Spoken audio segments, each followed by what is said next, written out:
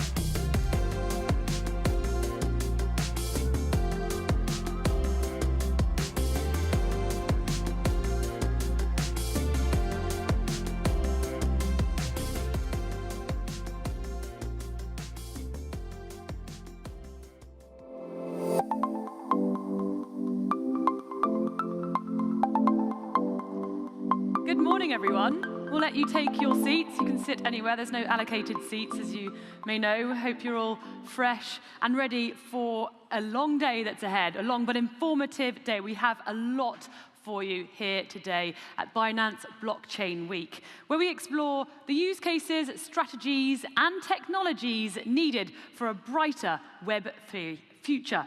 Today, we'll be diving deeper into the strong relationship between culture and Web3, as well as what we can expect from a Web3-powered world.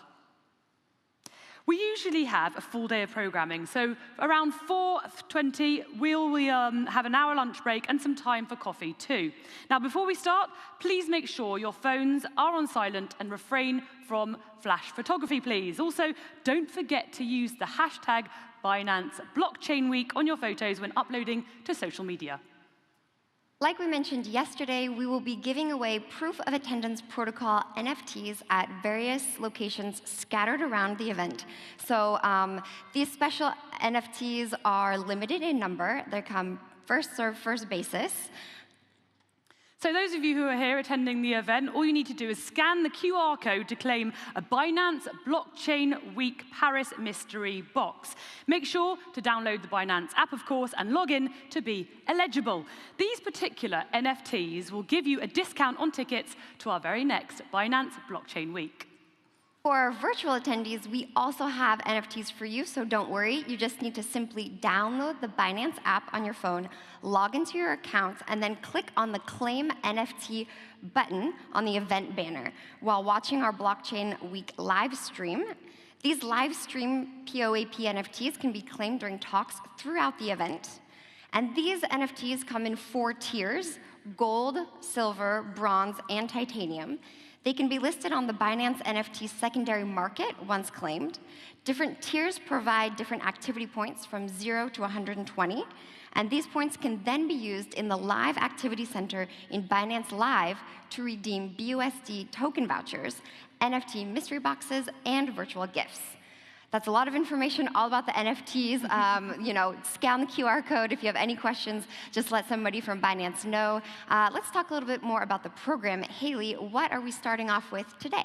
Well, we have a fantastic guest, none other than the former French NBA star and entrepreneur, Tony Parker.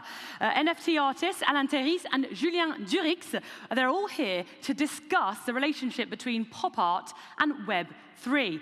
Moderating this session is Binance's very own James Rothwell, VP of Global Marketing. Gentlemen, the stage is yours.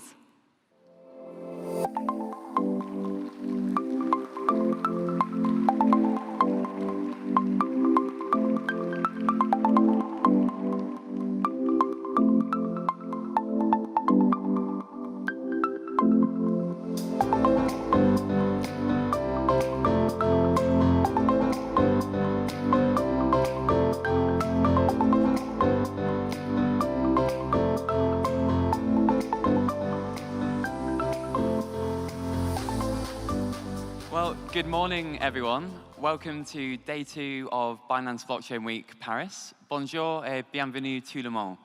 It's absolutely fantastic to open the day with a fascinating panel around pop art in Web3. So Tony, Alan, Julien, thank you so much for joining us. Thanks for having us. Thanks to you, James. So we're going to spend a lot of time in this session talking about the brilliant Like a Brush NFT collection. But before we go into that, could we maybe start with learning a little bit more about your journey with Web3? How long have you been exploring the industry, and when did you really learn about the potential of NFTs?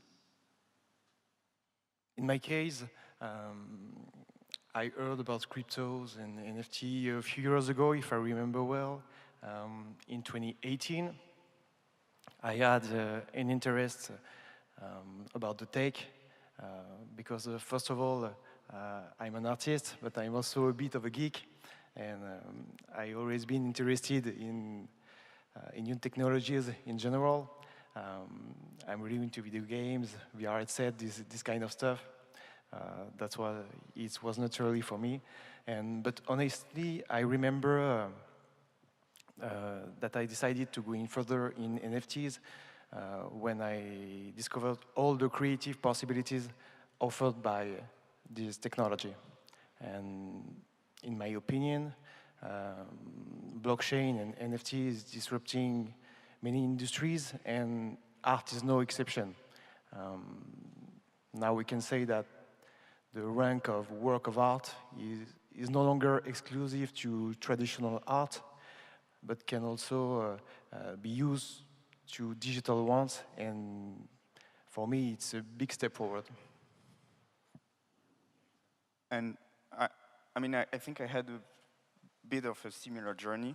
I discovered crypto, I think, in 2017 for the first time. I was curious about the tech and what it offers, but I didn't dig deeper at first. But it's only, I think, when I started hearing about dApps built on Ethereum, I thought, okay, here there's something else, there's something bigger. And after the NFT craze started in 2020, I really started digging into the building possibilities that this Web3 offers and that blockchain technology offers for artists. And that's when we firstly started talking about the idea of just bridging this gap between virtual and digital, because we were seeing a lot of people crazy about NFTs, and of course there was a lot of speculation around it. And on the sidelines were all these people that collect traditional arts but didn't understand the interest of NFTs. Because for most people at first, NFTs are just not tangible. They were just digital collectibles with no use cases, which of course is different. And that's when we started talking about this concept of bringing together both worlds. For myself, like 5 years ago, it was my team who brought me all that new world, and I was like, first meeting, I was like, I don't understand nothing. I'm like, people is going to do what? I was like, NFTs. I'm like he said, I was like, people is not going to collect that. I'm like, why? You know? And so later on, you know, you start looking at everything, and this world has really no limit. You know, you can definitely do whatever you want. You can bring it whatever you want. And so then I start thinking like, okay, how can I affect, you know, this world? Because me, the way I think about investment, I always want to have a good impact on the society, and how can I, you know, change lives. I'm very animated about giving back and giving back to my country, giving back to the youth. And so everything that I'm doing with my foundation or academy, the way that I'm looking at NFT will be the same thing. You know, I want to give back. That's incredibly inspiring, and you know, I think to go from a place of skepticism 5 years ago to doing the amazing work that you're doing now is hopefully a brilliant message for everyone tuning into Blockchain Week, really looking to learn more about the potential and the power of this industry. So, Tony, you are a World Championship winning NBA player. Julien, you're a world-renowned winning pop artist. How did you meet? What's the story that brought you together on this project? Mutual friends, and I was looking for somebody who can help me, you know, with my foundation to try to do some art, and so then that's how we got introduced, you know, through my foundation.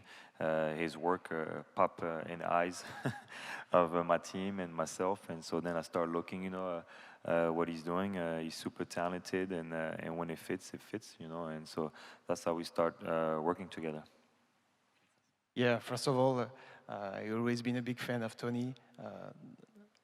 That's why when he asked me to participate to his charity gala, I couldn't say no. Of course, the cause was really great, and I'm really happy to have been invited to collaborate with you on this project. So let's spend a little bit more time talking about that. I think charity is something that connects all of you. It's incredibly important to Binance, and we're very proud of the work that we do with Binance Charity. I'd love for you to be able to tell everyone a little bit more about the Like a Brush NFT project. We have 111 pieces in the first collection, and all of the profit will be donated to Infinite Care, which is a charity that's very important to you, Tony. Maybe you could tell us a little bit more about the charity and its purpose, and what you hope to achieve with this NFT collection. I guess I'll let you talk about the collection first, Okay. and why. Yeah, we can say that charities brought Tony and me together, but it's something that I always did in my artistic career. I always been involved into charities. Yeah, I was acting for children, most recently to help Ukrainian people, and that's why it was obvious for me to bring a charity aspect on this new NFT collection. It's a new journey for me, but the charity part, it's important to my eyes. I always want to give back. It's important for me. And as we collaborate many years ago with Tony, it was obvious for me to ask him to integrate this part. And that's why I created 111 NFTs representing a kid wearing his iconic jersey, number 9. And all the revenues generated by those NFTs will be totally donated to his foundation called Infinity Care. So, like I told you, I want to give back. Very animated about that. Started like 15 years ago with my mom. You know, we created, you know, the foundation dinner that we're doing every year. Actually, it's tonight, the one of this year. And so that's where we're going with Julien after. We're going to Lyon, where it is. We went to different cities, you know, Paris, Monaco, Lyon, and we changed. And when I wanted to work with Julian, I was like, okay, let's do the foundation dinner. Let's do some piece that people can remember and do something special and raise money and give it to Infinity Care that helps, different academies and different causes. And then I wanted to go, further with the NFT. I'm working right now on a big personal project that can really influence and help athletes to have resources, to be successful. I can't say more than that. You're gonna have to go to my Discord, Tony Parker Project, or Twitter. More news will be coming. But I asked Julian to be in charge of the creativity on all those NFTs. So it's going to be a big project, and it's coming soon. Great. Well, best of luck with the dinner tonight. And Leon, what a food city to be hosting the event in. I'm sure it'll be an amazing success. So, Julian, how did you find the switch from traditional physical pop arts into Web3? Was there anything in that journey that surprised you in the creative process? In terms of technique, that was not something really new for me because I always been into digital painting.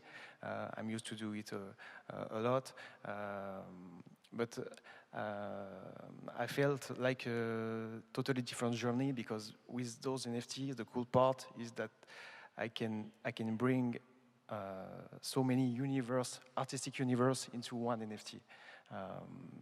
In this collection, I had the opportunity to work on 3D, on music, video animation, and not only digital painting. And that was really cool for me to do that. I discovered many artistic process, and that was amazing. On the other hand, as a traditional artist, in my opinion, the major goal for me is to be able to bridge the gap between traditional art and digital art. It's a little difficult, of course, but I try my best with this collection. That's why with Alan we worked on a burn mechanism which allow people to redeem a physical artwork in exchange of their NFT. This is one of these. Yeah, actually, we really started working on the project from the belief that for people to really understand NFTs, we need to link this physical traditional art to the digital one. Because as Tony said, I think it's the same for most people, when we discovered NFTs, we were like, okay, what the hell is that, Like, what am I going to do with just a digital image, JPEG? And we thought that linking both worlds is probably the best way to educate and to introduce people to this digital revolution that Web3 offers. Yeah, and I completely agree, and it's incredibly exciting to see a beautiful piece of the art here with us today. Let people discover these pieces. Sorry. Yeah, it's fantastic. And Alan, you're the project lead on the Like a Brush NFT project. How do you see Web3 and blockchain technology transforming the art world for both artists and collectors? Well, first of all, I think it's important to understand that blockchain is disrupting art markets as a whole. It's not only physical versus digital. I think there are actually some fundamental changes to market dynamics in the making, and one of them is the shift of power from intermediaries such as galleries, art dealers, towards the creators and artists. So for artists, I think blockchain means, first of all, Web3 means like a new mediums of expressions to experiment, to create differently, and also to showcase their work differently to also a different audience. Second of all, of course, it brings this new layer of traceability, as in the traditional art market, when an artist sells a painting through a gallery, he usually doesn't know who's the buyer. And when that art, that painting or that sculpture, that art piece is resold, the artist has no visibility on that. And blockchain solves that. It really gives that transparency. And last of all, I think most people heard about this concept of royalties, which is applicable to the artist, to all kinds of artists, whether it's music or art. I think now artists are able to be fairly compensated for their work through the life of their artwork. And for collectors, in my opinion, I think it's mostly about making art more accessible and democratizing art. I think blockchain and NFTs really reduced the barriers to entry to fine art, for example. Take the example of tokenization and fractionalization. People who would not have thought or would not have been able to buy certain art pieces now are able to diversify. For example, for investors, they are able to diversify their portfolio and buy fractions of masterpieces, for example. I completely agree. So last question before we wrap this panel. As you continue to go on this amazing journey with the Like a Brush NFT projects, what excites you most about the future of Web3? For my part, as an artist, of course, what excites me the most is the endless creative possibilities offered by NFTs. As I said before, I can integrate music, 3D, animation, many aspects into only one artwork. This is awesome for me. And now I can say that NFTs is a new medium of expression, and now I see them as can be a blank canvas.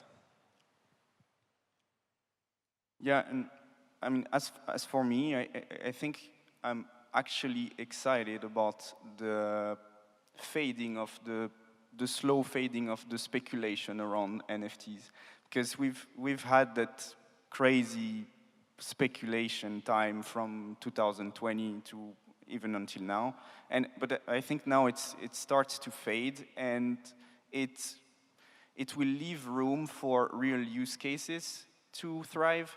And I think, of course, it's going to take like 2, 3, 4 years of tech building to eliminate that friction that's very complicated to understand for the masses, because the tech behind it it's quite complicated.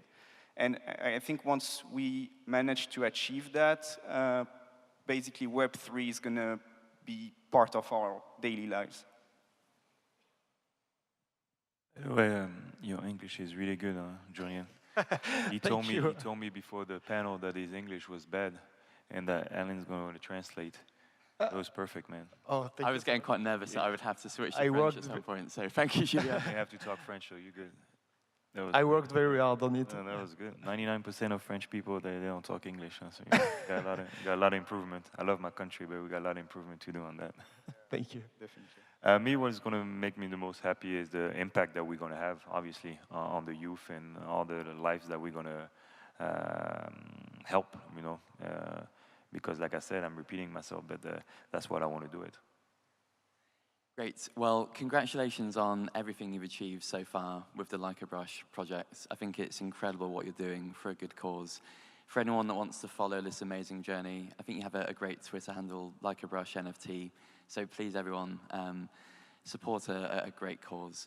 Tony, Alan, Julien, thank you so much for your time. It's been great to have you with us, and enjoy the rest of your day, everyone. Thank you very much. Have a good day, everybody. Thank you. Thank you, James, and thank you, everyone.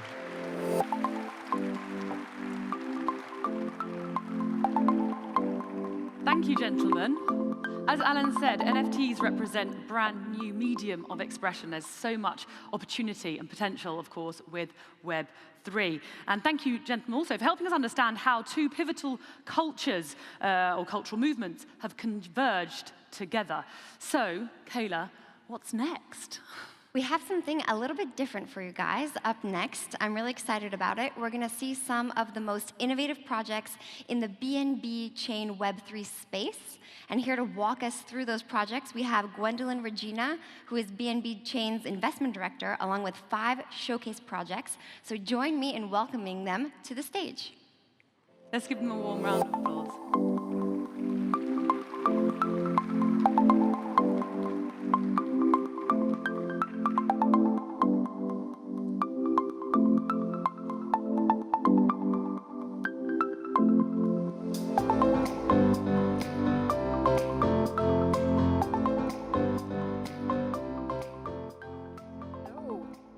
Good morning, everyone. My name is Gwen from BNB Chain, and these are our fabulous panelists / presenters. So Juho of Rain Games, Boris of Life Art. Do you mind switching over? Danny, do you mind coming over so you can be under your face? Yes. And Mike, nice to meet you. We're meeting for the first time. So everyone, please take a seat. Awesome. So we will be doing a little bit of a different kind of panel discussion today. I will be giving a short 5-minute introduction, and then we'll have the rest of the panelists also kind of present. So it's not really a panel discussion per se, but kind of let's get to it. Do you mind presenting the slides, please, for BNB Chain?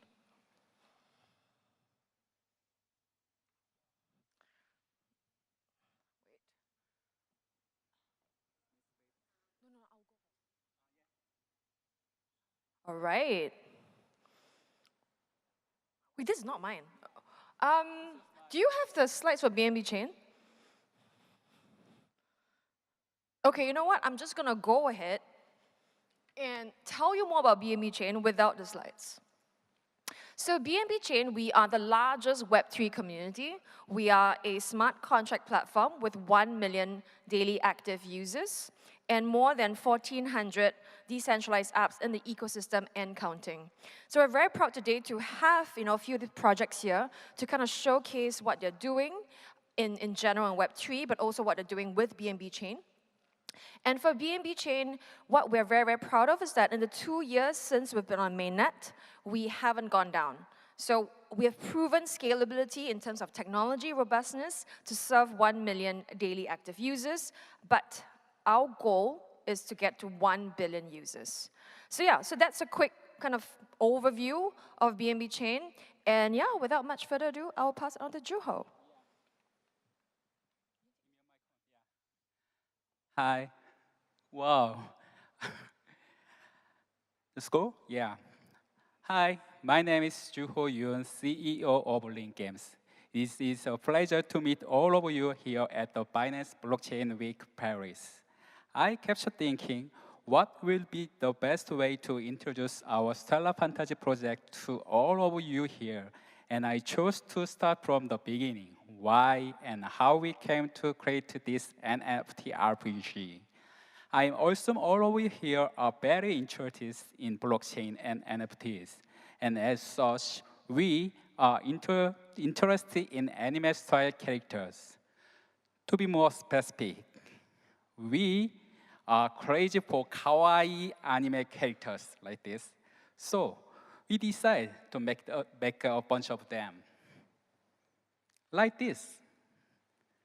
And I also assume all of you like the gameplays. We are also crazy for fun and cool action game. So we decided to make a game with a great gameplay and action. This is how Stellar Fantasy was born. But as creators, sometimes we felt a little bit upset the game and characters could be forgotten so easily. Why can't we do for a lot of people to enjoy like Stellar Fantasy? Maybe even love it. How can we make this happen? Now, I think that answer to the question is pretty obvious to you. The answer is the release of cool and awesome games through the Web3 GameFi ecosystem. A game with a bunch of anime-style characters, fun action with crazy control. A game that can be enjoyed for a long time. Users can level up the characters and make them into NFTs. Of course, together with Binance. Stellar Fantasy is a free-to-play game with three basic characters, Lapis, Louis, and Lanet. But there are many more playable characters. Wow. We create our character using Unreal Engine 4 for high-quality visual and land natural movement. Frontier Town is where users can experience land mechanism, craft, and enhance gear. This. And strengthen your character through awakening. Characters and gears are all NFT-based items in Stellar Fantasy.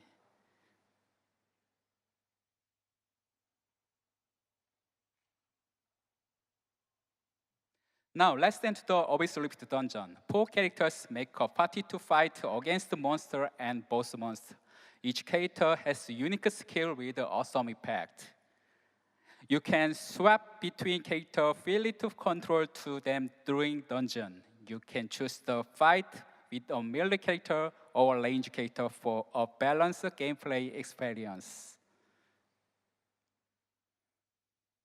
Once the AP or of the full character, 4 character is fully charged, you can use the Stellar Strike, which is a very powerful ultimate skill. Whenever you clear an Abyss Rift, you can give various rewards such as craft materials. Now, let me introduce our post-limited edition NFTs which are available only at the pre-sale. All characters over gears made into the NFTs can be traded on the Stellar Fantasy marketplace. Yes, this is the marketplace.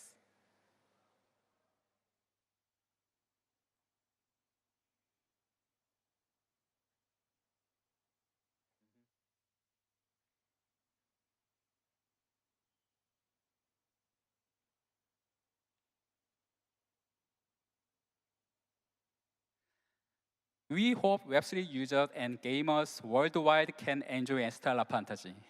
We will communication with users through Stellar Fantasy channels, and we hope to grow together as a community. Feature perfect mix of subculture, gameplay, NFTs, and a healthy and enjoyable community. Stellar Fantasy will be bring a great experience to gamers all over the world. And guess what?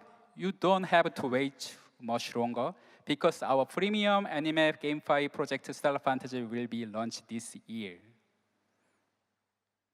Thank you for the listening, and we hope to speak with more partners with this event. Thank you. 감사합니다.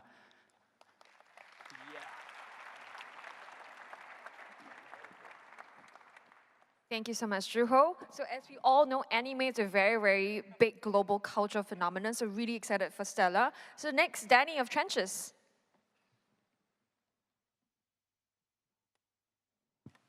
Hello.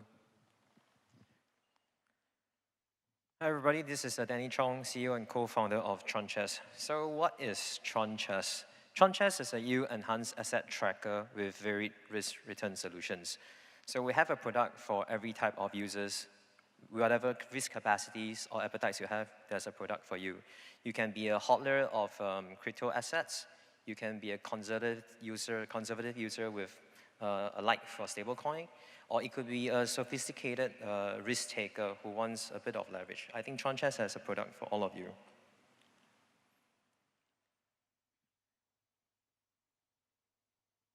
What our vision is? Our vision is to empower DeFi users with asset management capabilities while contributing to the paradigm shift from traditional finance to DeFi. And also in terms of the mission, we want to offer a comprehensive product suite that derives sustainable long-term returns for users across risk capacities and appetites through the diversification across crypto assets, multi-chain, and revenue streams. We'll explain a bit more on the mission and vision you could see when we start to introduce a bit more about the team. But some achievements and accolades we have. We have been running between 3rd and 8th position in terms of TVL on BNB chain, and also one of the top 21 BNB validator node. And very grateful for BNB chain for giving us Most Valuable Builder Award and also Hall of Fame. And last but not least, the most recent accolade we have was from the Binance ecosystem as a Protocol of the Year 2022. So a bit about myself. I come from an investment banking background of more than 16 years.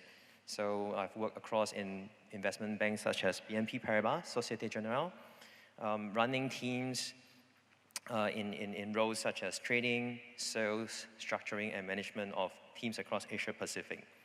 I also run projects and development for the bank in terms of run the bank and build the bank for the products relating to foreign exchange and structured products. So also a bit more about my team. The C-suite group of people comes mainly also from traditional finance. They are from hedge funds, asset managers, and investment banks.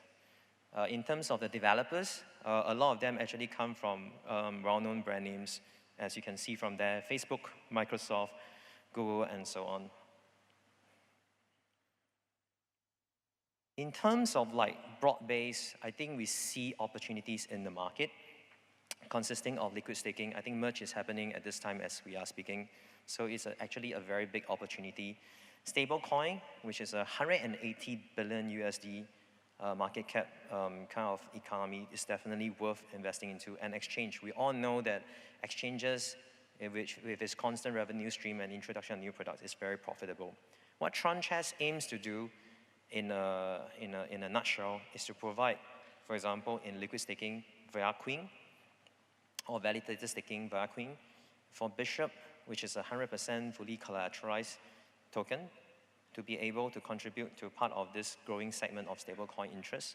And last but not least, to provide a bit of interest into leverage via Rook. Interestingly to note, in Rook, we don't have forced liquidation and no liquidity issues based on our own ecosystem.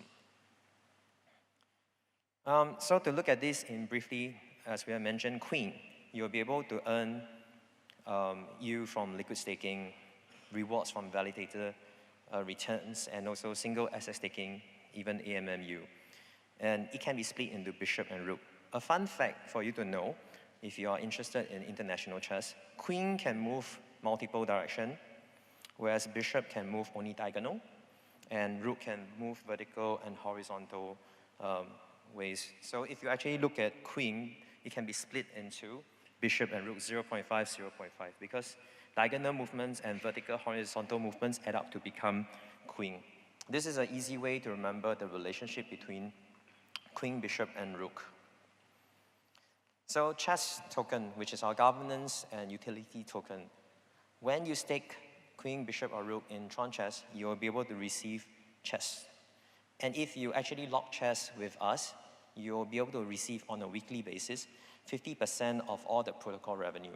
And obviously, by locking chess, you will also be able to get a lot of long-term rewards. Last but not least, you will be able to vote for interesting proposals and also the emission allocation of chess to each of the fund that you really like. These are some of the current stats that we have in social media and kind of like the profile that we are seeing in different demographics. And this is our next steps in roadmap, what has gone through, and also what we are going to be achieving in the near-term future. As you can see, multi-chain expansion with ETH is something that's coming up very soon. So for those of y'all who are keen to learn more, please go to www.tronchess.com and see the links to Twitter, Medium, GitHub, and so on. And if you want a very quick, high-level animated view of like what is TronChess, go to our TronChess channel on YouTube and look at the introduction. And with that, merci beaucoup pour votre attention. Thank you so much, Danny. Awesome. So we've moved from gaming to DeFi, and actually, fun fact is that Danny and I have been on so many like Twitter Spaces and online stuff together that I've seen him more times online than offline. So next, Boris of Life Art, please. He's taking the podium, a bit fancy.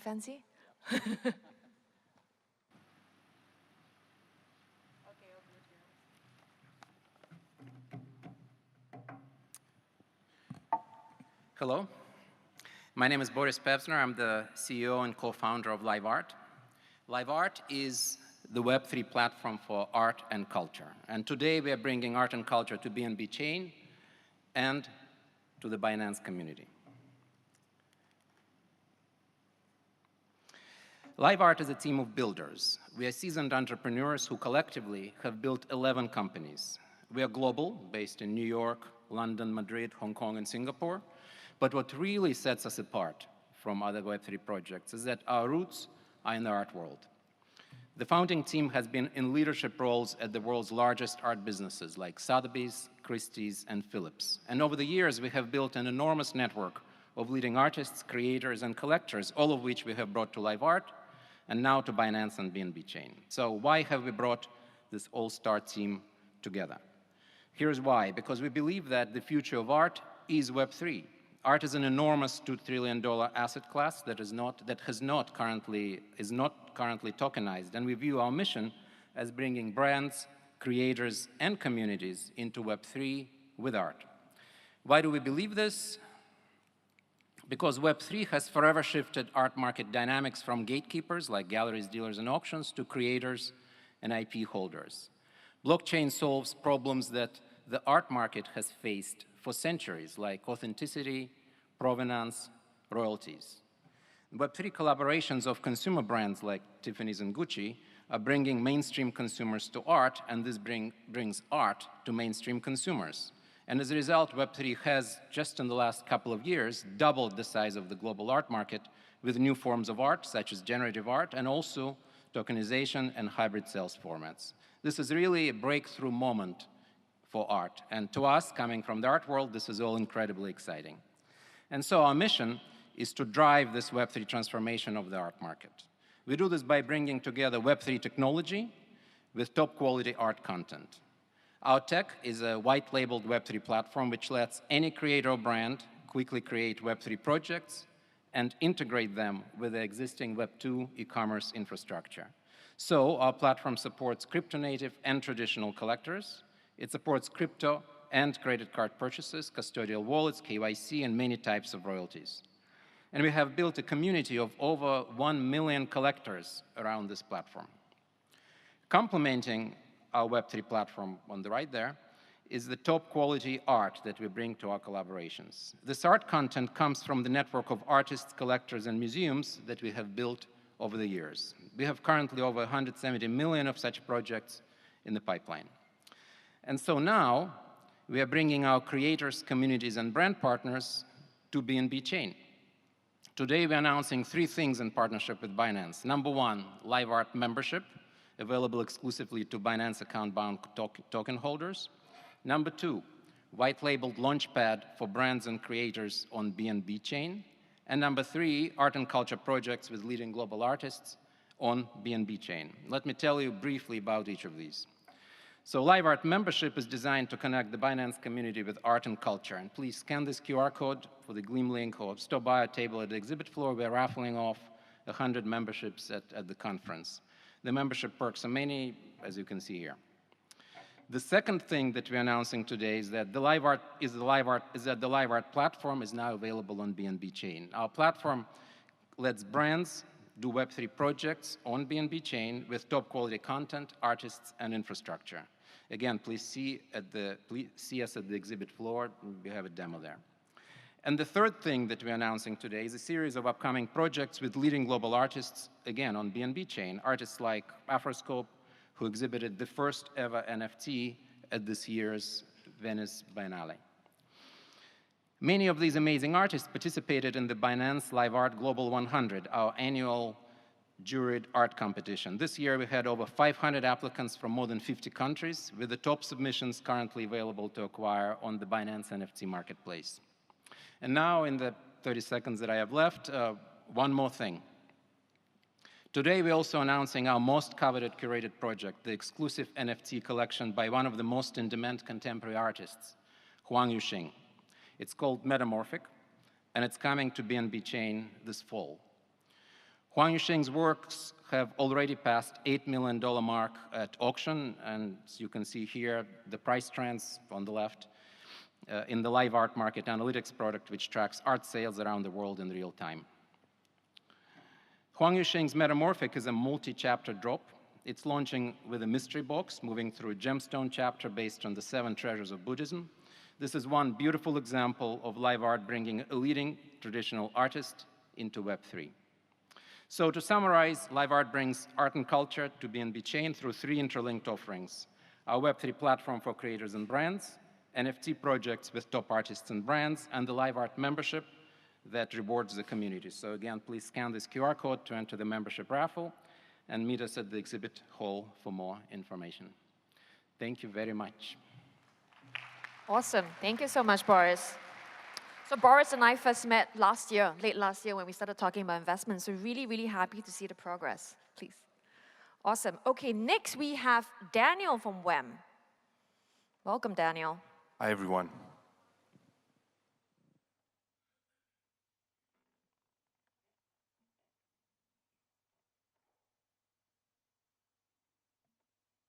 Cool. Hi, everyone. I'm Daniel. I'm the co-founder and CEO of WAM, and I just clicked the wrong button. We are the skill-based competitive gaming platform nominated 2 years in a row at the Best Innovation category at Mobile Games Awards, and we have an audacious plan in mind, and that is to change the casual games industry forever. And now I'm going to show you how 30 talented people with more than 14 years of experience in games will do that. So, who are we? We are the top BNB GameFi project in Eastern Europe, and we are now going global. And you might be wondering, okay, but why are we here? We're here to make crypto fun for 1 billion people through competitive games. And we believe that games are the mechanism that will allow people to experience crypto with ease. Now you will see what we do. We're building a unique marketplace, think Roblox and TikTok on blockchain. And this is how it looks like. You can find it in the App Store. It works, it's live, and it's got users, and you will be hooked. Okay, but what all this means, right? For players, we're a platform focused on hyper-casual games, playable as tournaments. A platform because you have one account, endless games. We will open up a developer program, you will see in a minute. Focused on hyper-casual games because these are the simplest games of them all. Everybody plays them, an addressable market of 1.5 billion users. And I would bet that all of you are in that market because everybody likes to have fun on their phone. Playable as tournaments because competing against someone is fun. But we're also much more than this. And you might be wondering, how will we change the casual games industry? We have 4 pillars. The first one is play and earn. It's not a play to earn, it's a play and earn because the currency of games is fun and entertainment. And you play and you get something. But the purpose of playing is to have fun. Then you will be able to own the games because we will tokenize the games and allow our community to actually own them and make passive income from owning these games. Also promote to earn, which is basically affiliate marketing on the blockchain, removing all sorts of opaque practices in today's casual games industry.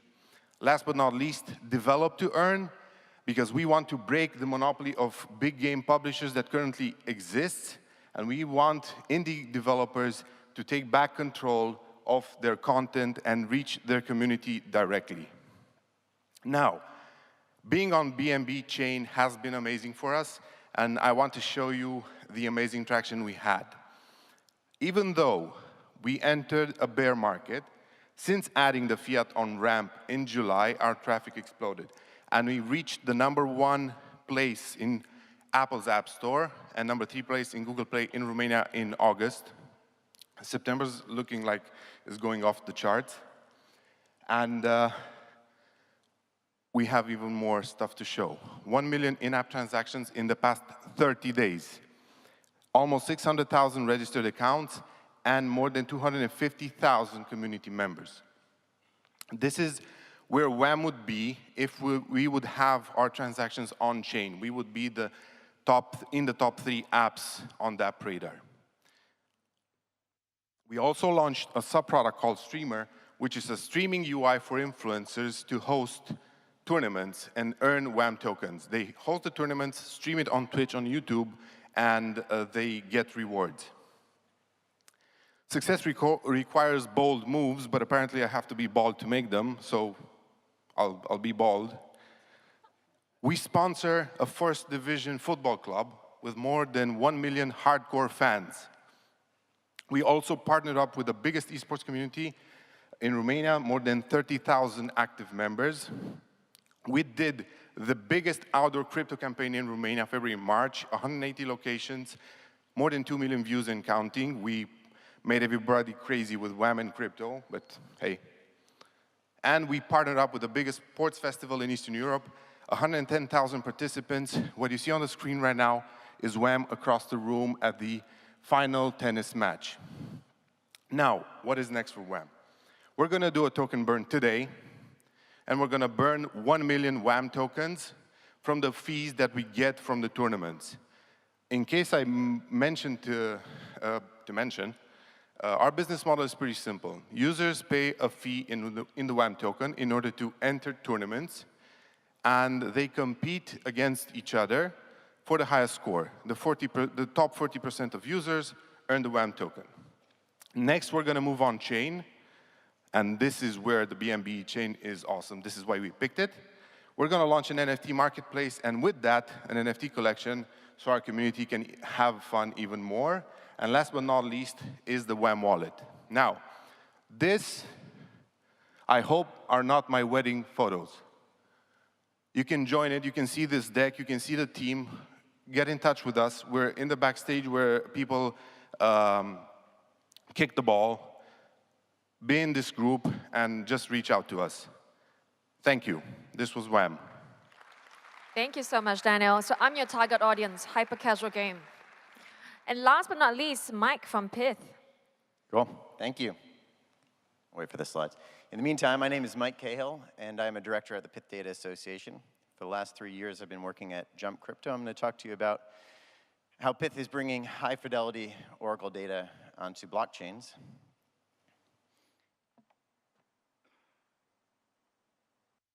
It's working. It's working? I think it's working. Is that ours?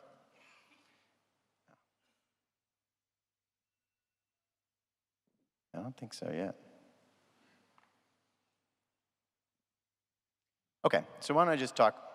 So the Oracle problem for blockchains is largely defined as the fact that smart contracts are going to execute autonomously based on the data that comes in. And so if you have bad data, you get bad smart contracts.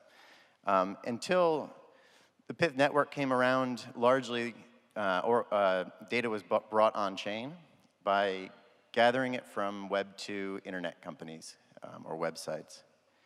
And that largely happened with, there we are. Right. And so that largely happened with screen scraping or incentivizing DevOps teams to get that data. There's a big problem with that, really two. First is that the internet's not always very reliable. Sometimes websites go down. That's a big problem if you're relying on the data from that to secure smart contracts or TVL.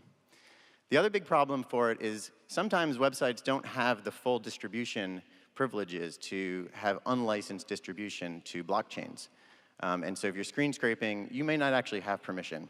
That's pretty well underscored by the fact that the financial market data industry has about $5 to $10 billion a year selling financial market data. So the Pith network was really designed with one problem in mind, which is how are we going to get really high quality financial market data on-chain so that builders can use it to build the decentralized application of the future. And that doesn't just include crypto market data, but that expands to FX data, US equities, and so on.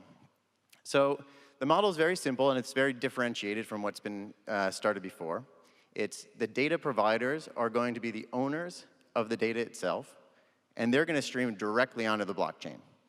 Now, the owners consist of exchanges as well as trading firms who many times historically have never distributed data before. So the model is very novel in that we're trying to find almost an excess capacity issue in a similar way to how Airbnb allows somebody with an extra vacation home to rent it out and join sort of the hotel market. So trading firms gather troves and troves of data usually use it to just power their trading engines. And in this case, we're trying to incentivize them to put that data on chain so that builders can use it to create next generation applications. So Pith has been around for about a year, has started its journey on Solana, and in that year has achieved an incredible amount of success. So there's over 65 data providers. On the Solana ecosystem, it covers over 90% of the total value that's secured by an oracle. There's over 65 applications that are using it. And the growth of the publishers has really underscored the success of the network. So as described, it's a bit like that Airbnb problem. You need to build really, really good inventory if you're going to be able to create a compelling product. Publisher growth has been tremendous over the last year. We've had almost one new data provider every single week, and this basically creates this network effects where as the data gets better and more people start using it, then more data providers want to use this network. So you'll see some recognizable names. Every one of the data providers is largely a blue chip company that you've probably heard of. So from a trading firm's perspective, almost every large trading firm is a member of the Pith network. So that's Jane Street FTX, Jane Street Jump Trading, Susquehanna, Amber, DRW, on and on. On the exchanges side, there's FTX and BitGo and many other exchanges from crypto firms, as well as US equity exchanges. There's 3 of them that are regulated exchanges, and so on. So there's over 65 sources that are providing data directly. Here you can see a little growth chart. And the feed. So Pith, as I said, has a wide array of different types of data that it provides on chain. Crypto-wide is about 70% of the data coverage. But there's also US equity data, so you can see a large portion of the Dow Jones 30 names that are covered. And these are updating every single block on the Pith network, which is every 2 per second. And then from this, able to be distributed onto Binance and BNB chain. Here are the consumers that we've had today. They range from lending protocols to trading engines or trading applications and everything in between. And you can see that this has been a gradual growth as well, and people have been kind of comfortable with the fact that as the network gets larger, it becomes much more secure. And you can see here now just an update of how Pith does with regards to the entire market share on the Solana ecosystem. So here's the big thing that we're doing today. We've announced with our launch partner Venus that Pith is coming to the BNB chain. It will be available with all of the data that's available on the Solana ecosystem and more. And it's going to be available for any builder who's got a DeFi application to use its high fidelity data. So if you're building something, please feel free to reach out and check out pith.network. Thanks very much. Thank you so much, Mike. So as you can see, we've gotten a showcase of a range of projects and startups today. Again, we have gaming, DeFi, infrastructure, tooling, data, NFTs, and art. So because the BNB chain ecosystem is extremely, extremely diverse. But one fun fact is that why we have two gaming categories here is that 40% of our 1 million DAUs are gamers. So so it's kind of like a rough percentage split. It's kind of pie chart is like kind of fit. But yeah, so if any one of you are new builders, new entrepreneurs looking for change, you can see that we support a multi-chain world. With Pith coming live on BNB chain just recently, we worked with them to help introduce them to Venus and stuff like that. We can do the same for you. So if you are already live on other chains, exploring new chains, come find us at the BNB chain booth. If you're already building and you have good traction, you think you have good traction and good potential, also come find us where we can potentially work with you on a much deeper level to amplify your growth. All right, so my name is Gwen from BNB Chain, and Drew Ho from Stella, Danny from Trenches, Boris Life Art, Mike from Pith, Daniel from Wham. We are BNB Chain Showcase. Thank you very much.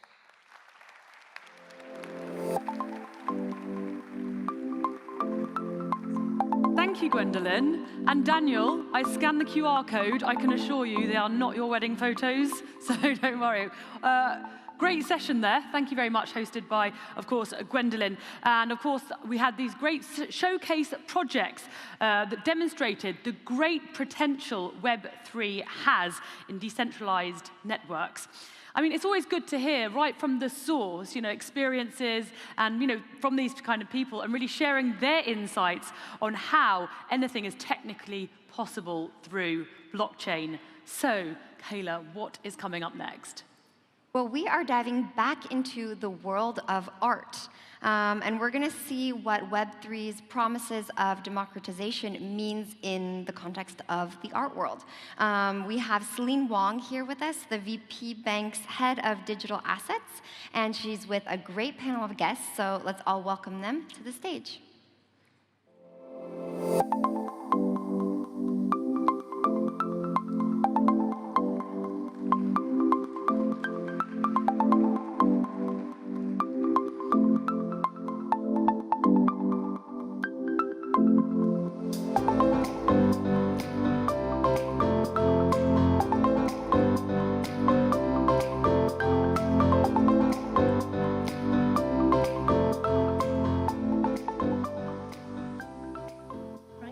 Bonjour, good morning, ni hao, and as we say in Switzerland, grüezi.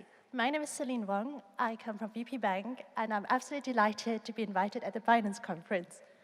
We are now today just dipping our toes in the world of art, and especially how through digitalization, the whole democracy and the liberalization of the industry is being executed. To my left, I'd like to introduce Fred. Morning. Welcome, Fred. So Fred is the CEO of crypto blockchain industries, and he has been in the gaming industry for a while. And to the left, I'd like to introduce Lucy Eleanor. Good morning. Good morning. And Lucy is the CEO of the NFT Factory. To your left, I'd like to introduce Chi-Wen. Sorry, hello. Good morning. And she is representing the Web3 Foundation. And what would this panel be without somebody reflecting from the art world, being an artist himself? Julian, welcome to the panel. Morning. And his partner, Alan, as well. So we already see that there's a huge increase in the interest. And I think nowadays it's really interesting to see what are the tools in today's world that you, Fred, would strongly believe it's actually enabling us to democratizing the art industries. Thank you. Good morning.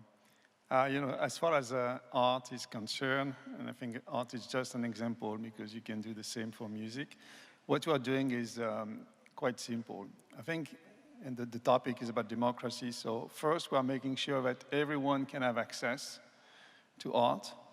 Second, we're making sure that any artist can upload any content they have created. And third, we're making sure that anyone can buy the piece of art, right? So if I just summarize that and give you a couple of examples. Next week, we're opening the Alphaverse, which is the metaverse that we have been working on for more than a year. And one of the key principles is to let people upload content freely. So for any artist, it will be an opportunity. There will be curation, of course, but it is an opportunity for every artist to upload any content they have created. It's free. And they will be able to show their creation. So this is, you don't need to go to a gallery, you don't need to go anywhere else. You can just upload, as an artist, your creation. That's the first thing that we are doing. Second thing that we are doing, we let, of course, anyone enter the metaverse, check out the quality, appreciate the work, and this is open, this is free for everyone, you don't need a wallet. And I think this is also part of democracy, just to let anyone access and show and look at the art. And the third thing that we are doing, of course, which is part of the Web 3.0, is we let artists create their collections of NFTs and sell their NFTs. So we're trying to make that open for everybody. You don't need to get any authorization. There's just a curation, of course, on the type of art, which is quite usual, just to make sure we do comply with applicable regulations. But apart from that, it's really Web 3.0. It's open to everyone. It's for art, but it's going to be also for music, for anything that is digital content. So personally, since I'm actually coming from a bank, and you just mentioned quite rightly, it's also about the financing aspect. So with tokens, of course, that gives a different asset class as well. And so I'd like to maybe ask you, Lucy, with the NFT factory, so you see lots of transaction on the sale and the transfer of NFT tokens. What does that actually, do you foresee the future to be in that space? Does that mean that the classic old school auction houses and trades and sales processes will be completely replaced, or what is your opinion on that? It's a very interesting question, especially because before being the CEO of the NFT factory, I had my own auction house, and I've organized in last March the first physical auction of NFTs. What is interesting, very interesting for artists with NFTs, especially for digital artists, is it's that the NFTs allow them to earn a living. And NFTs have created the market of the digital art. And that's very interesting because before NFTs, obviously there were digital works of art and there were digital artists, but there were no way or no obvious way to sell a digital artwork. And NFTs, because they can give the ownership of a digital file, allow artists to prove that they are selling something, a digital artwork, and because there is this possibility of scarcity of the digital file, and there is a possibility of valuation, of monetization, and of commercialization. So thanks to NFTs, artists can sell their work. Digital artists can sell their work. And that makes a big, big difference. And NFTs have, for me, really created the digital art market. So besides that, NFTs allow artists to connect directly with the collectors. And auction houses, traditional galleries have to rethink their role and their value in this direct connection between artists and collectors. So you're also saying we have the opportunity to demonopolize the auction house industry as well, as you named quite rightly. So I think that would be a super introduction to Julian. So Julian is a pop-up artist, and I invite everybody to view his artwork, which is quite remarkable. And as Lucy Eleanor just said, that gives you another opportunity to connect with your buyers and or completely opens another revenue stream.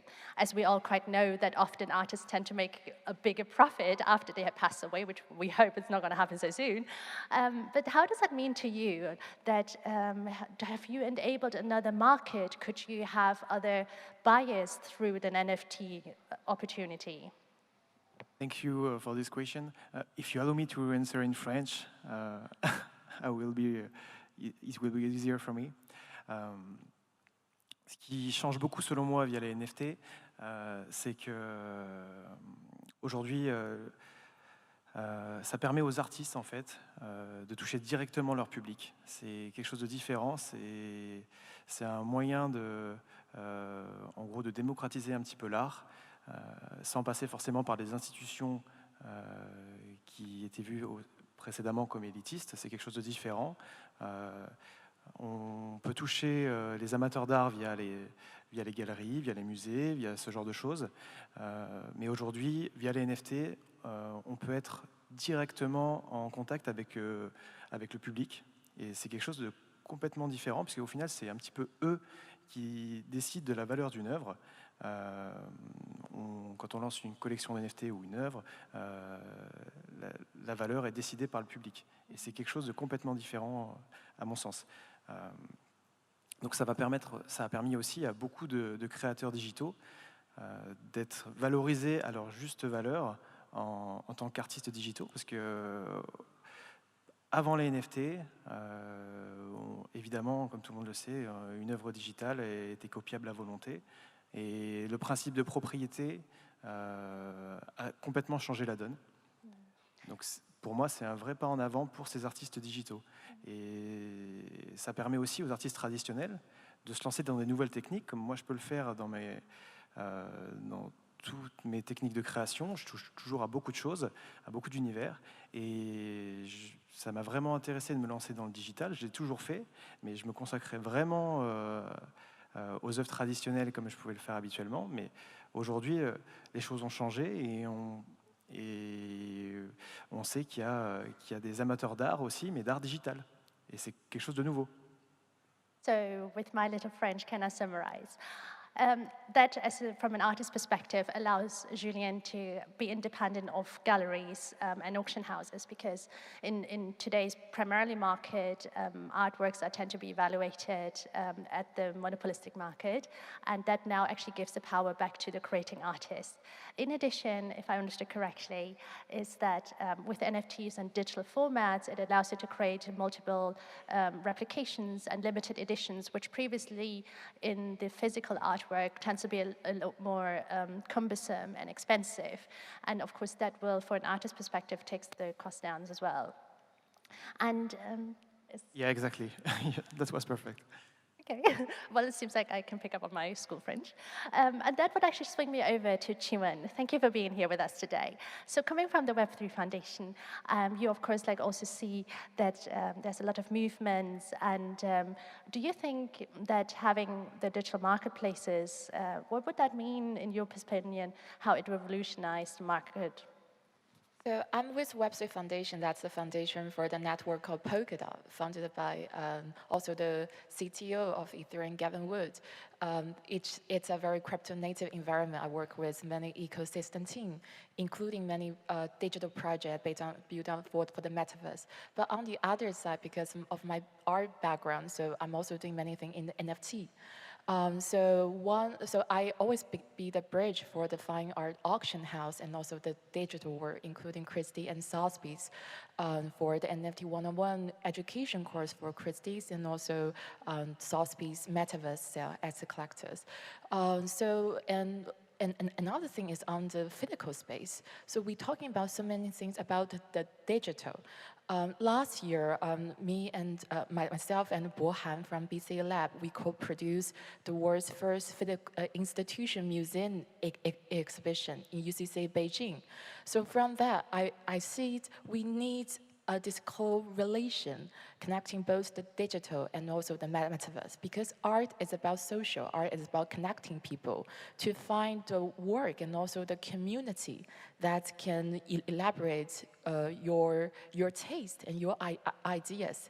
Especially now we have the crypto art community, which are consists of like the developers, like the very Bitcoin or Ethereum or other different communities believers. So how can that be the bridge communicating with the fine art world? So I would say the physical space, like what Lucien is doing, is very necessary.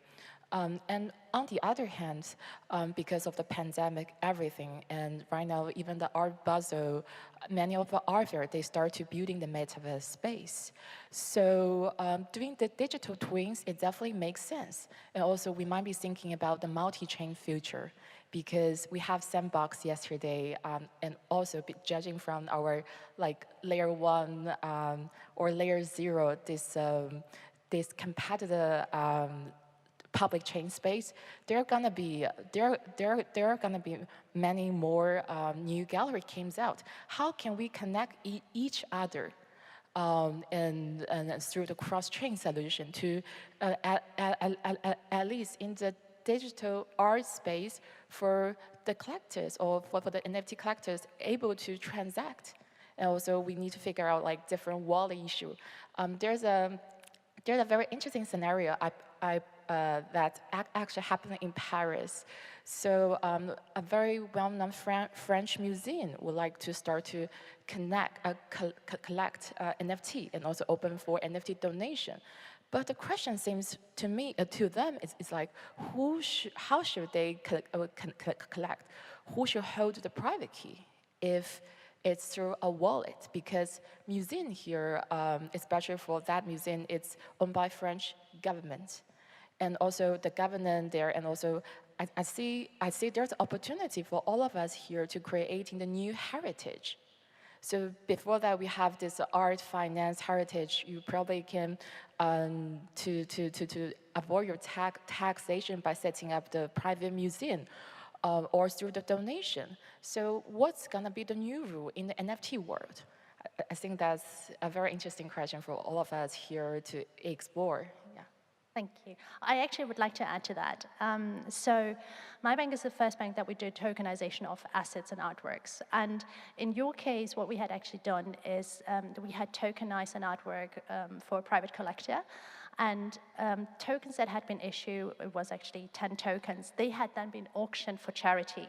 So now that also banks are moving into that space, they also are now going into collateral lending, meaning they're not liquid assets, such as an artwork. So where previously you may actually have a fine art that's hanging in your wall, but clearly it's non-liquid, meaning that you can't do anything with this. Now Liechtenstein is one of the countries in the world that has issued the TVTG law. So it's the first blockchain law in the world, actually, or the first country in the world that has issued that law, that when tokens are being hacked or stolen, that you can actually go into court and it's a liable court case for it. And that's, of course, becomes super interesting for the finance industry. So what we had done is we are using now non-liquid asset for tokens, and we use the tokens as collateral with an interesting LTV on it, meaning that also for the collectors world, this will change a whole liquidity space that you can do bridge financing and at a much more interesting interest rates that we have currently on the market.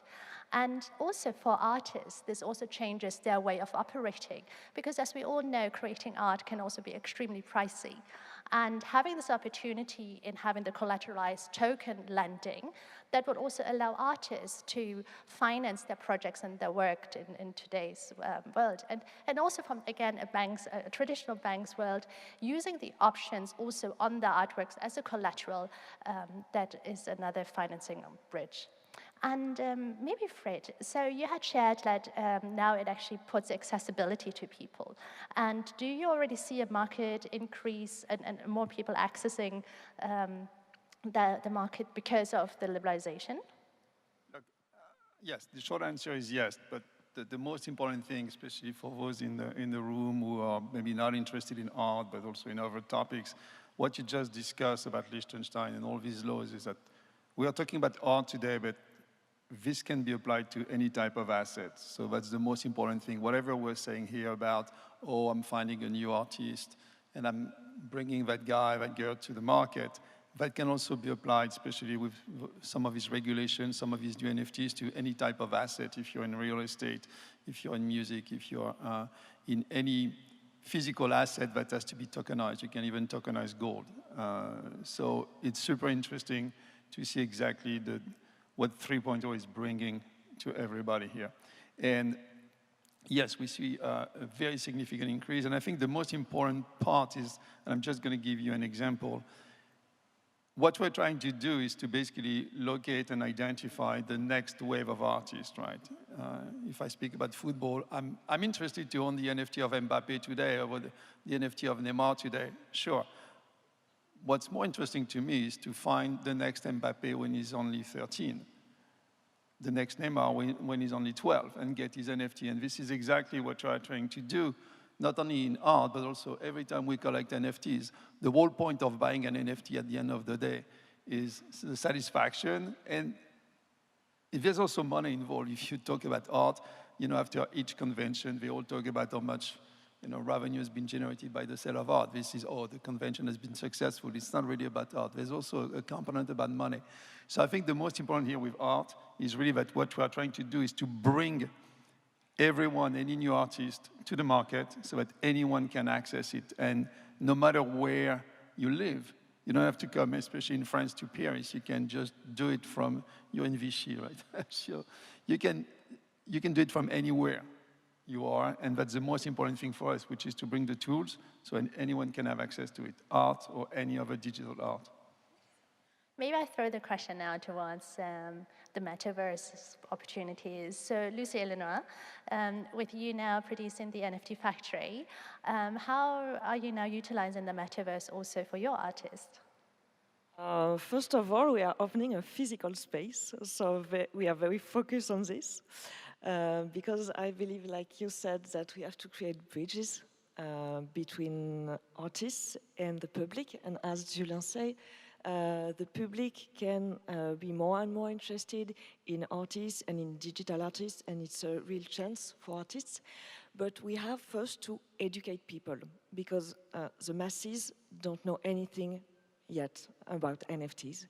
And that's very important for the growth of the NFT world and for the impact of NFTs, that we have to, that people can understand the real potentiality of NFTs. And the NFT Factory will be a place where people can go and have answers to their questions about NFTs, where they can learn things, where they can see works of art, because there will be a gallery. And I really believe that we have to first evangelize people to prove them that the future is going to be great in the metaverse, but also in physical life, because NFTs have also many use cases in physical life, real life. And maybe that to you, Julien. What are your thoughts around the metaverse? Comme le disait Lucie juste avant, c'est très important justement de démocratiser l'art, passer de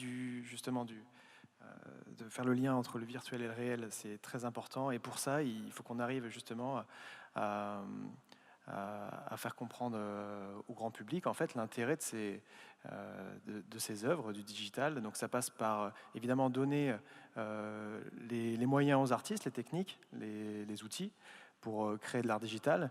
Mais avant tout, je pense qu'il faut arriver à passer cette étape pour le grand public de la compréhension de ce que sont les NFT. Parce que la première fois qu'on entend parler de ça, d'œuvres digitales, on se dit ok, de quoi on parle, je suis intéressé par l'art, mais c'est difficile de passer le cap. Et pourtant, une œuvre d'art, c'est avant tout une création de l'esprit d'un artiste, peu importe le support, que ce soit digital, physique. Et je pense que dès que le grand public aura compris cet aspect-là, au moins je parle en tant qu'artiste, hein, bien sûr, dès que le grand public aura compris cet aspect-là, on assistera à une démocratisation de l'art en digital. Let's meet at the NFT Factory soon. Seems like we have already a business Avec connection plaisir. here. The panel's already worth it. Chi-Wen, you had mentioned the fine art as well, and you had, of course, your experience in the fine art world. And now, do you actually, through NFTs, do you see a generational shift as well? Because when we're talking fine art, we are looking more at more mature collectors who are appreciating the art in a different way, whereas NFTs are also looked at into the investable angle. So, what are your thoughts on that? So first, I will talk about the artists. You'll see the fine art artist name are coming into the NFT space and also do the job in a very community-oriented way. And we, in 2017, when the art and tech were, also you mentioned about the word tokenization. We're always thinking about how to tokenize a Picasso. But in crypto world, it's always about community. So every single community member have access to one NFT or one PFP. The whole 10K project is, the value of the 10K project is equivalent probably to a Picasso. So that's a very vivid example of new art democracy. So it's not gonna be, one person own the one masterpiece and hold in his private home. It's about everyone in the digital world. You have your digital art ownership in your wallet, and you can project it through a wallet to probably screen, or you can work with a museum or work with a physical gallery to showcasing your work, and also maybe do the IP licensing. So artists probably like Damien Hirst and also some Japanese artists, they're very successful in doing this. You definitely see the trend is coming back.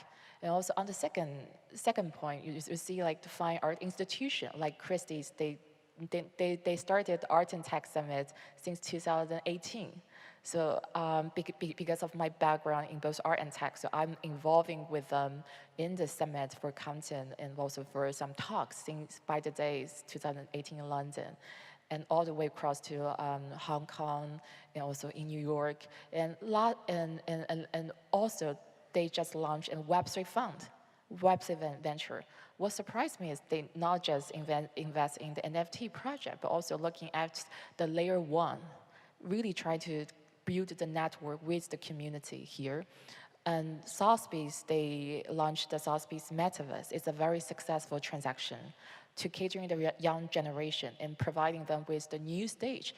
Because from the traditional artwork and the gallery system, it's almost impossible for a very young artist, it directly go to the Sotheby's. It's thanks to the NFT world, the primary market and the secondary market are so close. Yeah, so that's absolutely. Yeah. That's very interesting with NFT auctions. The role of auction houses for NFTs have completely changed because traditionally auction houses are for the second market. They sell works that have already been owned by someone. And now they have the role of a gallery, so they interact on the first market. When I've organized the first French auction of NFTs, it was almost all artists from the first market, so I had the role of a gallery. So NFTs are really repositioning intermediaries, and it's very interesting to see and to think about it.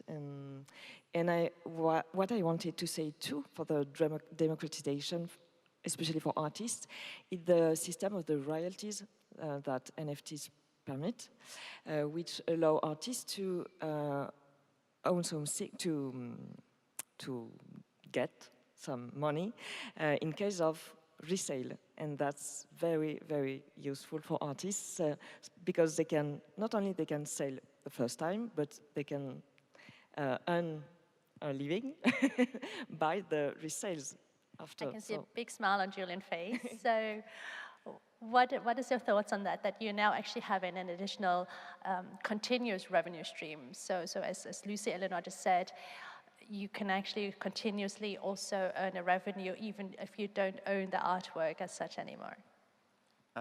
Donc selon moi, ça c'est une complète révolution parce que c'est quelque chose de totalement différent. C'est quelque chose qui a été fait précédemment dans l'univers de la musique.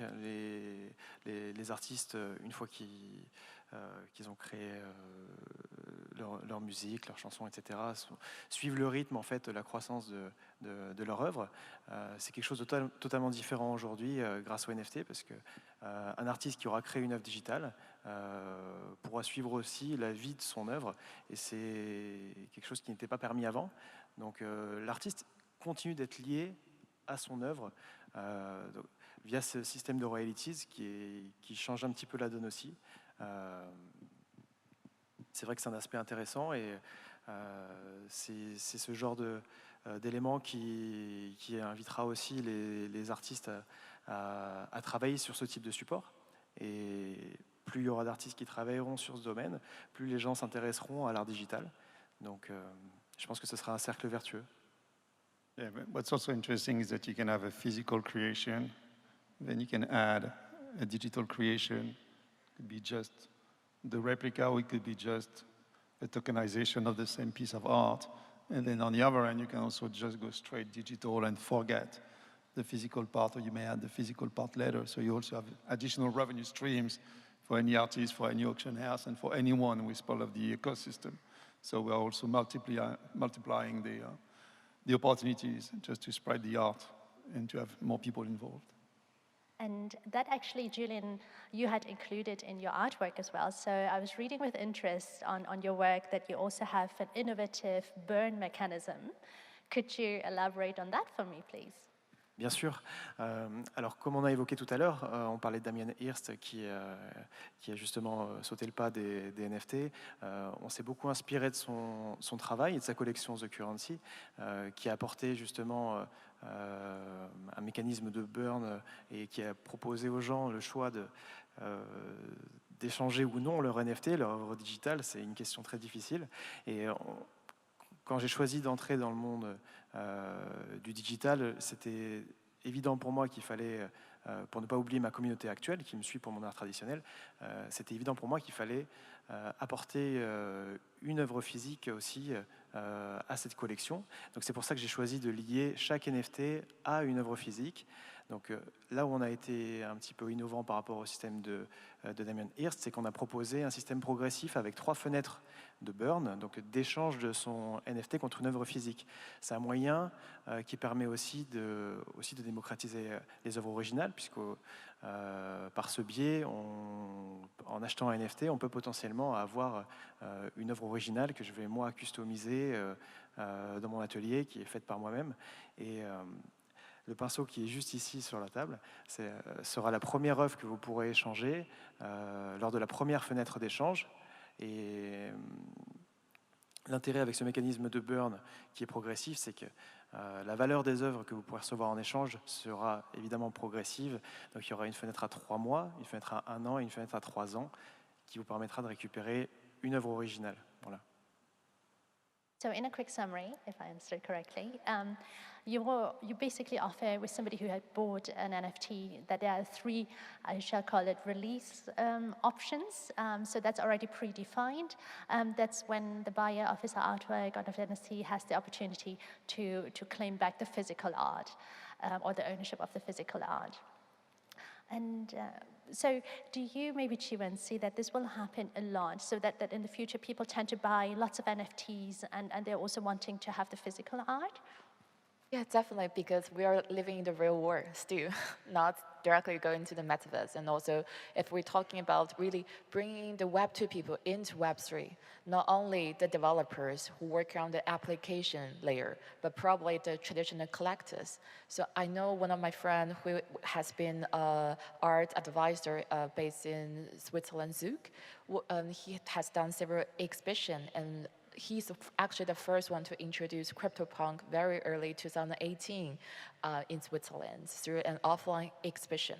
So since then, some of his traditional collectors are starting to move into the digital NFT collecting space through his advice, because you will see many complications, how to buy in the crypto and to what to buy the NFT and where to store the security, everything.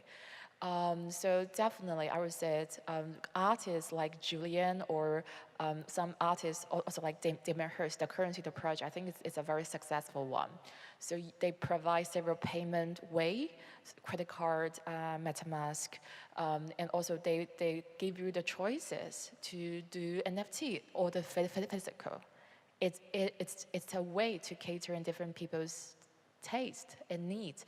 So from the results, you definitely see his traditional art collector prefer, physical over NFTs. And most of my friends who got the work, they choose NFT, which mostly are like the Web3 people. Yeah. Would you, Fred, elaborate a little bit more on the Alphaverse? So you're looking to build up a gallery as well? And that meaning you'll have to approach artists, and how would you collect those? I think what we want to basically give the tools, first and foremost, and make sure that everyone knows that with these tools, they can come to the metaverse and they can upload, show off their creations. And this is really, the most important thing for me, which is as part of democracy. If you don't have the tools, you cannot, make any progress. So here the goal is to first give the tools, give the space. Of course, in the digital world, we don't have a physical location. But I think with the tools and with the proper training and bringing us the audience, this is the best opportunity for every artist. And then down the road, you will see more and more artists, investors, visitors coming. And I think if we reach that, I think we will have reached our objective, definitely. Good.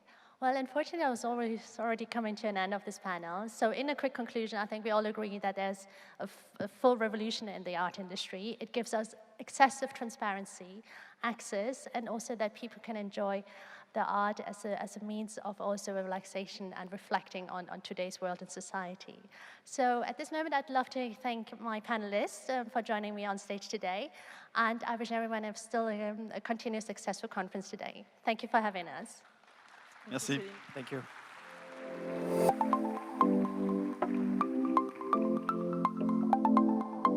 Thank you so much, Celine. Thank you to all of our panelists. And like you said, this democratization in art is really a revolution in art that touches all of the players, from artists, galleries, collectors, banks, and we can really draw a lot of great examples from the art into other industries as well. So thank you for that great panel. Haley, what's on next? Yeah, I just want to say congratulations and well done to Celine for translating what Julian said. Just like that, straight from French to English. Fantastic job from her moderating that session back then. Well, we're going to now move from art to music. We touched on it briefly yesterday, but as you know, Web3 is really going on, leaps and bounds in music, especially with artists and their fans. Already within such a short period of time, musicians have embraced the technology to offer more inclusive and immersive fan experiences. Now, to tell us more about this and to take us through it, Matthias Tengblad, CEO and co-founder of Corite. It's a platform that is built on blockchain. He will be now taking the stage with his guests. Matthias, over to you.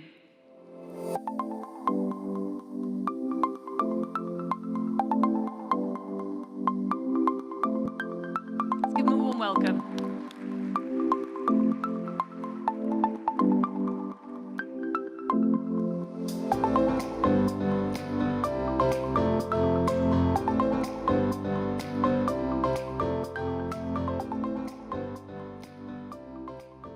Hello, guys. Lovely crowd. Yeah, we're super happy to be here. This little fire chat talk will be about Web3 and hitting the Web3 note, which is about how this Web3 vision will impact the music industry and artists within it. And as you all know, Web3 is this concept of the next iteration of internet, which includes concepts like blockchain technology, decentralization, token economics, metaverses, etc. It's pretty wide and it's pretty sort of challenging in the thought, but it's really, really inspiring. And I think in this chat, we'll try to dig with a couple of really prominent guests here to dig into what it means for the music industry. So I'm happy to introduce, I think we can introduce ourselves, I guess, but Geronimo, please start. Thank you. It's a pleasure to be here today. I'm Geronimo, and I'm the CEO of Deezer, the music streaming platform. Hi, everyone. Nice to meet you. My name is Panos Panay, and I'm president of the Recording Academy, which is the organization that presents the Grammy Awards. And I'm Matthias Tengblad, and I'm running a startup called Corite, which is about letting fans and artists connect in a much more intense way. And we're doing it on the BNB chain, so we're in this Web3 space. I think the first discussion subject, let's talk about, on a general note, what do you think? Web3 and the music industry, how will it impact artists in the future? Well, I think all technological advances open up a door for a lot of new things. The same way that basically the music industry changed when music could be recorded and then people could actually buy a disc back in like the prior century. Then you had the internet revolution, which wasn't great at the beginning for music, but eventually it was. And open up a whole new door now for streaming. People have access to the whole music catalog and consume music more than ever before. Then you have video, you have a lot of really opportunities for artists to express their music, to connect to their fans. And I think that Web3 technology will open a lot of additional opportunities for artists to express themselves, to create whole new experiences, to connect with fans in a new way, and to basically take music to the next level. I think technology is just simply allowing artists to create, giving more layers of things that you can do with music, and music has always been part of our life and always will. So I think we should always embrace technology and see what additional doors, what additional opportunities that brings to us, and I think there's plenty on Web3, especially when you think about the metaverse. I think it's really cool when you start in the creativity, because I truly believe that as well. Like, I normally think about like the format of the LP. Let's say there's at some time like 50, 60 years ago, they come up with this great idea of recording 45 minutes of music on a plastic piece. That became a format that has been like history in the art form of music. Then came the music video in the 80s, and that was like through the MTV, the most important asset in the industry. And then comes all these digital formats, and whatever can come now with the Web3 is, I think it comes from the artist to start with. Then guys like us will try to sort of figure out how to monetize that in the end. That will be exciting, but it's cool that you started in that angle. Yeah, and I think, actually, I really like that, Geronimo. And, you know, if you look historically, most technologies, it was musicians and music that helped popularize them, right? From the advent of radio, to television, to cable television. If you think about the early social media, if it wasn't for musicians embracing Friendster and then MySpace, we're here talking about blockchain. If it wasn't for Napster and peer-to-peer file sharing, I don't know if blockchain would have necessarily been conceived or come about. So when we're looking at Web3 and the implications, first, I would say to all of you, if you want to see where the future is going, look at what musicians on the edges are doing with that technology. And then to your point about creative expression and building on what you said as well, when the first records came about, people looked at recorded music as simply borrowing from what was happening in the live world and just putting it on a piece of vinyl. And it wasn't until the 60s, with the advent of multi-track recording, that the Beatles came about and said, wait a minute, we don't have to necessarily recreate what's possible in a live space. We can reimagine what's possible when you record music, so we're just going to be treating it almost like painting, but with sound. So part of what Web3 will do is not just influence the way that music is monetized or how we track the provenance of where sounds come from, or the owners of those files, if you will, or how fan experiences are being impacted. But the very nature of creativity, especially when we move away from the linearity that we are used to when we're consuming music, will dramatically change the very experience of music. Yeah, I think, so to summarize this first area, I think it's all about the creations and the new opportunities that will come with this technology, but also you both mentioned, and I totally support that, the fan-artist relation, because I would say, looking at the blockchain and Web3 vision about decentralized economies, etc., people working together to create big communities and share the success, I think the music industry is probably the best fitted of all. It's always been about the guy on stage singing for the crowd below the stage, and that community and the power that sort of occurs when that happens. And I think the fan power here is the sort of the mantra somewhere. I think the music industry basically lacked or missed the opportunity of using that power that's out there, and there's so much more to do. And you said something before, basically, yeah, you had some idea on how much more revenue this industry actually could make if they actually utilized the fan power. Yeah, absolutely. I think there's a lot of opportunities to monetize music much better than we do today. Coming from other industries before, I do think that we are still in the very early stages of monetization. I think we're giving too much music very cheaply at the moment. And I think there's an opportunity to actually help artists monetize their fandom and their art and their creativity far, far better. And I think there's a lot of really interesting things that come up, and obviously Web3 will be part of that, but not only. There's many, many more things that we can do. So from your perspective, running one of the leading streaming platforms on the globe, Deezer, how do you think about these things? Well, we're thinking about that because we have the connection to the fans, and we know their behavior. We see the data, so we know who is super fan, and the thing is that data stays with us, and we don't share really that data today with the labels or with the artist itself, and that's something that I would really like to change. I would like to become a platform that starts connecting artists to fans, it starts sharing data with the artist about their fans, who they are, like what they consume, what they like. And I think that will be the beginning that will trigger a lot of new opportunities and kind of start sharing, kind of what you said, music is about communities. It has always been, and right now the experience is more you consuming music to your device. So it's technology to person without really the whole concept of communities, and we have to do that.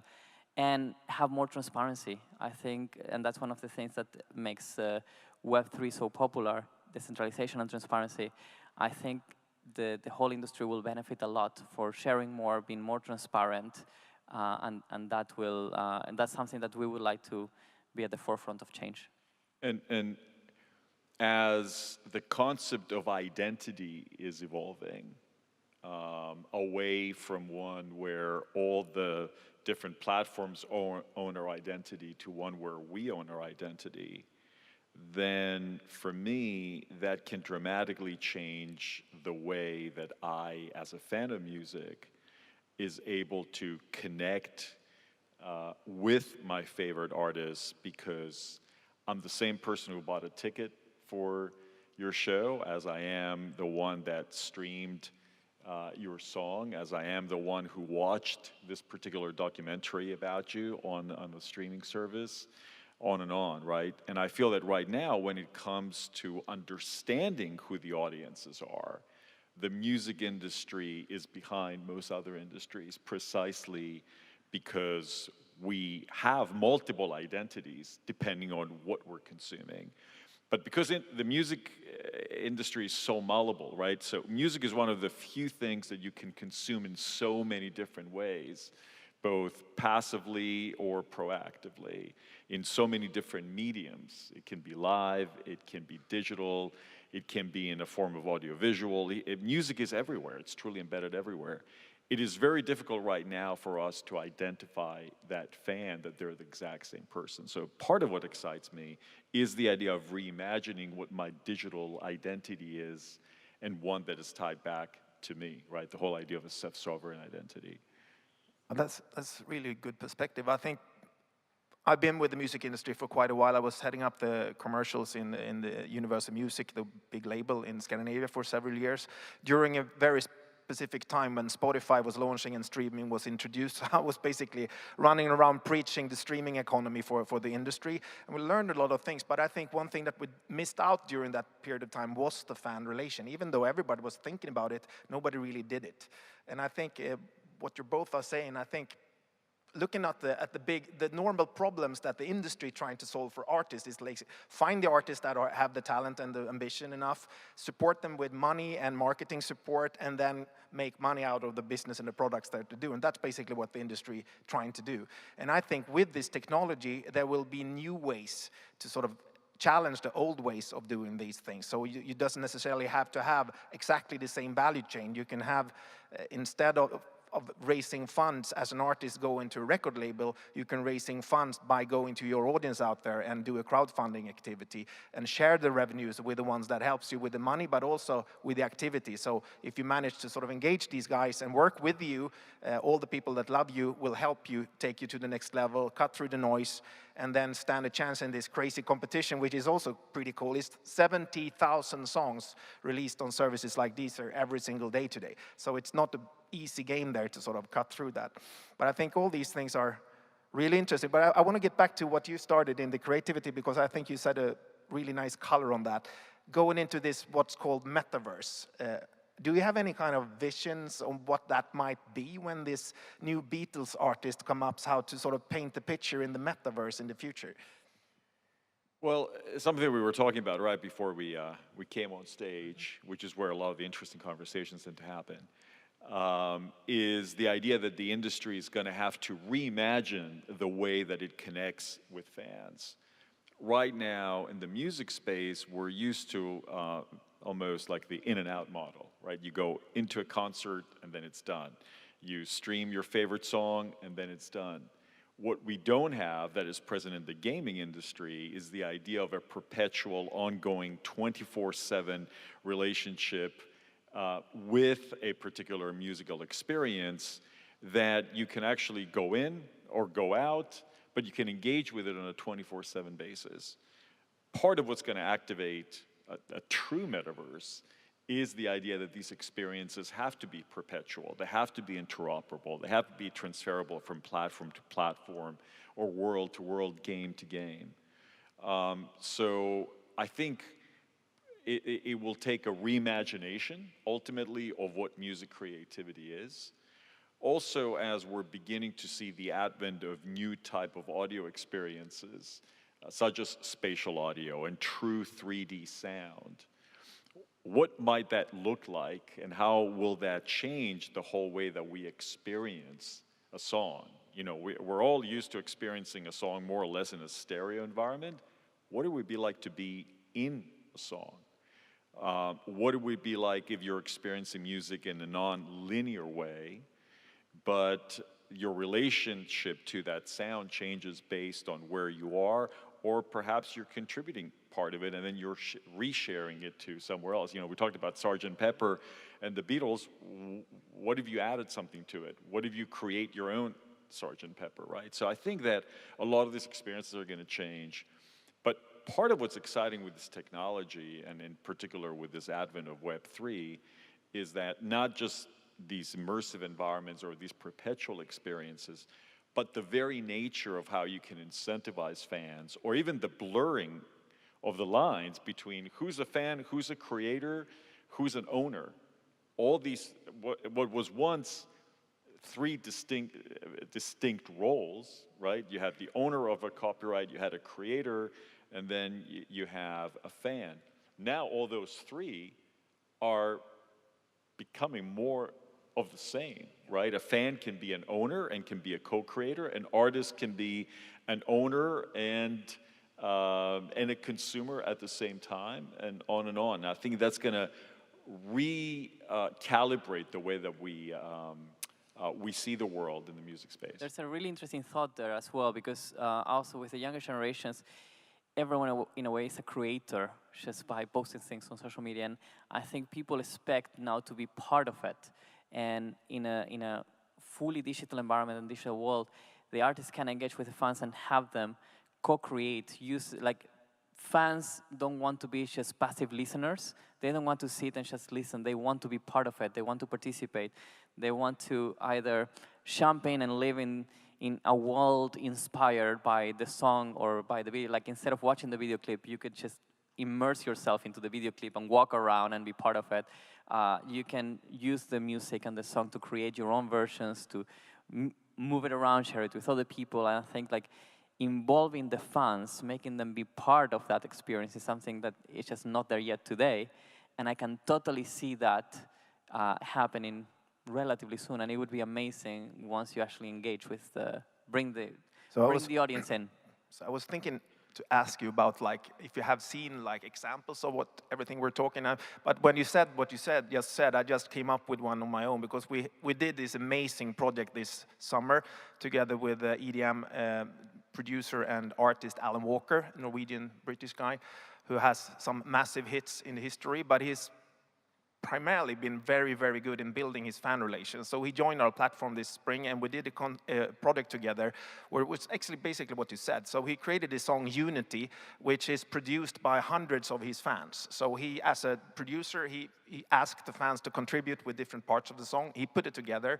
He released it like a year ago on YouTube, and it spread out like crazy, so it has 65 million views or something like that. And then we wanted to commercialize it to the next level. So then we invited all these guys plus everybody else to actually invest a tiny piece of money into the song, which was, we set the limit on the investment on $10 to have as many people as possible. So in just a few hours, we got 3,000 people to put that money in, and then all of a sudden everybody owned it as well. So we put it out, and now only 4 months after, we reached the payback levels. Now everybody's making money from that song.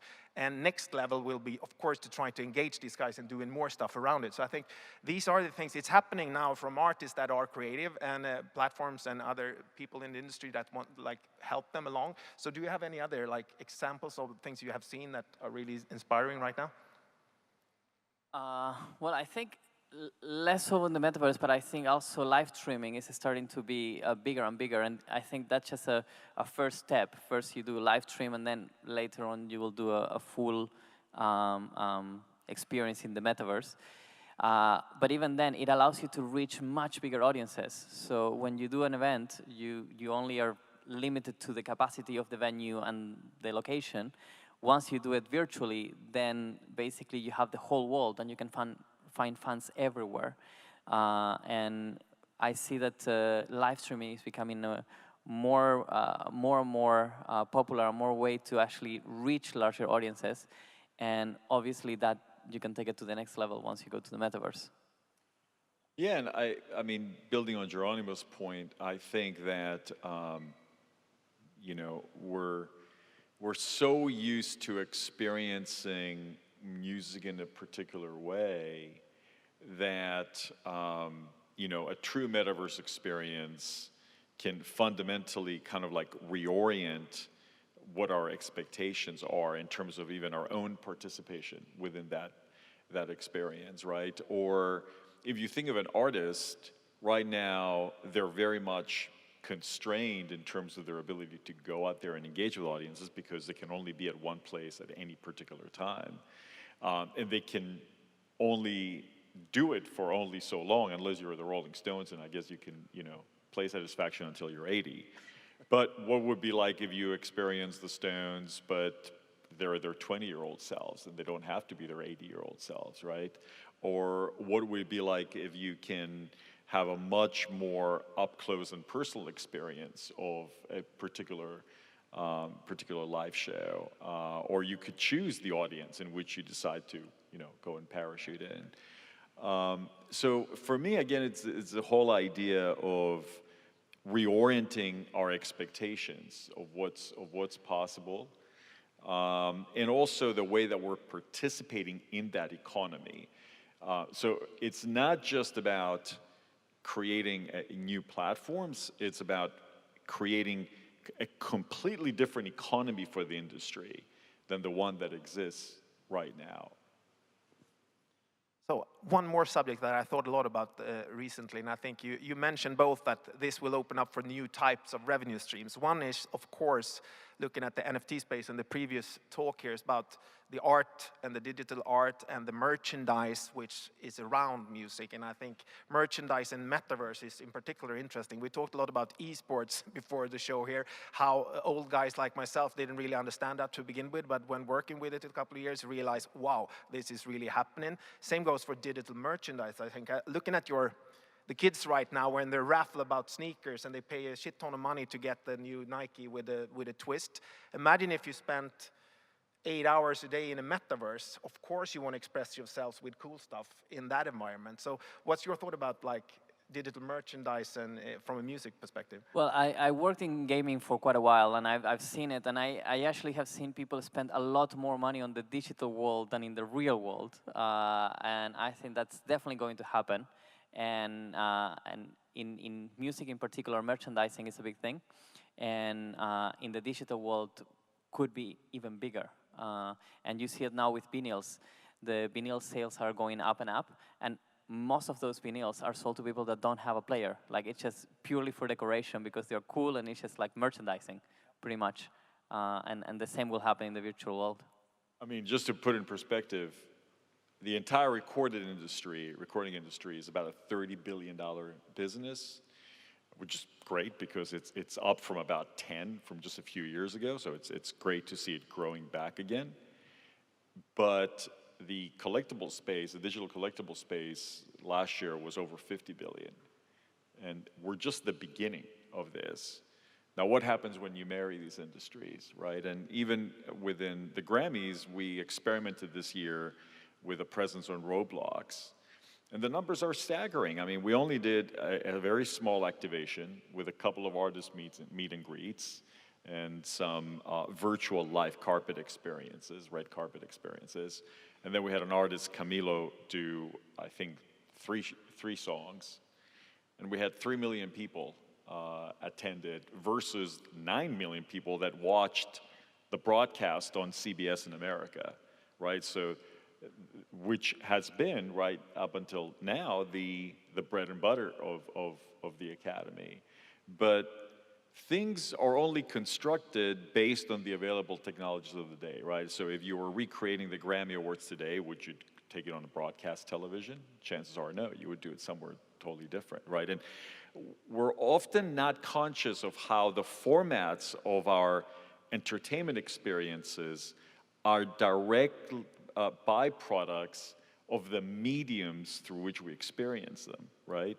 So if you think about any show, any award show, it only has the format that it has because award shows made money by packaging audiences through a broadcast network, and then you get paid a license fee from the aggregate advertisers they're selling. Yeah, so we will see the Grammy Awards in the metaverse in the near future. You most definitely will, right? And maybe awards are not about like 3.5 hours of watching them mindlessly. Maybe they happen over the course of 365 days a year where you're offering niche categories to different audiences, right? So to me, that's what excites me, that again, we're gonna see whole new experiences, whole new economies, whole new audiences, whole new creators coming into the market. So Geronimo, what's your takeaway thought from this session and working for Deezer within this space, talking about Web3? Well, I think it's actually a fascinating time to be in the industry because the industry has recovered massively. It's now booming and growing again. People are paying for music, and now we have whole new technologies that will open up doors to do many more things that we couldn't do before. So the industry is in a healthy place, and on top of that, we have technology now that will give us more things. And I think the last years also taught us not to be afraid of technology. You cannot stop technological progress, so you have to embrace it. It's going to happen whether you like it or not. And when you embrace it, good things happen ultimately. So, and I think in this new version of the web, I think the music industry will be ready to embrace it much better than before, for the good sake of everyone. Thank you so much. I think that was a perfect final words from this little chat. Hope you enjoyed our little conversation. We most certainly did, and I'm super happy to be here. So thank you so much for joining us. Let's go to the next point. Thank you.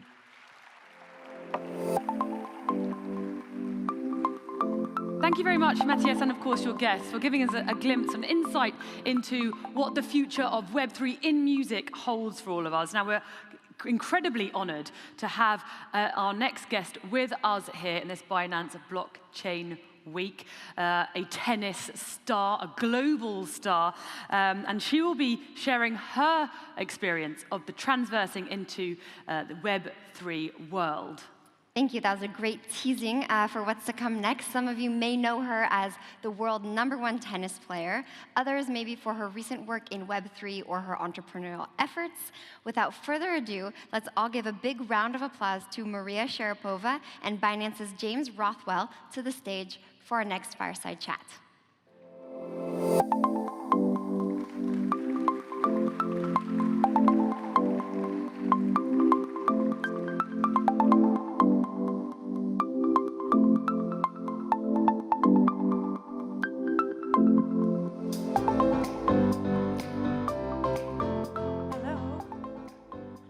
Hello again, everyone, and an enormous welcome to you, Maria. Thank you so much. Thank you very much. Joining us. I'm surprised the pillows are not yellow. We're trying to we're in the introduce yellow a bit more world. variety into the brand. It's a derivative of black, so we're still on brand. Great to be here. Thank you very much for having me. Yeah.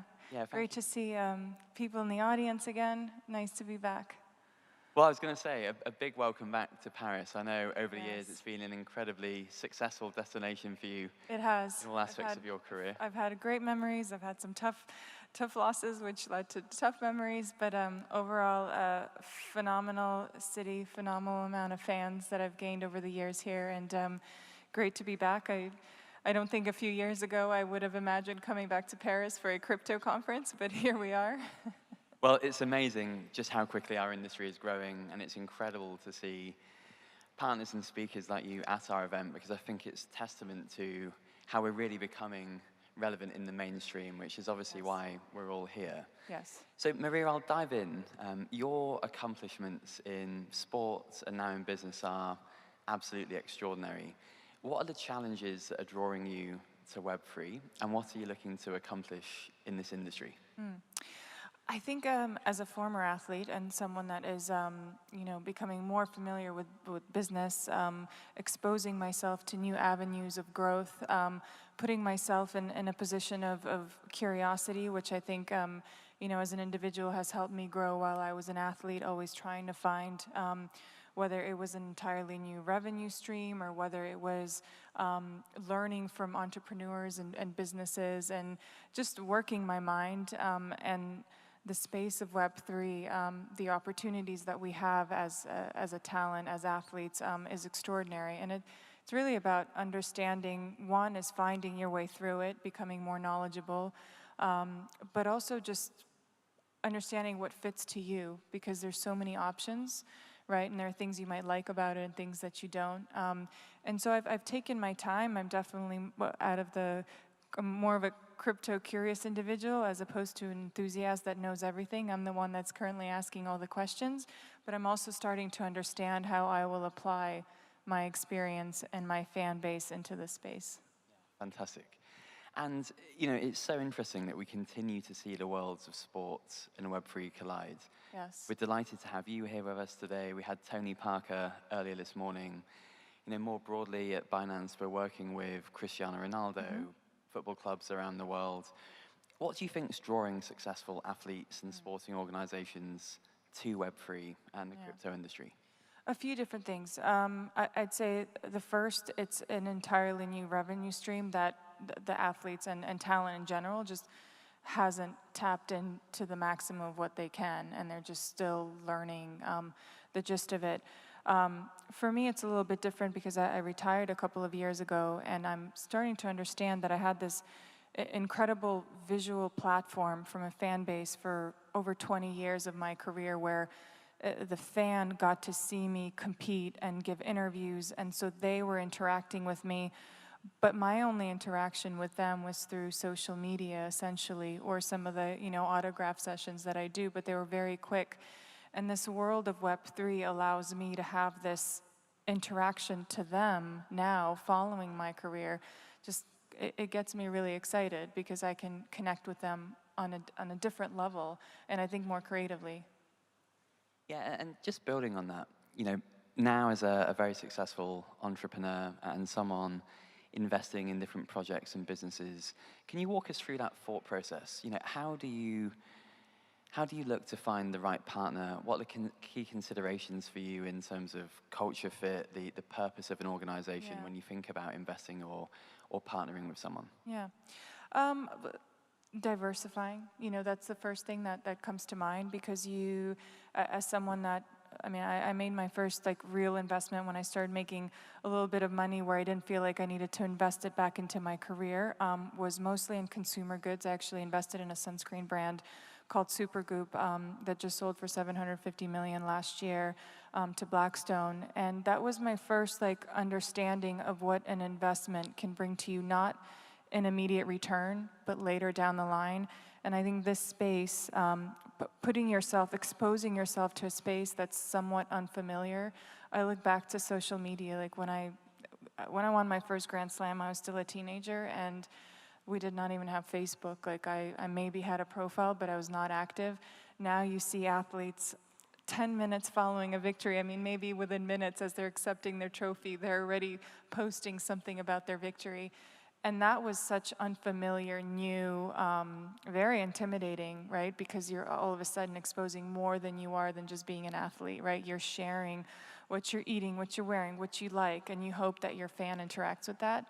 This is an entirely new world that is also unfamiliar territory that is incredibly intimidated, particularly for a female audience. And I hope that by exposing myself to it, I'm able to bring in a new community that feels less intimidated because I'm taking chances and leading the way. I love that, and I think for us as a category leader, really making our industry and our brand as accessible as possible and as mainstream as possible is incredibly important. So let's build on that a little bit, some of the core values of Web3 are ownership, freedom, access. How does your personal background and experience influence your decision-making on projects that you invest in or companies that you align yourself to? Yeah, it starts with conversation.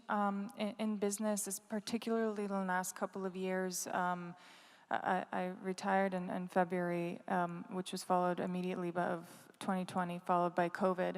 And I spent the first 12 months, although business was I was brought into business by being an athlete, but the first year within COVID, I met founders and entrepreneurs, and through video, of course, but I just wanted to really get to know them. I wanted to learn about their business, about their passion, and they were the first few ones that kind of taught me, right? That taught me that this world, the digital asset, that cryptocurrency was going to be a huge part of their business. And when I started hearing it from a few people, I was like, well, I mean, in relatively different spaces, I knew that this was going to be, this was here to stay. So I was like, well, I guess I'm in it now. Well, you definitely use your lockdown during the pandemic more. Yes. More effectively than I did. I think mine involved more Netflix and wine, so congratulations. Oh no, I definitely had Netflix and wine. Plenty of wine. So Maria, in the short amount of time that we've spent together, obviously you're incredibly passionate about sports. Yes. I learned that you're very passionate about interior design and architecture and all of your business ventures. Yeah. How do you see Web3 positively disrupting the industries that you love the most? Yeah. I love creating experiences, and whether that's for my friends or my family, and that comes from my passion of design and architecture. Actually, as a young girl, I wanted to be an architect. And I think it was just the discipline of engineering something, of seeing something come to life where it looks so effortless, but there's so much work, behind the scenes. And so the NFT space has me excited because I feel like I can create these worlds that are beautiful to me and aesthetic, and I can share them with a community that's followed me for so long. And I can also expose myself to an entirely new community that's interested in this space. So I'm taking my time with it. I'm working on building it because there's a lot of stuff out there that isn't of the highest quality. And if there's one thing that I'd love to see is I would love to see a stronger curation of companies creating quality work. And so in the next NFT project that I'll put myself in front of, it will be about longevity and quality as opposed to something that is launched, that is minted, and that's kept in your wallet for a long time and never seen again. I completely agree. I think for us as well, focusing on the purpose and utility of our products, of the projects that we align ourselves to, it is really how this industry is going to win and enter the mainstream. Absolutely. So I couldn't agree more. So you must have so many incredible learnings and insights from your time as an entrepreneur, as an investor, as a public figure. For anyone that's inspired by your journey into Web3 in the audience or watching now on Binance Live, what advice would you give them? Yeah. Don't be afraid to take chances. This is a new space. I know for many of you here, you're deep enthusiast, and so you are aware of all the infrastructure, what you can create, how it's come about. But there are a lot of people outside of the space that are unfamiliar. And personalizing this space, which I think is really important. It's not sharing your story, sharing how you work with the Web3, and connecting it with people that are less familiar, exposing your experiences to them.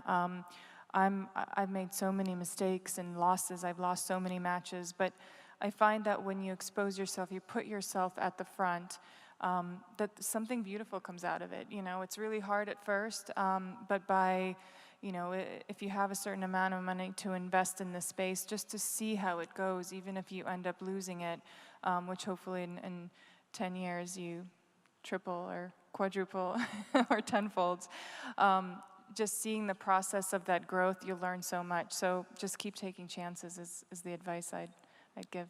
Yeah, so conviction, trial and iteration, learning, and believing in the long term. Yes, long term. We all want quick fixes. I think the society's, we invest today, we want it back tomorrow. But unfortunately, that's not how it goes. Whether you're an athlete, whether you're a crypto enthusiast, investment takes a lot of time to nurture, to understand, and to grow.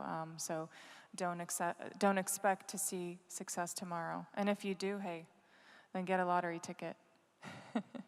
Sage advice. So let's look to the future. Where do you hope that Web3 goes, and what are you most excited about with that future?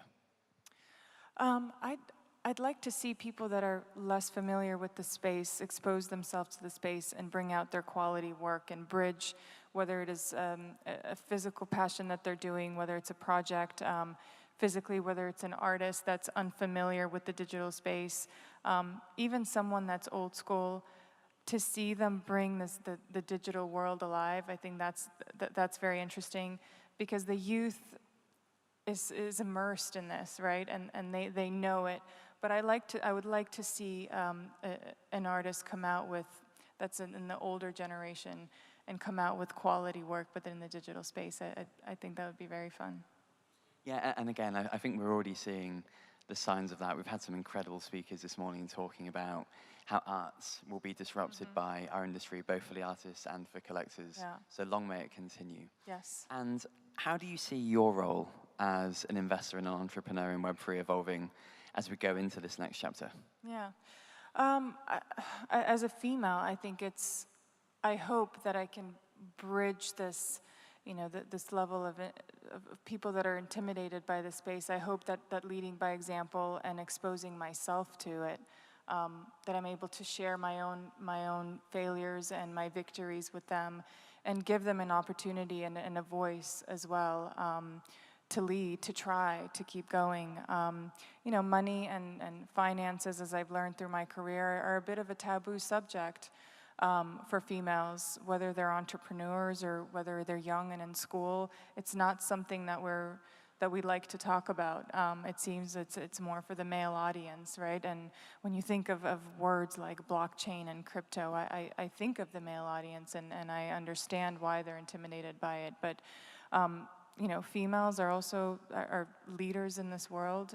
There are plenty of them, and I hope that they are able to find a voice in this space, and not be afraid to fail. Well, Maria, I think that's an absolutely perfect note to finish on. I think I speak for everyone when I say that we're incredibly inspired by your success as an athlete, your success as an entrepreneur. And now we really welcome you to an industry that we're all very passionate about, and we're very grateful for you joining us here today. Thank you for having me back in Paris. Thank you so much, Maria Sharapova. Pleasure to meet you. Thank you.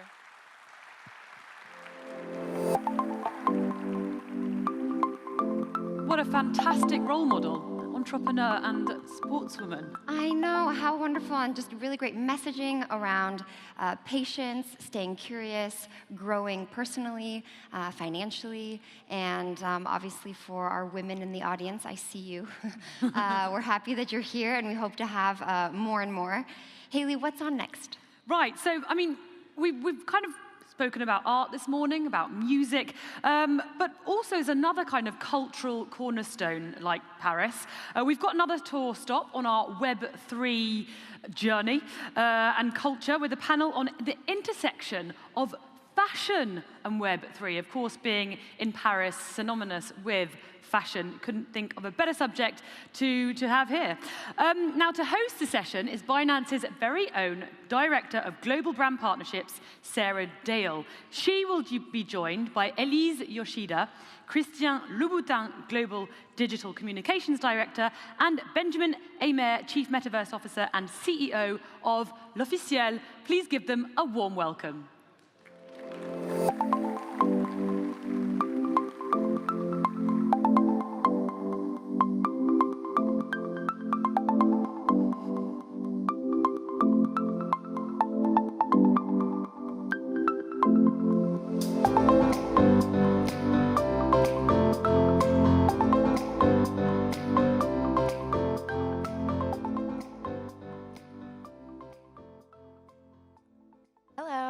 I'm Sarah Dale. I'm part of the Global Brand Partnerships team here at Binance, and I'm really excited to be joined on this stage with Elise Yoshida, fashion professional and digital comms currently at Christian Louboutin. Hello, everyone. And Nice to Benjamin be here with you. Haymer, the CEO of L'Officiel Fashion Magazine, and the first ever Chief Metaverse Officer at a listed company on the New York Stock Exchange. Welcome, thanks for being Thank you. here. Have you guys ever crossed paths before today? No, actually, we were wondering how come we've been, both of us in the fashion industry for so long. No, first time. Thank you, Binance, for allowing me to meet you. That's great, and thank you for having us. No, Web3 is great. Look, I get to speak right after Maria Sharapova. That's pretty impressive because I like tennis, so let's see where that takes us. Well, I ask because the intersections that we come across are quite amazing, and especially the intersection of fashion and technology has created this new revolution, so to speak. And at that intersection, we're really blurring the lines between virtual and real world, and that's also really expanded our creative abilities, right, to beyond what is tangible reality today. And you could say that fashion hasn't just entered the metaverse; it is a core pillar of that new realm. And as a result, we're seeing this democratization of fashion, from diversity to decentralization to e-commerce to sustainability, community. The list goes on, but I think those are some of the core tenets of this new space that we're in, right? And I think Web3 has so many applicable uses across so many industries. But Benjamin, I'll give you the first question. But what exactly do you think Web3 means to fashion at this stage? Vast question, but I think that there's two key aspects. Number one is that we're entering into a world where, thanks to decentralization, rather than having their consumers, if you talk about fashion brands, rather than having their consumers just straight buyers, they empower them to become a quasi-owner of the brand. If I buy an NFT from a brand, which is attached to a physical clothes or not, at the same time, I get to maybe go to a fashion show, I get to get a discount in a store. So in a way, it's a parallel between being a shareholder. Would you rather be a shareholder of LVMH, or would you rather be an NFT holder of an LVMH brand? So there's a competition between wanting to become a shareholder of a listed company and wanting to become an NFT holder of that listed company, which is something that I'm working a lot at within my role at AMTD. The second aspect to it is, think of the margin. If the luxury brand is defined by 50 to 60% margin, with an NFT or with a fashion skin, once you've developed the cost of creating the skin, the creative cost and the marketing associated to it, you're talking about 100% margin, which is what luxury brands are tending to reach. I mean, you work for Louboutin. If tomorrow Louboutin reach 100% margin thanks to your NFT program, I'm sure your CEO will be pretty happy. Probably so, yeah. Well, at least from an outsider, we see fashion as highly innovative, and you may tell me otherwise in a moment. But so, do you think that the evolution toward Web3 is really inevitable? Yeah, well, allow me to just nuance what you said. Fashion is obviously innovative in everything creative that they do, contents, but when it comes to tech, it's a bit of a hurdle, I have to say. I have lived through the beginnings of e-commerce and social media, and I have to say that for fashion, and especially more so for luxury brands, it was complicated. And even so, you can think, yes, fashion is very good to develop content, but it took so long, for example, to really get to the point, and you can think of brands that were still putting their print ads on Instagram long after it was live, right? So no, fashion doesn't have very innovative trend with all things tech, but when it comes to Web3, it is quite different. So I don't know really what happened. I could not give a reason, but it's true that already like 4 or 5 years ago, the fashion brands and especially the luxury brands have taken a turn. And I can remember the brand I was working for was already into the blockchain applications for traceability, counterfeiting, all that kind of things. Of course, for all of you people who are experts, this is a no-brainer because you say, of course, but for the fashion people, it could have been more difficult. And I'm super happy that this time they have jumped into Web3 and embraced the new movement. Yeah, I think your point is pretty solid because think about provenance. You know, we've all in Web3 and blockchain, we all understand the need for provenance. But if you're about to sell a $10,000 bag, which has a special lizard skin, sorry for the terrible example, maybe you want to have the provenance of the lizard. And you want to understand where is this lizard from, how has it been killed, how does it work, and potentially I might accept to buy a lizard skin bag. If I don't know how the lizard is killed, it's obviously it's a disruptive example, but provenance works for rare skins as well.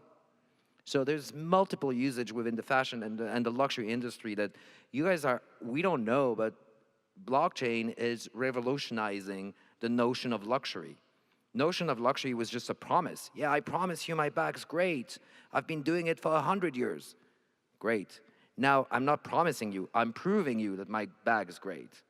And the difference between promising and proving is probably the new notion of luxury where it's heading. So it's a revolution.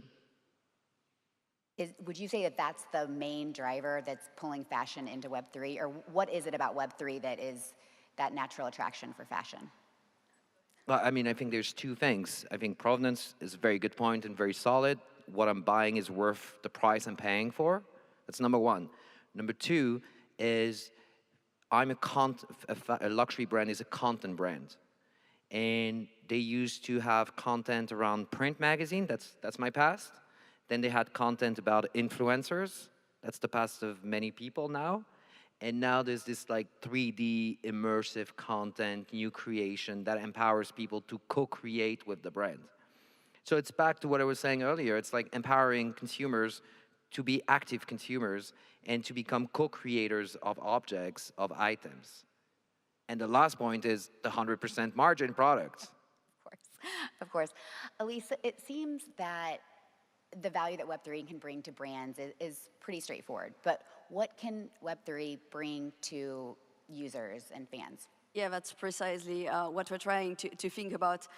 I mean, when you come to think about challenges between Web3 and fashion, there are many that can come to the mind.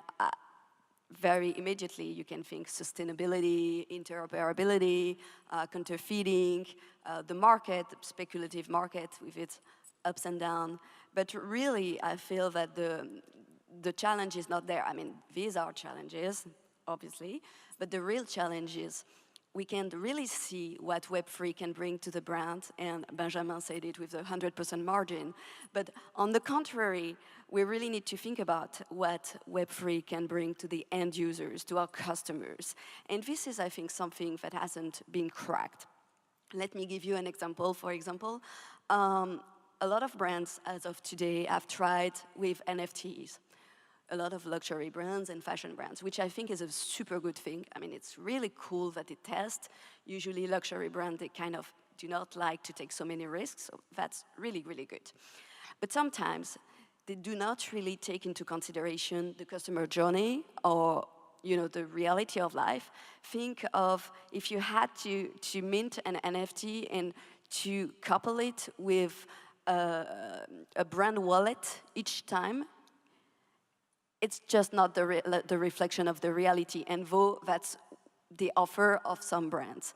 That is to mention one example, but you can think also of NFTs that are being left to mint on some very niche blockchains and very niche marketplaces, and hence making it very difficult for the end user to find them and to really understand. So yes, what we need to think is that people in fashion are not like you guys, probably they're not crypto experts. Most of them will not come from this world, they're more like me. But eventually you will need people like me, like Web3 enthusiasts, to support the whole project and to go to mass adoption. So you need to make sure that these people define values. Yeah, I mean, I think you're 100% right. There's the, as you said, first of all, the technical aspect. Do people know how to? Sometimes, like, I received from my friend from Dogami a dog for the Petaverse, but I didn't have the Tezos wallet, so it took me a while, and then I didn't get the unpacking of Dogami, you know, and I was furious. I love those dogs, but I couldn't use them. So you have those kinds of problems, for sure. Exactly. But what I believe is that to add up to what you do, to what you just said, if you want to hire the experience, it comes back to traditional marketing that the fashion brands have to do. If I get an NFT from a brand, maybe I get to go to the fashion show. Maybe I get to get a limited edition of a physical clothing, you know, phygital. You know, we work a lot on that. I hate that word, but phygital is what most of the snobbish fashion people now are saying. I want to get my brand to the phygital level. You're like, what is this? Is this some kind of weird stuff? But what I'm saying is that we have to educate those people so that they use the word and they stop using the word phygital, because that's horrible. But there's a lot of like education work on top of that. But privilege, privilege, privilege. New CRM can come from NFT.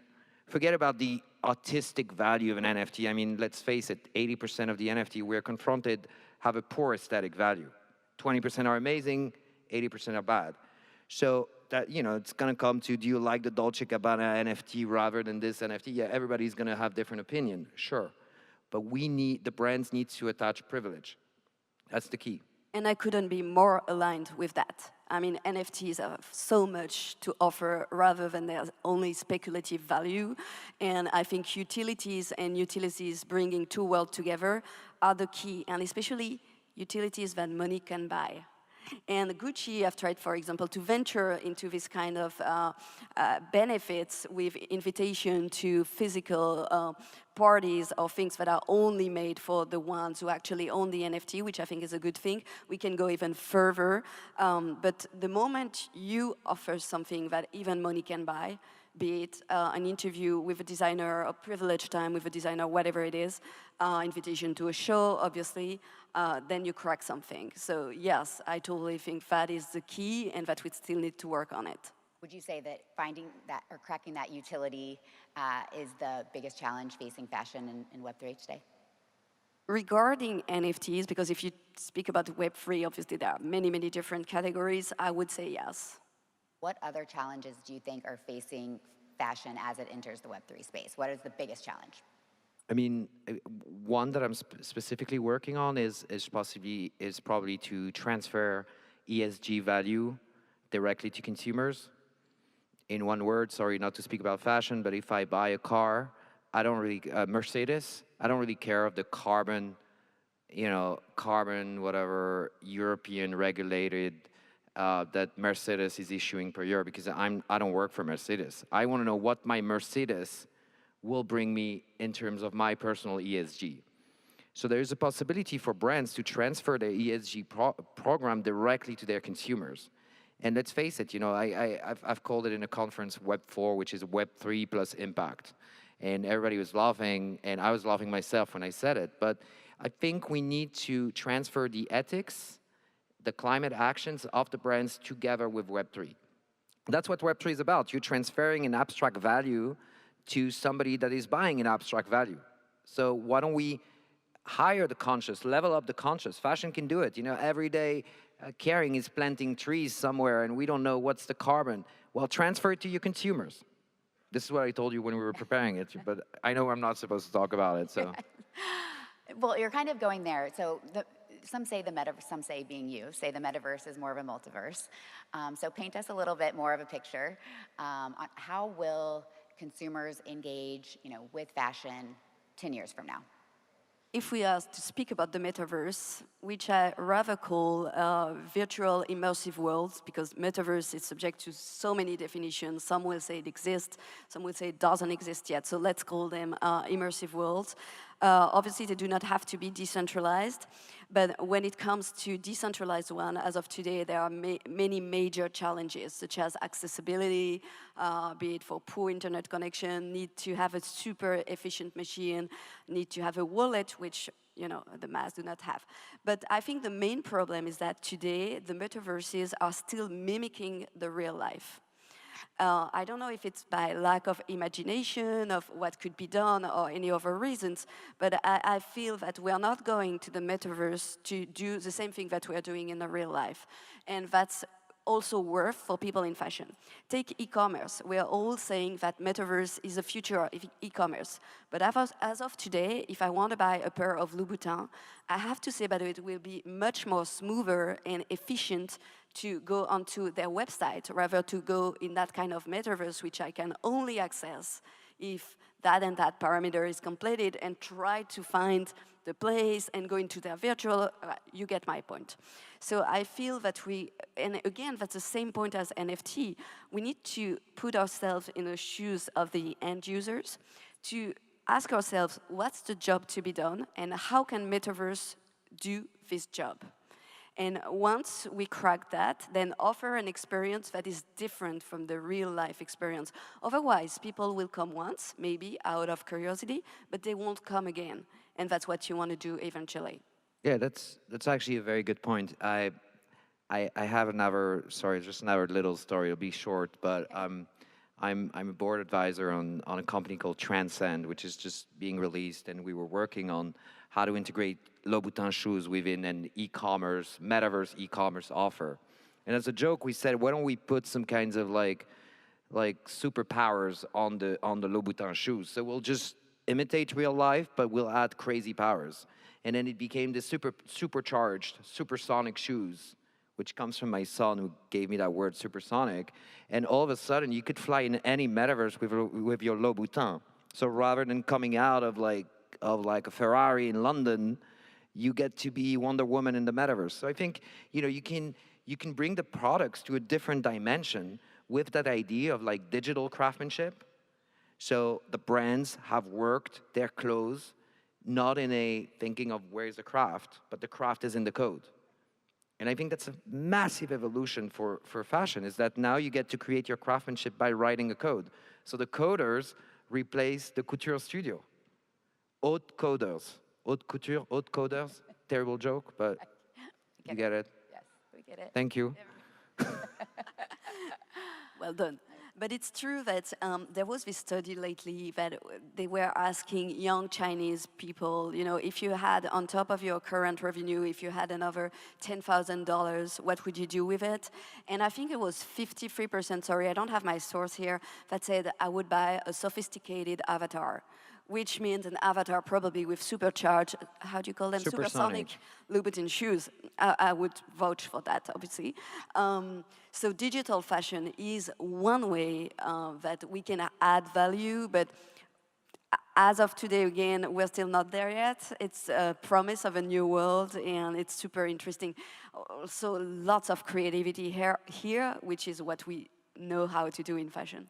What is, Elise, the thing that you have brought to Web3 through Louboutin or any of your prior places of employment that you're most proud about? Well, with Louboutin, we're a private company, and I feel that we have done, but I have to say it's not me, it was the whole team. We've done at the beginning of the pandemic, we've done an experience in Zepeto, which is technically speaking not decentralized, but it's still a metaverse. And it was very lovely to see how it unfolds super well and how it gathered a lot of enthusiasm. Now we're planning things that I won't tell you about, obviously. You could break the news here if you want to. No. I think it's a bit too early. I'm still embargoed. But the thing is, again, in relation to what I said earlier, we haven't necessarily pushed NFTs, as you said, from with a speculative value of from artists or stuff like that, because we are really seeking to do something that makes sense. Well, I could probably talk forever about fashion and the metaverse, but all good things must come to an end. For your final comments, what advice would you give brands or users who are thinking about just starting their Web3 journey? I'll start with you, Benjamin. Wow, that's... No pressure. We have 5 minutes to answer that question. That's a lot of time. Well, first of all, I mean, I do give advice to brands sometimes when they ask me, and I tell them to, first of all, educate their team, because when you actually think of the reality, you know, when we're talking about massive PR, marketing, creative teams that have no idea what we're talking about. They've seen it, they've understood it, but you know, Elise is probably an exception within what we're talking about. A lot of like chief metaverse officer flowering everywhere in those companies, but they are marketing people that change their title, just like me, by the way. And so I think that, first of all, educate your team, and then disrupt it. You know, disrupt based on your real value. You know, if you wanna bring a real life artist and do some kinds of NFT, fine. If you think that's the right thing to do. If you want to transfer carbon to your consumers with a crazy project that I'm doing, come and see me. If you feel, I mean, I'm going to tell you what I'm doing for L'Officiel, maybe because I haven't talked about L'Officiel. I've talked about many other people, but for L'Officiel, what I'm doing is that I'm taking 800,000 fashion images. I protected them under a blockchain. We have created a code for each pixel, and we're creating an AI that's going to be able to produce over 1 billion skin per year. So I'm working on supersonic fast fashion. You know, designers said I have to do 8 collections. That's a lot. We're going to do the equivalent to like 1.5 million fashion collections per year thanks to the AI. So, and I don't want my skins to be worth $1,000. I want them to be worth 1 cent. But 1 cent times 1 billion starts to be a bit of revenues. Nice. And for me, I think, well, you clearly understood it from our speech, but I would strongly advise brands to put themselves in the end user's shoes, and not necessarily the ones that is on Discord all the time, or on Telegram or Twitter, but just a regular fashion lover, and understand what it means and what is their value proposal for them. I think that's, and probably not listen to the agencies or to anyone who want to make money out of them and propose them everything and nothing. Awesome. Well, thank you both for being here. And I will look for the breaking Louis Vuitton news in Web3. And Benjamin, give me a call for your supersonic shoes. Thank you.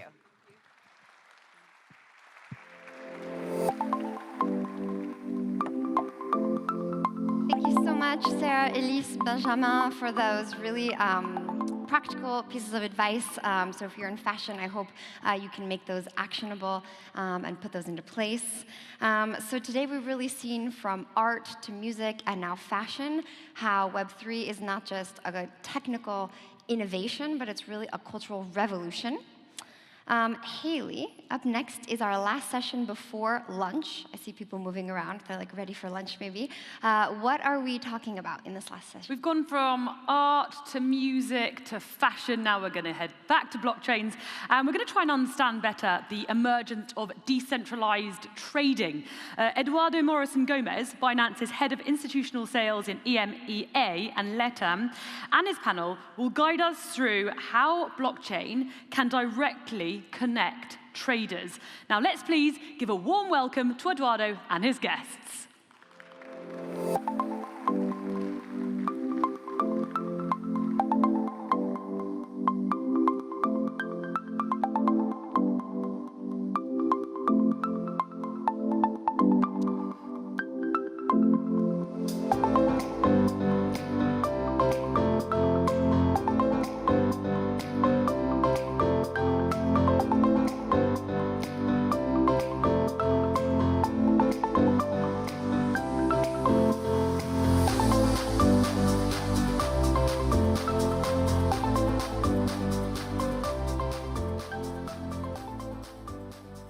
Hello, my name is Eduardo Morrison. I'm from Binance Institutional Sales Team in Europe. It's an honor for us to be hosting this panel today about the emergence of decentralized trading. And to begin with, I'm going to thank all the panelists to join us on the conference. And it will be great to have a quick intro on yourselves and your company to start with. Happy Merge Day, everyone. My name is Katia Banina. I head up product at Untitled, a leading trading firm in crypto.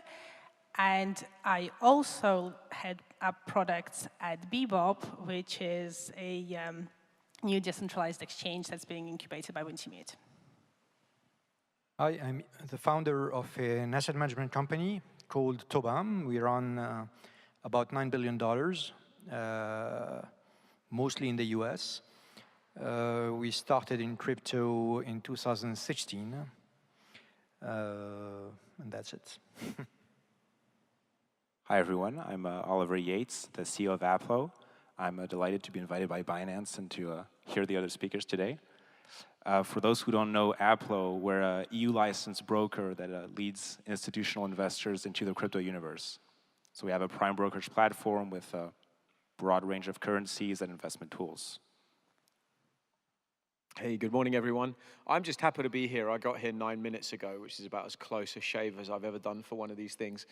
I represent Galaxy. We used to be Galaxy Digital, but we're called Galaxy now. We've dropped the digital because it's everything just digital.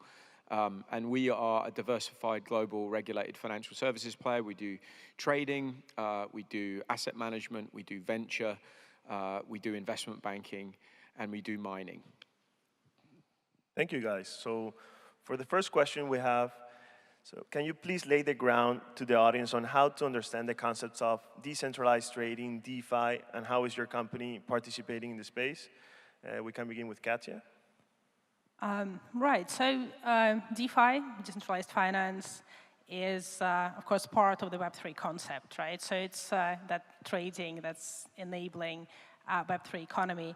And, of course, in the simplest terms, it's the kind of the philosophy, I suppose, behind the blockchain that is embodied in DeFi, right? Where you remove the central counterparty and you live in this permissionless and censorship-resistant world where anyone can transact with anyone through a smart contract.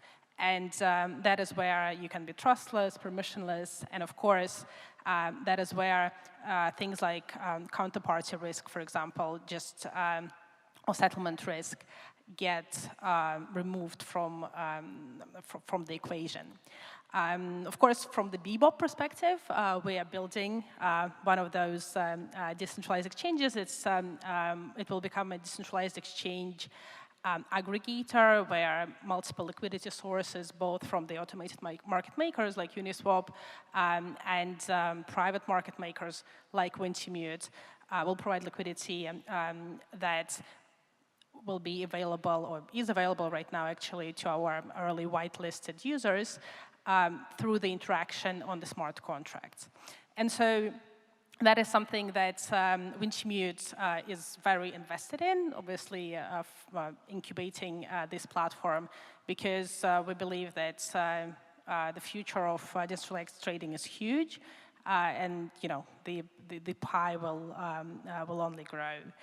From Wintimute perspective, actually, it's one of the most active crypto trading firms in DeFi on many different levels. Wintimute provides direct private market making liquidity into DeFi platforms, existing platforms, and of course as well trades on AMMs, again, such as Unisushi and others across 5 different chains.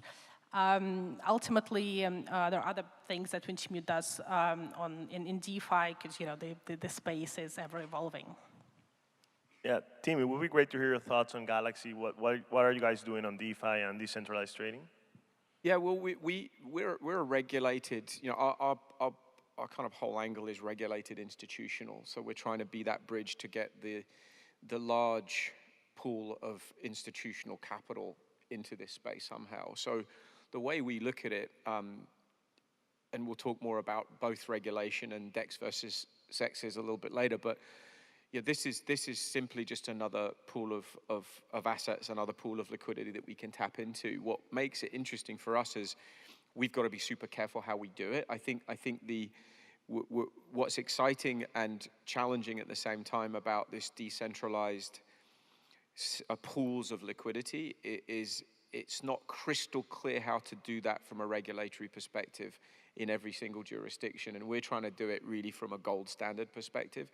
But I can tell you what the goal is, and we're actively pursuing it, is, you know, if a large pension fund, if a large sovereign wealth fund, if a large hedge fund who traditionally is used to big liquidity risk transfer, I want 50 million, 100 million of something up, then we need to be able to stand behind that. Then we need to find a way to engage with DEXs that really supplements all the other pools of capital that we have. I also think what's interesting is the AMMs. I feel like the AMMs is sort of it's a light bulb moment for how to allow liquidity to form in this new decentralized way. Having said that, AMMs still have some way to go, right? There's still a little bit of evolution to be had. There are new, I think, better models that ultimately will allow us to get to that point where this huge wave, and I believe there is a huge wave, we see this huge wave coming of institutional capital, can really engage in this way and further enhance the liquidity and actually price discovery for everybody. So it's a really important piece of the puzzle. I'll finally add, you know, we are one of the, you know, a material market maker on Binance. We appreciate that partnership and that pool of capital, but we need to look at all of them, right? All these pools really matter and how they evolve. Thank you, Tim. So for the next question, I would like to ask first, Oliver, on the, like, how do you see the decentralized trading, you know, environment impacting the future of crypto adoption as a whole, right? Like, and a follow-up question would be, is this relevant mostly these days for retail audience or institutional investors also? So it's interesting because if you look at financial markets, I mean, up until very recently, in traditional finance, retail users were not participating directly in the markets. Like, you didn't have your own New York Stock Exchange account. You would go through a broker, who would go through another broker, who would go through another broker, and then you'd end up touching the actual markets. And now look today with DeFi, you've got retail participants that are trading directly on these decentralized exchanges, matching against other retail participants or professional participants, and people don't realize sometimes how new and original that is compared to the way, you know, markets operate. So this, I think, is the biggest impact and will, of course, drive adoption. But then if you move towards institutional participants, I mean, today, the fact is liquidity is not sufficient on decentralized exchanges. And a lot of these institutional players, they're not necessarily looking to save like 1 or 2 basis points or to do something really fast. They're just looking to have something that can be traded in size. And so they'll generally go through a centralized exchange or a prime brokerage like you know, Aplo, Galaxy, or a market maker like Wintermute. Thank you. Kati, I think that you guys are seeing a lot of this flow with the new initiative from Bebop. Like, can you mention on the retail domination and what's your perspective on that angle? Yeah, I mean, definitely DeFi is dominated by retail, but I would actually, I call these markets much more prosumer markets. I mean, there are, I think, about 5.5 million wallets that have interacted with DeFi. You know, it's a very, even if for us it feels like the whole world is doing it, right? Because we're all doing it. It's a very small group of people worldwide, and obviously it's going to grow. But today it's a group of those in the know.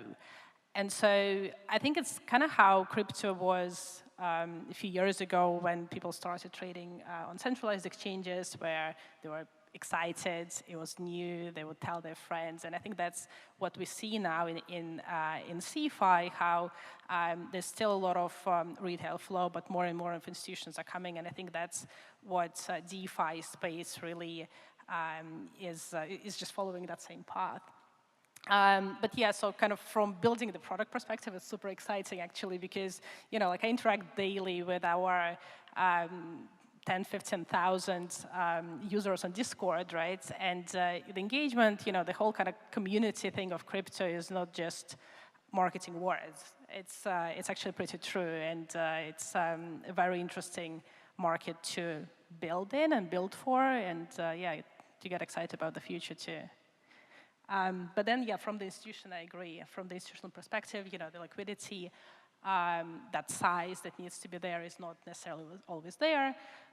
Simply because if you want to transact, for example, from Wintimate perspective with someone, you must hold that amount of funds there and settle immediately right through that smart contract. So, even powerhouse players in DeFi, only have this much inventory and this much size to deliver. So yeah, I think we'll need to see some evolution. I agree with Tim, and then the mechanisms of perhaps settlement, the mechanisms of trading through DeFi at size. If on Tobam, which is an international firm, you have offices in all over the world. Like, how are you seeing the DeFi interaction? Is engaging for your firm to trade right now or not? Can you comment on your activity? Yeah, I think you are absolutely right to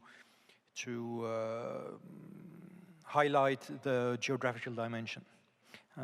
I believe that our experience is that North America and Europe really have completely different approach on the subject. I would say that if I wanted to summarize the way I perceive the market, I'm wondering whether European investors are not always losing time by trying to answer the question, is this innovation good or bad? Whereas the US usually approach an innovation by checking whether it works or it doesn't work. And if it works, they want to take advantage of it. And this is really, you can't imagine how huge the difference of approach is from institutions in the US and institutions in Europe. I don't know any institution in the US which is not invested already in crypto, either directly or at least, via private equity deals. I don't know any of them. Whereas in Europe, generally speaking, it's really far from being the case. And the test they try to answer is, does it work or not? And if it works, how can I take advantage of it? And it's really something which is completely coherent with the job of an asset manager. We are not here to develop solutions. We are not here trying to understand the tech, etc. But we want to take advantage of some new vehicles that will allow our clients build an exposure to a new sector, if I may say so. Our approach to DeFi, we always start with an investment thesis. So the first investment thesis we wrote, it was in 2016, it was about the Bitcoin. The second investment thesis that we wrote is about DeFi. And our approach to that is we believe that in fact a huge quantity of wealth has been accumulated into crypto. And whenever you have an accumulation of wealth, you need service for this wealth. And what's very funny, it is that the usual financial institution refused to serve this wealth. And when you have a need, and in front of the need you have a vacuum, you know that nature abhors vacuums, you will have directly an ecosystem that will grow in a random fashion with only one extremely wise organizer called Darwin that will try to fit the needs of the investors. What is the job of a banker? If you think about it from a conceptual point of view, the only job of a banker is to provide leverage. To whom would you provide leverage? To people that are already wealthy. And this is, in a way, what DeFi's first job is about trying to accomplish. It's about really finding people that have assets and providing them with leverage. And you have this new ecosystem which is developing. The only difference between this ecosystem and all the previous one, it is the speed of growth, because usually it takes either billions of years or hundreds of years, or for the car making industry, 50 years or 60 years. Here, every year, it's a complete revolution. So it's really something which is fascinating to look at this ecosystem and try to take advantage of it via our job, which consists into investing. Thank you for sharing your thoughts. Very interesting on the evolution side. Well, the big elephant in the room, right? Like how decentralized exchanges and centralized exchanges like Binance can coexist. It would be great to hear, team thoughts first on what are the advantages and disadvantages and how both can coexist in the long term, right? Yeah, this is a big one. So you know what? I'm gonna invoke for a bit of fun something I call the Casablanca principle. I don't know if any of you have heard me talk about this before, but it serves a purpose. And trust me, it'll sound like I'm going in a completely different direction, but I'm going to the point here. So think of Casablanca, the movie, which is a great movie, right? One of my favorites. 1947 that was made, right? That intellectual property, that asset is an asset, movies is an asset, was first produced on the medium of celluloid in film. And with time, things evolved and the mediums have changed. So we went from that to Super 8. We went from Super 8 to Betamax and VHS. And then we went from there to Laserdisc, if you guys remember that. I actually used to have some of those. And then you go to DVDs, and then you go to Blu-ray. And you get to Blu-ray, and you remember Blu-ray, which I believe you can still buy. It's great. It's this fantastic digital medium. It's really digital, and it's high quality, and it's high definition, and it's got all that stuff on it. And ultimately, we then went to this next step, which was streaming, and we created an entirely natively digital ecosystem for the production, the distribution, and the viewing of the asset, Casablanca. So, notwithstanding the fact that the original asset wasn't natively digital, now you transfer it to digital and its entire life cycle is managed digitally. The point here is the move from Blu-ray to streaming was seismic and rapid in its dramatic effect that it had on the industry of producing movies, distributing movies, and viewing movies. If you know that industry, and so it's a good example because we all live and breathe it, it was dramatic. It just changed the game in all of the above and how we buy movies, etc. So what has this got to do with the sex versus dex question? Well, if you believe, like I suspect everybody here would believe, if you're here, you probably believe it, that financial services is about to go through its same Blu-ray to digital native streaming moment, and that we will have a seismic shock to how services are delivered, how we as individuals, as corporations and governments transfer value and engage in financial services, and indeed, as you've said, gain leverage and get credit from institutions, which I think we all do, then the question of liquidity becomes central to that. Now, if you look at the movie example, it's less obvious, but the ability to have a phone and not have to go through the middleman of having to go to a store and buy a DVD and put it in a machine was pretty material in democratizing the access to that, and we all now see that value. We're kind of in that same journey with sexes and dexes. What's really interesting and different, though, about financial services versus movies is this core notion of liquidity, and therefore the answer to the question of can they coexist, will they coexist, will there be a winner or not, is that actually I think you have to get into the nuance of all movies are the same, a movie asset is the same, and so every platform can have all of them, and if someone chooses, if 100 people choose to download or 1 billion people choose to download, it really comes to the same thing. Not all assets in general, in crypto, but even in general, are the same. There are liquid assets and less liquid assets. If you look at bonds, some of them trade on exchange, some of them trade OTC. If you look at equities, some of them trade on exchange, some of them trade OTC. So it's going to be the same in crypto, but now we've got this new DEX opportunity, which undoubtedly, when securities go to this digital native medium, we get true tokenization and digital securities, they should, in many respects, transfer to a DEX in certain situations. You could argue it's a bit like a dark pool. These things have kind of existed in some ways in the past. So the answer is we need them all. we need all these tools. We need more DEXs, we need more efficient AMMs, we need more players, because more players means more liquidity means better price discovery means better pricing for all of us, better transparency. That's good in general, right? It's not so good for fattened intermediaries, but that's the thing we're trying to get rid of. So we will need the Binances, we will need the evolution of London Stock Exchange, whatever that becomes. We will need Uniswap and SushiSwap to continue to evolve, and they have to evolve. DEXs are really in their V1 1.5 moment. I bet 5 years from now, we'll be talking about DEXs in a different way, especially when the institutions come. So it's fascinating when you think in that Casablanca principle context, we're gonna need it all. These are welcome tools to deploy. Thank you for sharing. Yves, what are your thoughts on Binance? How can Binance play a relevant role in the DeFi space also? Binance specifically?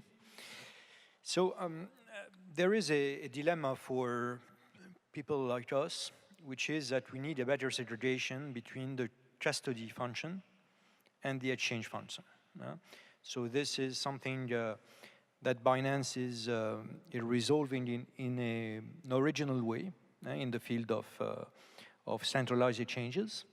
For us, as soon as, usually when you were talking about the London Stock Exchange, whenever you trade with the London Stock Exchange does not at any single moment have custody of the assets you provide them with. You never, when you are a fund, a mutual fund, and you trade a stock, you never carry the credit risk of the London Stock Exchange. So for institutions, I'm not talking about retail, the unbundling between the custody function and the fact you're in exchange is something which is not yet advanced enough in our mind in most of centralized exchanges. And we are obliged always to find a tailor-made way to access the central exchanges in order to really segregate between the function of exchanging and the fact that you will or will not carry the credit risk of the central exchange. Yeah, well, it's a good point, and I think that the custody angle is definitely important for institutional investors to participate in the space. For the last question, and we have 7 minutes, and I think it's very relevant. Regulation for crypto as a whole is very crucial. Decentralized exchanges regulatory framework is still nascent. How do you see them positioning or moving towards an increasingly regulated crypto trading space in Europe? I think, Oliver, you are a regulated entity in Europe. It would be great to hear your thoughts on this and how you envision the progress. Sure. So to start with, at Applo, we're really for regulation. We think that a well-built regulation can help foster innovation and investor protection in the space. That being said, if we focus on MiCA, which is the upcoming regulatory framework for crypto in the European Union, there are a few interesting pieces in the text. The first one, there's been talks about limiting the transfer of stablecoin to $200 million per day for any specific stablecoin.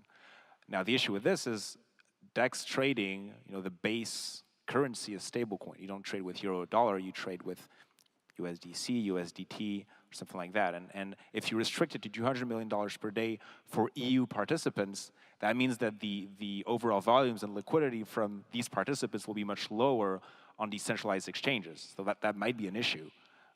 Another key piece of the text is how decentralized stablecoin emitters might have to register a legal entity in the European Union in order to distribute their stablecoins. Again, the issue with that is that many of these decentralized stablecoin players might not want to do it. And so those base currencies would not be available for retail participants. So that's another issue that's not directly DeFi in the text, but it still has an impact.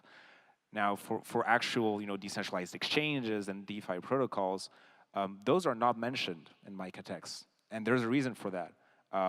They were initially, but a lot of advocates in the crypto space pushed to have it removed so that it would help foster innovation from smaller players. And while that's a really good idea, it's a double-edged sword, because that means that since there's no mention of DeFi indexes in MiCA, there is still a chance that down the line adverse regulation comes down, and maybe in a surprise mode, and that could hinder innovation from smaller players in that space.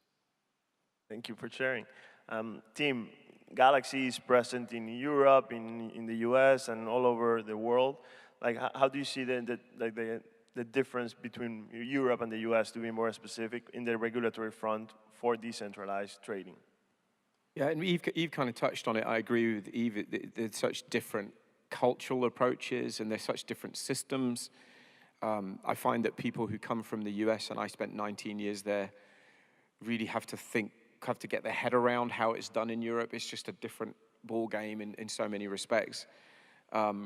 So there are entirely different approaches. I think to be somewhat sanguine about it, I think you have to be balanced, right? On the one hand, and I think this is true just of the space that we're in, we've come so far. I mean, the merge today is just sort of like, wow, that was 4 years in the making. Look at that. Another victory for all of us, and now we can move forward. But and you've got things like BlackRock, Coinbase. You've got these huge announcements that demonstrate, and there's just 2 examples, but there are so many, that we've come so far that the adoption is happening. There are hundreds of millions of people engaged in this space, millions of wallets, et cetera, billions and billions of volume. But on the other hand, we've got so far to go. There's so much left to be done, and one of the big areas is to get some level of harmonized, consistent regulatory framework, and until we have that, it's going to be a challenge for large pools of institutional capital to get involved. And I would argue it's also going to be difficult because you rightly point out, I'm totally with you, like everyone often forgets the stablecoin element, like just cash, just representation of cash alone is still quite in sort of some debate, and that's the lifeblood of any kind of economy globally. How are we going to figure that out? I think to be sanguine, though, to be positive for a second, you have to recognize that in the US, it's such an active dialogue at the top of the house, all the way to the president, down with the executive order that we had earlier this year. Now it's slow, and Gensler likes to kind of dig his heels on a whole bunch of stuff, and others. But at least it's an active dialogue, and it's very, very real. In the UK, as an example, it was great to see Liz Truss, the new Prime Minister, follow up on the previous regime's statements about wanting the UK to be a crypto hub. We welcome that. London should be. It's just natural because it's such a big financial center. But it lacks a little bit of clarity, but like that's a positive statement. Look at the fact, look at where we are. We've got Binance regulated by Paris. That was a huge thing that was heard. Now that shot was heard around the world in April. What a great statement from France that they really want to engage. And Germany and Switzerland and other regimes. Actually, on balance, everyone's moving in the right direction. And I think that's a good thing. I think it's going to take a while. But hey, I'd rather be here than where we were 2 years ago. And by the way, I just want to try something cool. Is this going to work? Look at that. I'm going to take a picture of myself on the screen. No one will believe me otherwise. Thank you. Oh, thank you very much for all your comments. It's been great having you here, and yeah, enjoy the conference. Thank you.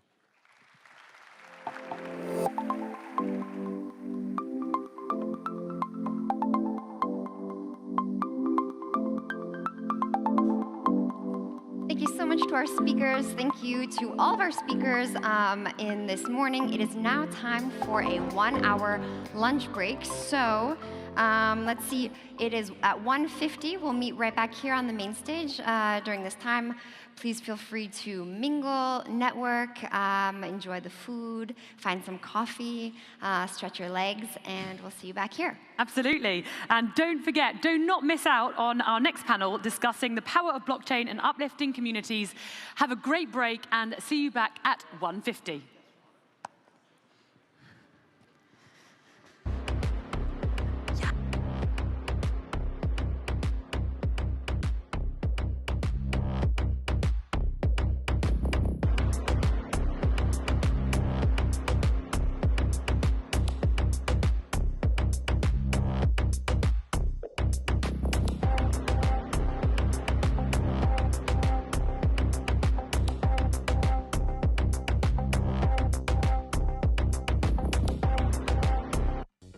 Join BuySwap events, spin and win. Take part and get great gifts from the top 2 DEX on BNB chain. Join BuySwap Grand Event. Fulfill all the conditions and get a chance to win the superb prizes.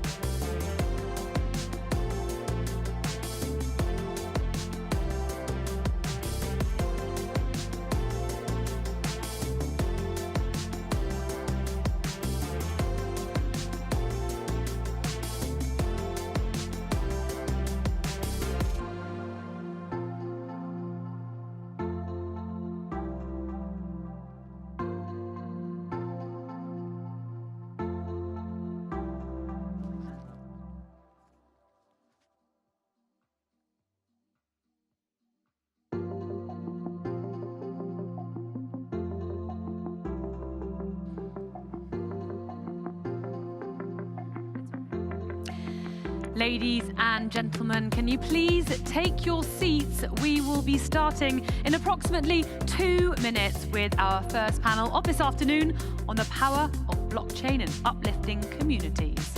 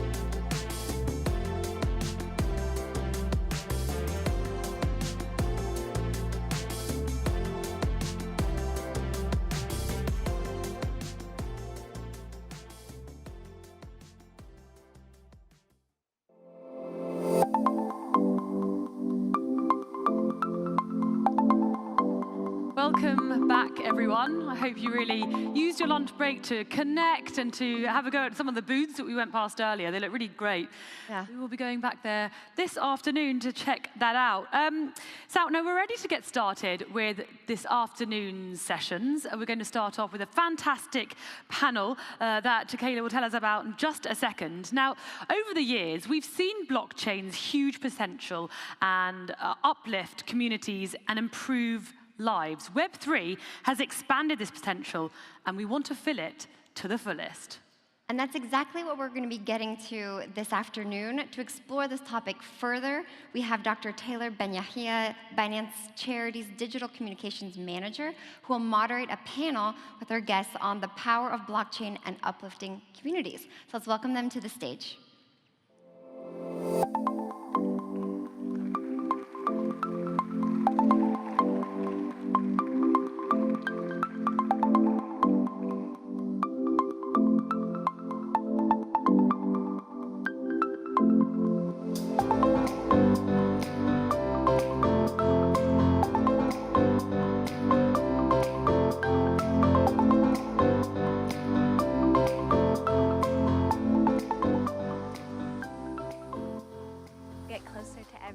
Hello, welcome. Thank you so much for being here. Before we dive into this amazing panel, I do just want to say that we were normally supposed to have Fereshteh Forough, founder of Code to Inspire in Afghanistan, as well as Elizabeth Lee, Deputy Director of Binance Charity with us. Unfortunately, they weren't able to be here due to some travel issues. We're very sad to not have these two incredible women, but very excited to get into today's panel. Yesterday, we saw so many incredible examples of how Web3 and blockchain technology are really changing the social sector. Scott, I think we'd really love to hear what's being done at Mercy Corps in the humanitarian sector with this new technology. Great, thank you, Taylor. Hello, everyone. I'm Scott Onder. I am the Chief Investment Officer of Mercy Corps, which is a humanitarian aid and development agency. We work across 40 countries in some of the biggest crises that are happening in today's world. We have a team of about 5,000 people, and we work side by side with people that are working through poverty, crisis, and other challenging situations. I personally am leading Mercy Corps Ventures, which is a venture capital fund, and I set the global strategy for all of our crypto and Web3 initiatives and investments. So we invest in companies that are operating in emerging and frontier markets. We have about 40 companies in our portfolio currently, and we pilot test different real-world use cases for crypto and blockchain technologies in these emerging markets. In terms of the topic of the panel today, in terms of uplifting communities, we have an investment thesis that really focuses in on resilience and finding entrepreneurs that are building the kind of more resilient solutions that are going to help communities thrive in the face of adversity. So whether it's the climate crisis, financial exclusion, conflict, other disasters, we see a number of crypto and blockchain companies that are really stepping up. In 3 different areas, really. So in terms of like leveraging composability, the interoperability, and kind of permissionlessness of blockchains, we're seeing that really affect humanitarian aid and how that's operated and delivered. We see it providing economic opportunity to unbanked people that are left out of the global economy. And thirdly, we see that Web3 and regenerative finance can create coordination mechanisms and incentives to address the climate crisis. So in all 3 of those areas, we're very active. We have an active portfolio of startups that are working. And maybe just briefly in the humanitarian context, we see when a disaster strikes, crypto and blockchain rails can be highly effective for delivering cash to people that are affected and often displaced by conflict or disaster. So we see certain enhancements to the efficiency of sending that cash to people in their digital wallets. There's more transparency because it's on the public ledger. We see greater settlement speeds, faster payments, and all those make such a difference when somebody's really in that crisis moment. I'm interested to hear from Max and the panel here about how these types of solutions are being used in Ukraine, for instance. And then beyond that, I think once you've sent a payment to a person through their digital wallet, hopefully it's an unhosted mobile wallet, they can then transact and begin using that across a range of different financial services that can improve their livelihood. So maybe we'll come back to those later in the conversation. Oh, thank you so much. I think we love hearing those kind of real-world use cases that have such an impact. And speaking of resilience, so Max, you're leading the Ukrainian Ministry of Digital Transformation. I think as the ministry's name implies, you all are quite open to new technologies and adapting those. Maybe you can touch a little bit on what you've seen in the social sector in Ukraine with these new technologies. Sure, thank you. Hi, everybody. I'm Max. I'm just responsible for this virtual asset project in Ukraine Ministry of Digital Transformation. And when I joined the ministry, what we saw is even before the war, Ukraine had one of the biggest adoption rates because we got undeveloped securities market, not so much trust in the banking system, and also the level of technical skills is quite high among the population. But now, especially with the war and crisis, governments and public is getting even more receptive to the new technologies, and we see huge innovation potential, like in fundraising, in remittances, and in the public infrastructure, like registries, because we got a lot of cyber attacks, and that's one of the directions to work. So I'm also quite enthusiastic about the potential of the self-sovereign identification services, things like certificates for education, like NFTs and stuff. We're big believers in the power of education. In our vision, by 2030, we would have more than half of our population having practical Web3 skills, as well as financial literacy. So, that's how we see it. Oh, that's fantastic. Thank you so much. In talking about the Ukrainian context at Binance Charity, we wanted to do our part to help in, aiding the crisis. So we worked on the crypto-based cash assistance program for IDPs and refugees, as well as the Binance refugee card. And we want to take that even further, looking at how we can turn this into research and going further in education. So Andre, you are a professor who is really in the crux of this finance, technology, and so much more. Maybe you can tell us a little bit more about what changes you see in the educational sector thanks to Web3 and blockchain technology. Thank you very much. Thank you for having me here. I'm a bit of an accidental professor. I became interested, I joined academia a while ago now, or 10 years ago, but before that, I spent a lot of my time trying to answer a question, why do financial markets break down all the time? You don't really design something like that. Financial markets are human-made. They're not rivers, they're not mountains. This is something that humans make. Humans are very good at copying, and so if something that is working somewhere else, why not just copy it and make it work? Because in countries where financial markets work, people live better, businesses do better.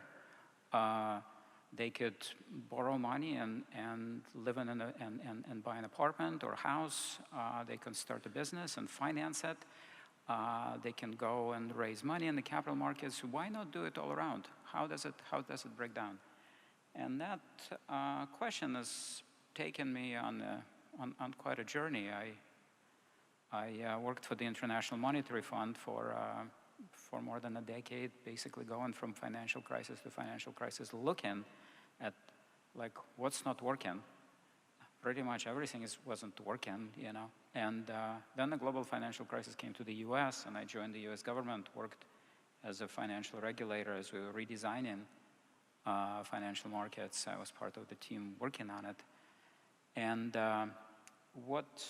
and then my colleagues from academia said, look, you need to come back. You know a lot about that, so you need to teach students, you need to write papers, you need to make sure that that knowledge stays in the profession. So what is the knowledge that I'm trying to communicate? And the knowledge is that humans are a weak link in financial markets. Humans are always cheating, lying, trying to steal, they need to be paid bonuses, they need to be incentivized, they get sick.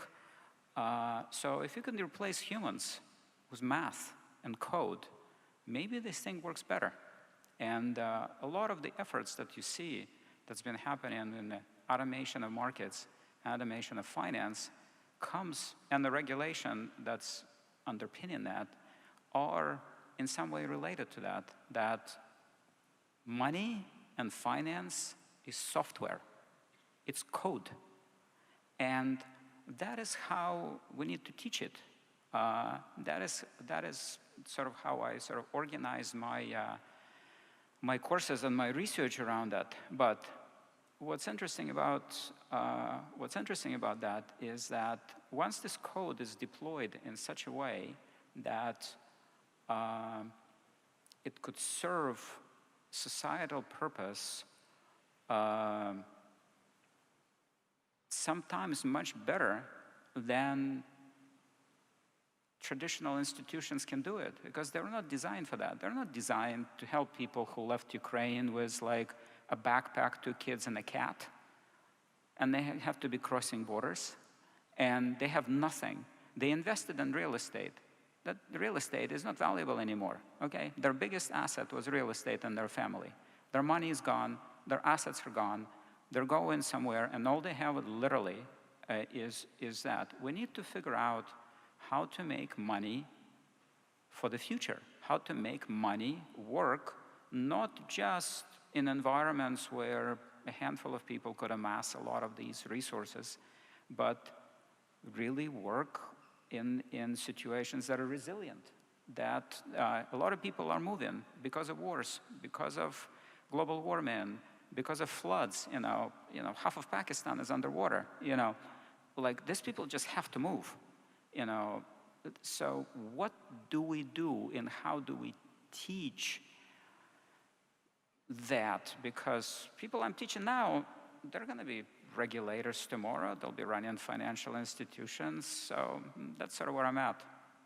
Oh, that's fascinating. And I think so much of what you're describing has fueled the way that we see this kind of crypto-based cash assistance, where it goes directly to the end beneficiaries in a way that's very quick, with minimal fees, that's so traceable, very adaptable technology. And I know, Max, you've seen a lot of these real-world use cases in Ukraine and the impact that it really has had on uplifting that particular community. Can you share some of those with us? Yeah, of course. All of that nice Web3 infrastructure is for sure seen as a public good for us. And one of the biggest examples is the fund of the Ministry of Digital Transformation. Could you imagine people from all over the world sent over $60 million to the government-led fund? And that was like a robust, secure, transparent, efficient infrastructure for procurement. And that's not only government, it's private initiatives like Unchained Fund or Ukraine DAO. But also I can't not mention and thank you for your initiative with 10 million for the refugees and IDPs for Ukraine. More than 15,000 people served. And can you imagine people like, as you mentioned, like they live in maybe with small amounts of cash that won't be accepted somewhere. It's hard to make payments or register a bank account really fast, especially in such circumstances. So it was really like a saving fallback plan B for many people. So that's for sure is one of the ways it helps. Thank you. Oh, incredible, thank you. Maybe, Scott, do you have some use cases that you might like to share that you've seen in the Mercy Corps context as well? Yeah, happy to share a few examples. We actually worked with Binance Charity a number of years ago in a refugee context in Uganda. Uganda hosts over 1 million refugees, many from the South Sudan civil war.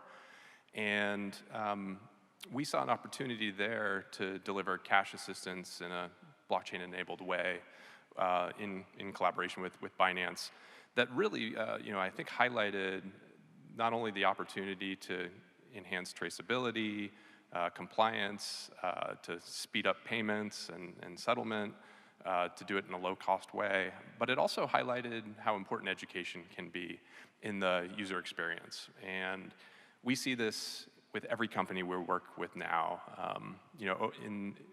To Andre's point earlier, the potential for crypto and Web3 solutions to kind of change the substrate of global finance needs to happen. 1.7 billion people are currently unbanked.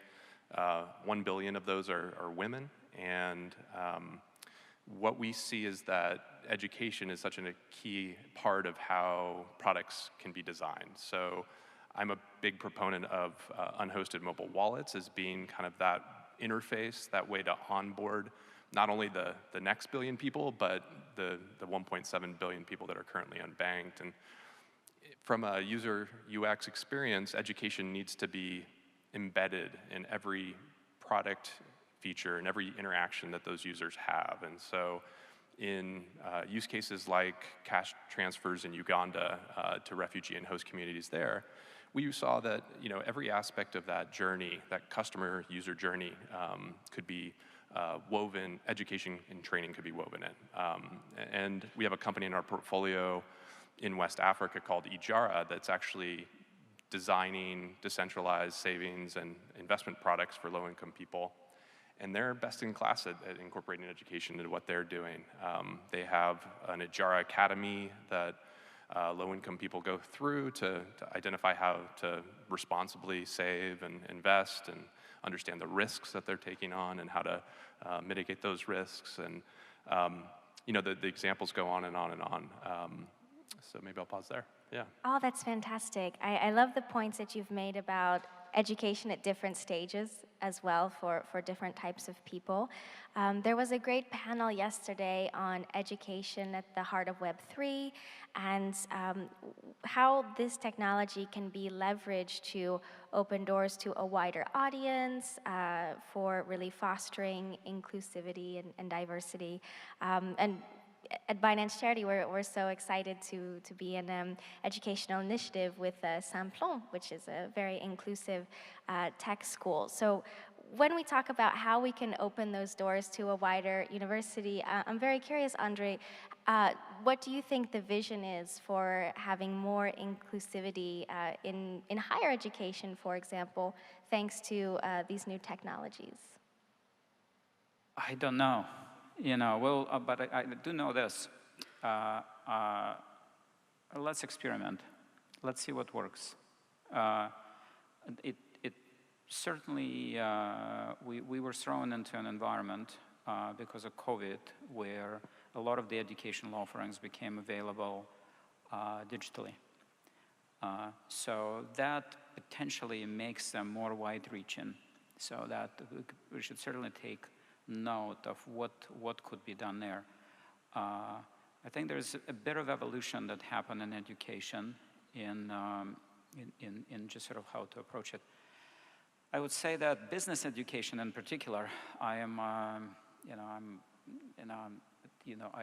can't really claim,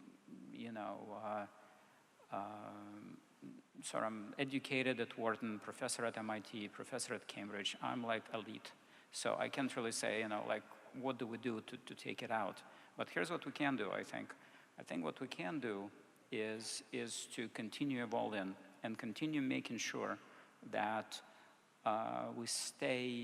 we develop content and get it out there and see how this content sort of sticks. One of the things, for example, that I see Binance is doing, Binance is an unregulated provider of financial services, is engaged in a lot of experimenting with different types of asset types that have previously not been known.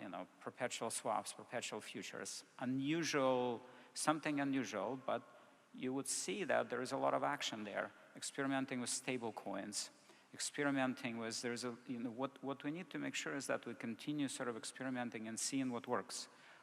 Because the traditional provision of these services is either very concentrated to just a handful of those who can afford time and financial resources associated with acquisition of this education, or it's provided at kind of like popular level that's kind of doesn't get you very far. It's just sort of, I think there's a way for us to use digital technologies to experiment. I think people could see, I personally feel that you can use the smartphone without knowing all the bits and pieces of math and software underneath it. And you can build apps on top of it, right? So that's kind of what I'm thinking of, there's some core, and then on top of it, you just sort of build. Let people experiment. Let people go outside the box. That's where I sort of think we need to be. Again, these are not, many financial institutions are thinking about that. And last point, sorry, I spoke too long. Very, very important point is values. Let's make sure that we have the values embedded in our education that are our civilizational values, our values that have to do with openness, that have to do with democracy, that have to do with accountability.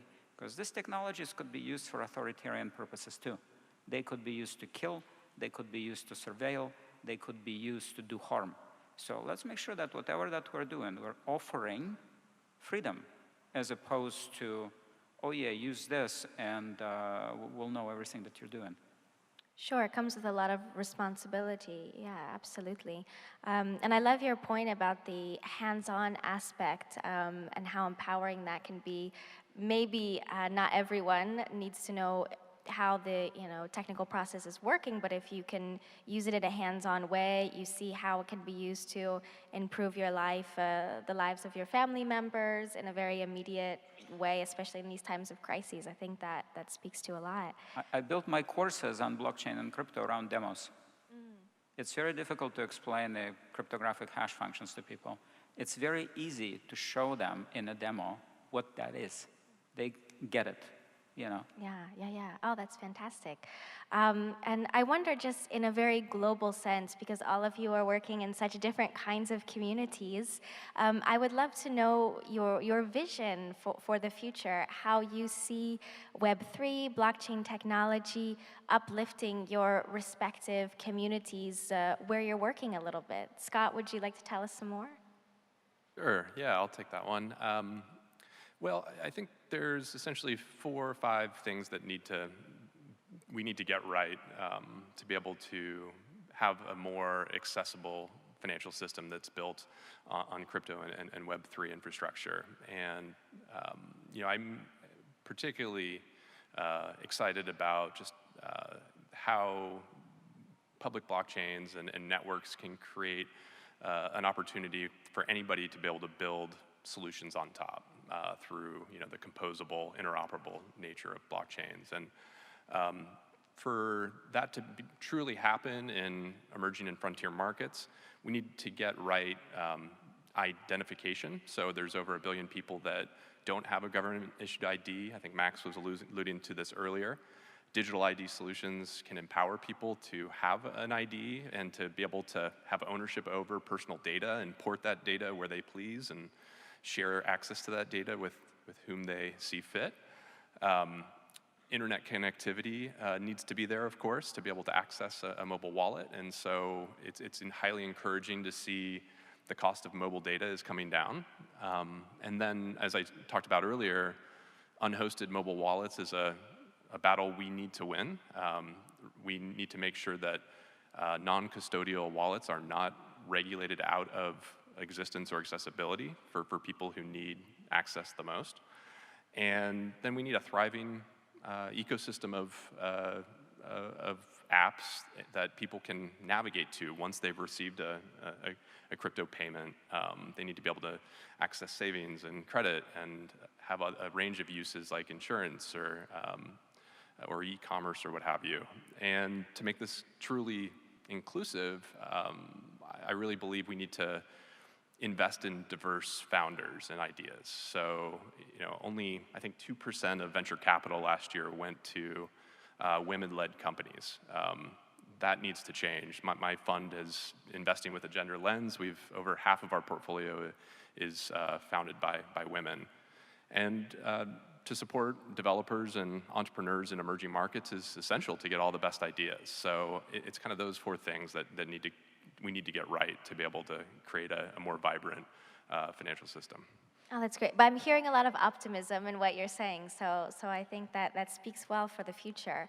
And Max, how about you? Do you have a bit of a vision of how you might see Web3 and blockchain technology uplifting the Ukrainian community even more in the future? Yeah, of course. Well, I'm quite bullish on the decentralized autonomous organizations, like digital cooperatives that can bring more equality and adaptability to the organization, especially when the property rights would be also manageable through that. I'm really looking more into the regenerative finance, like taking blockchain out of a problem to a solution to our environmental and sustainability issues, and also things like decentralized science, where we can democratize the access to the important intellectual property like longevity research. I think in the long run, that would be among the major innovations in the space. Oh, fantastic. And Scott, I just wanted to add on to that. I know you've also worked a bit in regenerative finance as well. Do you want to add a bit to that? Yeah, I think we're seeing just the beginning of just how high potential regenerative finance can be to address the climate crisis by creating incentive structures and solutions related to taking care of our natural resources, reducing carbon, and finding ways to enable communities to create new income streams that will improve their livelihoods to do so. So we've invested in a range of companies that incentivize communities to take care of forests, of their natural resources, to practice adaptive and regenerative agriculture, by basically connecting those carbon offsets to carbon credit markets, and then connecting those carbon credits on-chain, tokenizing them and putting them on-chain. It's enabling smaller projects to take place, which we're really excited about. So projects in Africa and Latin America that might not have been able to receive financing just a few years ago, now can find ways to get up and running, and also provide that kind of carbon offset income stream to those communities. So that's just one area where we're really excited. I think a theme in everything you all are saying is that we need to have something in place that's full circle, so not just the financial services, but how can they actually be used once they're received? Can we have these different programs in place, whether it's regenerative finance, education, reaching out to the community in some way? So it sounds like a lot of optimism, but a lot of work to be done as well. Andre, maybe a final word on your vision for how you see this new technology, perhaps in the education sector. You're working with young people on a daily basis. So what I'm seeing is that I think we've passed the threshold where digital technologies, including in finance, in communication, where technologies that in some way were digital representations of three-dimensional physical reality. And we've crossed the threshold into the environment where digital interactions actually precede physical interactions. And once you're in an environment where digital interactions precede physical interactions, so sometimes, people go on, dating apps, and their first interaction with each other is actually not three-dimensional, but digital. They interact digitally, and then they decide, what they want to do about it. There are ways in which people meet, the way in which people communicate, the way in which people interact, consume content, produce content that is digital. It starts out digital as opposed to physical, and then it's no longer something happens in the digital domain, and then it has in the physical domain has a digital representation that actually happens there. And we've passed it, we've crossed that threshold, and I think we're moving into the environment in which more and more of these interactions will actually not even go into the physical domain. They'll just stay there. And they will stay there, and as they stay there, we'll need to rethink, and we are already rethinking, as we begin, continue, and end interactions, creation of value, creation of content, creation of knowledge, communication, consumption in a digital-only environment. What does it do? How does it change? Where Web3 comes in is that in a digital environment, it's very difficult to maintain scarcity because computers are very good at creating exact copies. So blockchain comes into that, in that you can have digital scarcity. And building on that, building on digital scarcity, and the scarcity of some of these experiences is happening, right? We're seeing that, but I think that fundamentally we're entering into the environment in which we will begin, continue, and end some of our sort of human journeys digitally. Powerful thoughts. Thank you so much. Well, I think it's the perfect note for us to end on today. Thank you so much to our panelists. It was such a pleasure to have this conversation with you. And thank you all so much for listening. Thank you. Thank you. Thank you.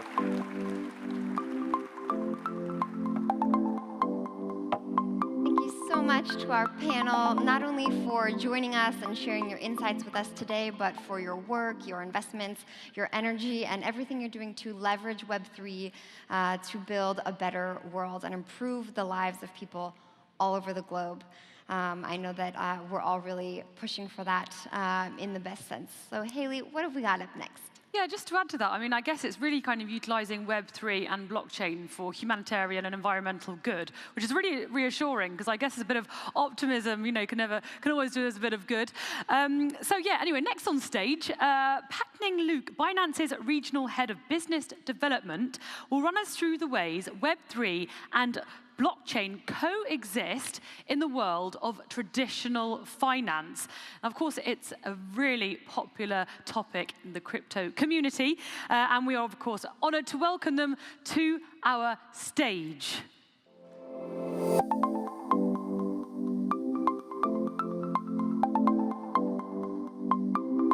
Let's give them a warm welcome.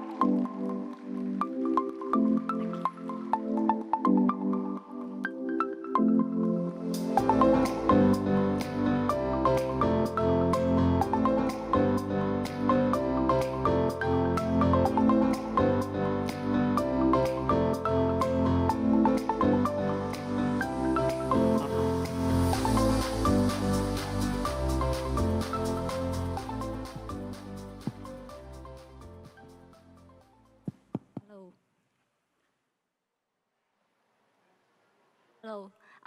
Thanks for everyone's time. My name is Patning. I'm working in Binance Pay. I'm the regional head of business development. So today, very happy to have all the panelists here with me to discuss about the traditional finance and also the new finance. And then here, maybe we can start with have everyone introduce themselves first. Danny first.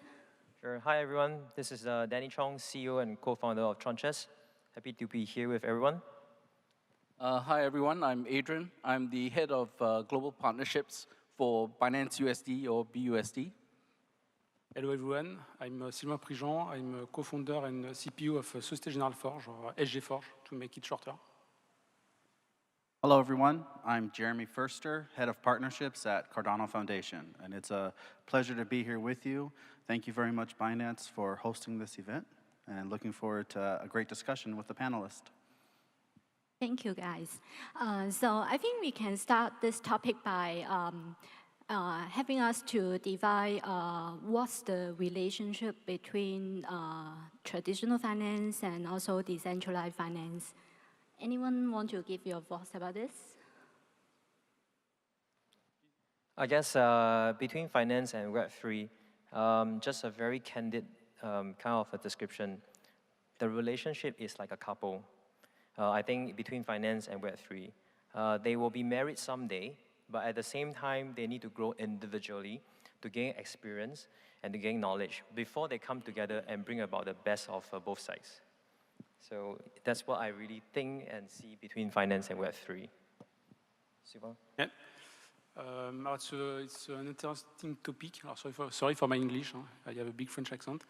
But as you know, I come from Société Générale, and we started Société Générale Forge in 2018.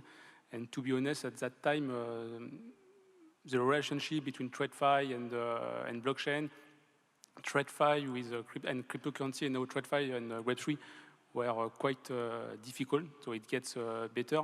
But there is one simple reason, I think, is for a TradFi, the dream is to become a DeFi. Because everything could be on-chain, everything could be, you can have settlement on-chain, maybe tomorrow if there is a stablecoin.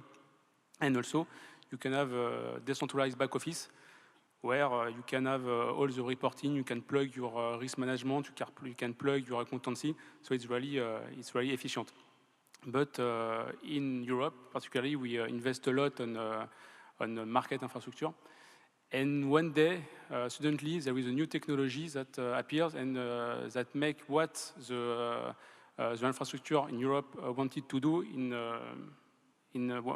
suddenly. So, except before there were a layer of custodian, of central security depository, and now the blockchain could disrupt all this market infrastructure that was put in place in order to make all the market, the financial market secure, and maybe could disrupt it. So the relationship are quite hard, but there will be collaboration, and with formation, And we spend a lot of time in Société Générale Forge in order to educate compliance, to educate risk, but also legal.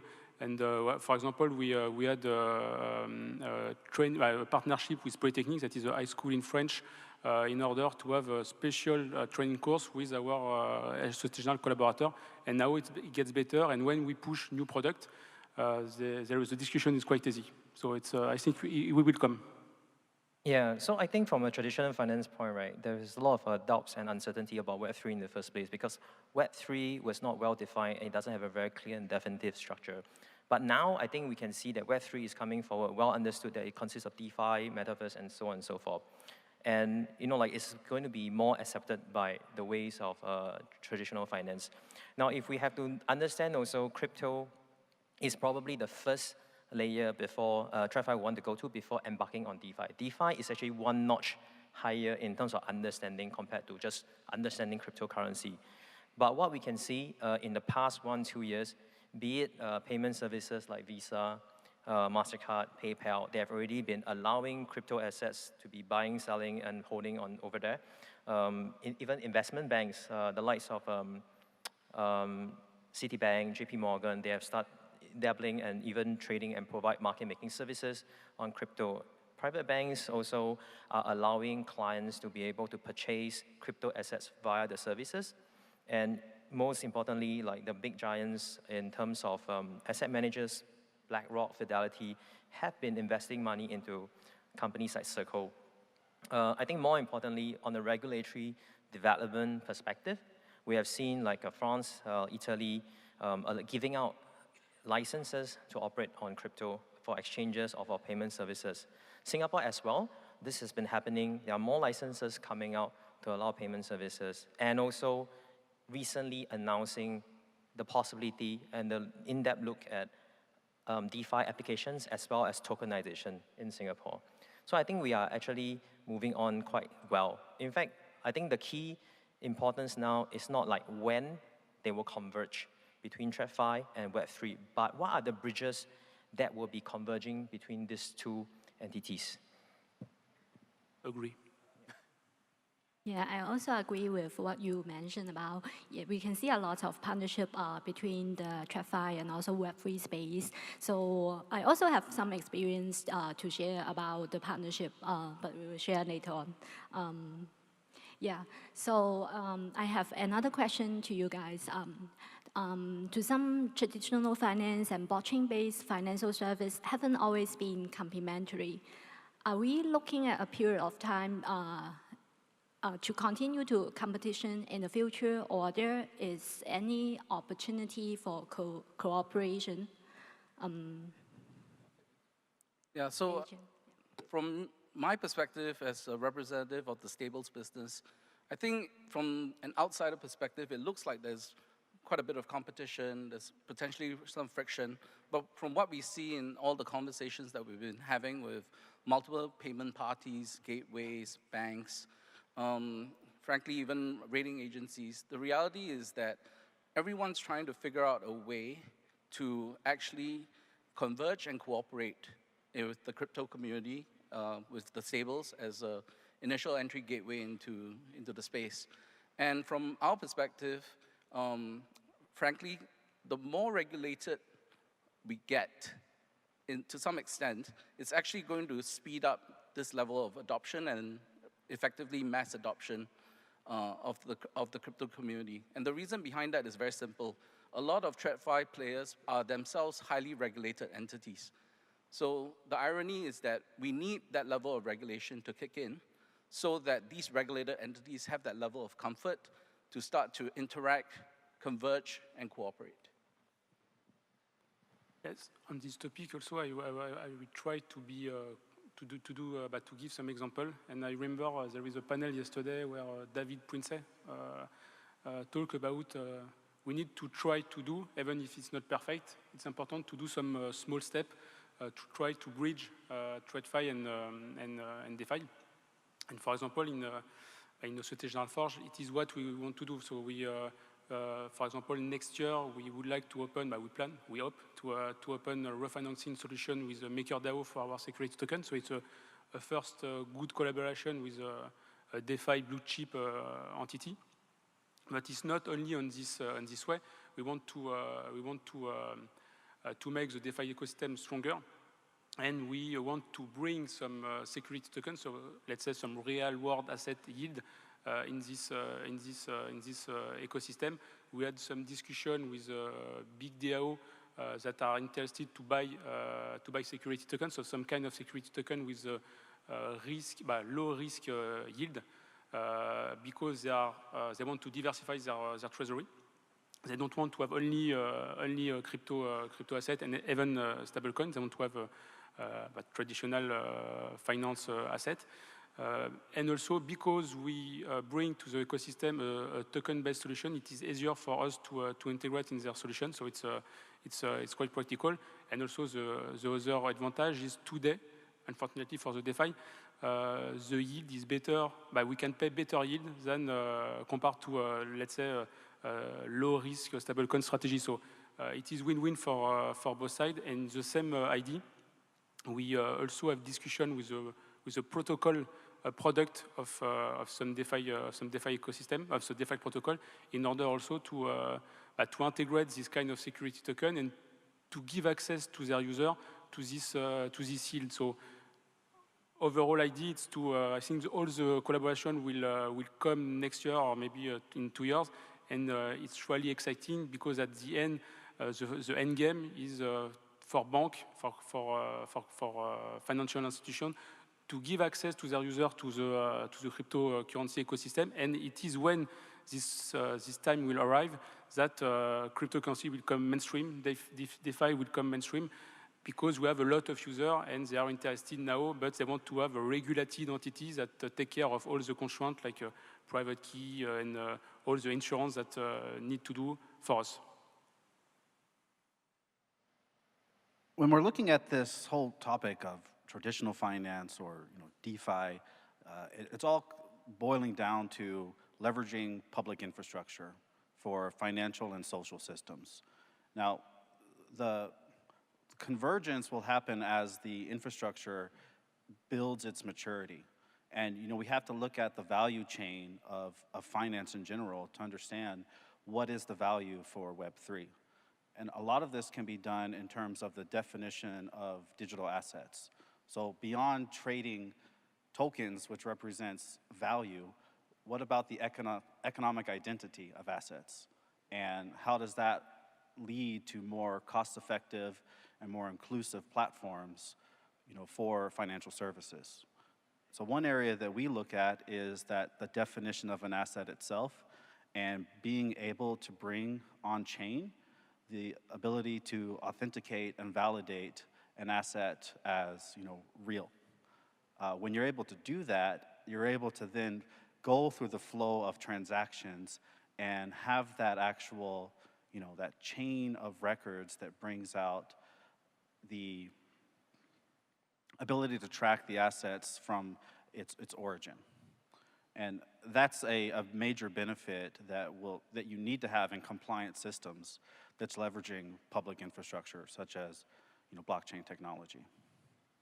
Yeah, that's very interesting to use how traditional finance use blockchain technology to validate the assets. So it's very interesting for the two space to work together. And then personally, because I'm working for payment, we also partner with some traditional finance institutions like Visa card or MasterCard to launch our card program.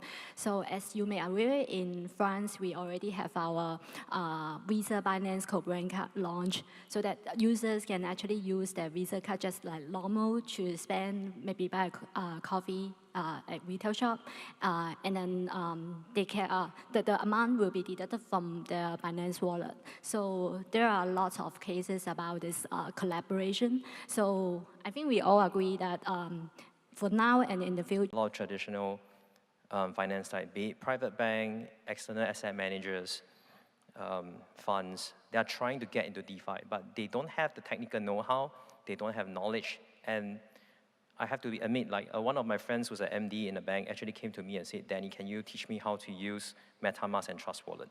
So it's as basic as that. There is that definite lack of knowledge on how to proceed. On the other hand, there is DeFi. Very good in what they do. There's innovations coming out. There are products that I think is of very good value, but not strong in marketing, and definitely has no way to kind of bridge into traditional finance. So what do we actually need? We actually need an intermediary. Hopefully this intermediary can be also regulated and will be the entry point that allows all the traditional asset type of institutions to be bridging into DeFi. So what do I mean by that? Like if you're asking some portfolio manager of an asset fund to go and use a wallet to do auto-staking, compounding, and make sure that he's on the correct chain, blockchain network, he's going to struggle. But if there's an intermediary who's licensed and who provides mark-to-market on a daily basis for them, who actually helps them convert from fiat into crypto and crypto back into fiat when they want to, obviously that sorts out all the problems that they have. And at the same time, when these institutions are investing via this intermediary into DeFi, they are also gaining knowledge and experience themselves. So this intermediary perhaps is a very important medium that we need to consider looking at having. And maybe that can come with the help by regulators also to ensure that there are intermediaries who can help deliver this. Someone to govern, someone to look after the experience into DeFi, and someone to actually help grow and educate as well. Yeah. I totally agree with you. And in EG4, we want to be prepared for this. So we want to tomorrow, if we will be allowed to offer cryptocurrency to our customers. So it's not the case today. That's why we are on security token. But we want to build this infrastructure in order to be ready. And for example, we have a partnership with Metaco in order to bring this kind of asset and all the security. And that's why when I see the question, the first use case, and I think is the case for all the banks, is custody. Custody is really the basis for the integration in order to offer all the security to our customer. And after that, of course, there will be, as you said, stablecoin is an important brick, and maybe we can have a word on this later. But custody and stablecoin for me the two main points today. And after that, it will be a lot of use cases around that.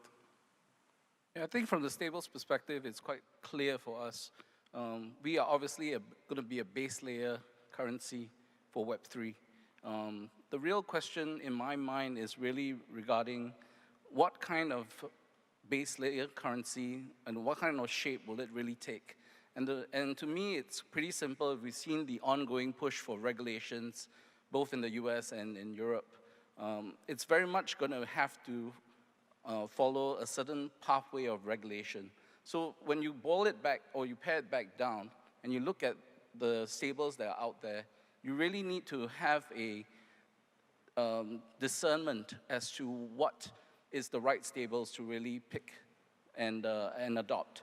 And the reality is that whether a stable is regulated or claims to be regulated, there's a lot more investigation and due diligence that needs to go into play. Does it have a primary prudential regulator? Are the reserves properly managed in safe cash or cash equivalents? Are they audited? Do they have monthly attestations? These are just little points that actually don't seem very, very important at the outset, especially when the markets are strong. But when you have situations where we saw in the last couple of months of what happened, they start to take a real sense of importance. And I also like to point out that in certain cases, you really do want a bankruptcy remote structure, which is something that we are quite proud at BUSD to offer. Because at the end of the day, you really do not want cross-contamination risk when the issuer, if the issuer ever faces a problem. So some of these just key points that we actually look at when we evaluate both our peers as well as the services that we are offering to our end users. Regulations is a very important topic, and it really requires collaboration within market participants. And so at Cardano Foundation, we're always promoting that there should be frameworks which are efficient and future-proof. Because when we're looking at the space for digital assets, it's not just stable coins, it's also cryptocurrencies, it's digital assets, it's NFTs. If we're looking at the type of blockchain you're using, it's how do you view staking rewards, or how do you actually have a system to evaluate the different types of blockchains that are proof of stake or proof of work blockchains. And the space will only continue to innovate and diversify, which is good but challenging. And that's part of, I think, why we're here today, is we all represent different parts of that value chain. And we are all the users and the benefactors of seeing blockchain technology become more mature and become more adopted within regulatory frameworks. One side of this that's commonly not talked about so much is actually how traditional finance can leverage blockchain technology for reporting. There is a higher demand than ever before on getting information for how funds are being deployed. What is the actual social impact that's occurring here? And there's only so much that you can do within an annual report to actually tell these stories. And one good thing about NFT technology is that ability to create these descriptive stories within a digital asset that you can have third-party validation to say, this is the real effect that has occurred from, this type of finance, or, these assets that's been, collectively bought by groups of individuals, and, seeing that progress that's occurred from this. Thank you. So thank you very much for sharing your experience on this. Then it comes to the next question. One of the crypto's biggest innovation has been stablecoins, as Agent just mentioned. It's taken a traditional finance concept, fiat, and successfully digitally transformed it. And what are your thoughts on the potential role of BUSD and other stablecoin in the metaverse and Web3 world? You just explain a little bit for us. I hope you can share more to the audience here. Yeah, I think from my experience and from what I've seen, essentially, when we talk with regulators and we talk with payment partners as well as banks, the real underlying thesis behind it, or the real underlying use case for it, is ultimately regulated entities want to deal with other regulated entities. It just makes sense from them from a TradFi perspective. And actually, it actually helps in terms of mass adoption. If we look at the universe of crypto or the community right now, on a bullish estimate case, we're looking at potentially anywhere between 5 to 10% of the world population having touched crypto, which means there's still 90% out there. And in essence, to have that level of adoption, to have that level of comfort for the masses to adopt it, you need to have some form of regulation. Now, I spoke earlier in parts about what really defines a regulated stable as from our team's perspective, primary prudential regulator, conservative reserve management, audited financials, bankruptcy remote structures. These are just some of the things that we offer at BUSD. And I think the users have really responded to that, especially given the fallout over the last couple of months, which is why, from a BUSD perspective, we've just breached the $20 billion market cap level. We are now clearly the third largest stablecoin in the world, and we are the second most actively traded stablecoin out there.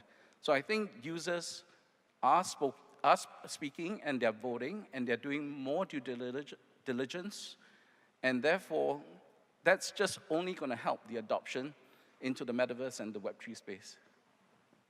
Yeah, on this point, yes, it's really important to have a stable coin that is accepted by all market participants, so accepted by DeFi, but also by TradFi participants. In my business, so we do security token. If I don't have a stable coin, to be honest, it's quite difficult to settle one leg in tokens, the other leg in cash. And today, every TradFi participant are waiting to know what will be the regulation for stablecoin. So as you know, in Europe, there is a big regulation that is called MiCA for digital asset, but also for stablecoin. And there is another one that is called pilot regime for all about security token. So on the security token, the law is quite good because there is a high threshold. I think it's $9 billion for an issuance. But on the stablecoin law, it's incredible because the regulator has been very shy, or I don't know if they want to use DeFi regulation, stablecoin regulation in order to regulate DeFi. I don't know, but I heard a rumor that the threshold would be 200 million. So we cannot do anything with the 200 million as a market cap for Euro token or US token in Europe. So I think there is also a discussion yesterday on this topic, and I get the opportunity if a regulator hear us that you need to do something on stablecoin, because in this case the security token will not explode or will not grow, and the DeFi ecosystem also will be difficult, and at the end we will use other stablecoin in other jurisdiction, and for the sovereignty of Europe is not good. So if you hear me, please do something. Thank you. Thank you. So here comes to the last question. As some of the main facilitator of Web3, blockchain networks play a large role in the topic at hand. Can blockchain networks build up relationship with traditional finance in a way that they have decentralized finance projects? Anyone want to share? So decentralized finance has a kind of organic growth curve to it. There are thousands of entrepreneurs and developers and fintech aficionados who join the revolution in blockchain as they value what decentralized infrastructure can bring. So there is a natural kind of just response to this growing trend. Now, but their views on this is being the early stage innovators, the builders, and trying to understand what type of new solutions has a product market fit. Now, when we're looking at the space of traditional finance, there is an outreach strategy which needs to be made, because now we're looking at mass market solutions and the institutionalization of blockchain technology. And it really requires a direct approach of doing workshops, building in industry groups to help share this education and understand, do these solutions work only on the edges, or can it be something that is really delivered mainstream? And it also depends on the application. So one of the things that I'm happy to announce here is that with Cardano Foundation, we are announcing today a partnership with the National Wine Agency in Georgia, which is to use the Cardano blockchain to authenticate and validate their wines for export markets. Now, that's not just a blockchain native solution. It requires an onboarding system or on-ramp for purchasing ADA in order to make these digital assets work. So is that done in a compliant way, or are you doing an OTC solution? So it's an ongoing conversation of building these relationships to ensure a multitude of applications and use cases. Yeah, if I can add, I think between blockchain networks and building up relationship with traditional finance, there are actually lots of ways to do it. I've already mentioned the one way to do it, which is to go through an intermediary. Now, they can also, of course, go through DeFi, which may be able to produce products that, like a TradFi can use. And in fact, there's other ways in which blockchain networks can go directly and be used by traditional finance. I think one very obvious example is the distribution of maybe a bond. A bond is always like a minimum threshold amount of like how much you need to commit before you can purchase a share of it. But if you are actually doing it over blockchain network, the efficiency of it is high, per block size is small, meaning to say that you both will be able to disseminate to a lot more people, and also per cost of like distribution is much lower. There's also the fact that a few of us have already mentioned earlier, reporting, transparency. Well, this is something that traditional finance needs. This is something that regulator needs. And with kind of a blockchain network able to show all the transaction that's possible, instead of like a traditional investment bank where you need to do manual reporting, perhaps once the transaction is on chain, everything can be sieved out by regulators or whoever wants to look at it transaction by transaction, and using big data analysis, you'll be able to get the information and kind of like the big picture that you're looking at. I think from my perspective, there's also this element of continuous, essentially really pounding the pavement of continuous education with the TradFi space as well. Like you have some very forward-thinking, savvy financial institutions that have already adopted and embraced blockchain, but there's actually a lot of other TradFi firms and institutions that are slightly slower to the pace. And it is actually incumbent on blockchain networks, stables like ourselves, to continue that education effort, that community building effort, to explain to them how we want to approach and grow the broader space. And that actually increases the comfort levels, and with regulation coming in place and compliance with regulation, that comfort level can only increase, therefore the adoption can only increase. Thank you very much. So thanks for all the panelists here to share your experience on TradFi and also Web3. And also thanks for all the audiences here. So it's the end of this session. Thank you very much. Thank you, everyone. Thank you. Thank you.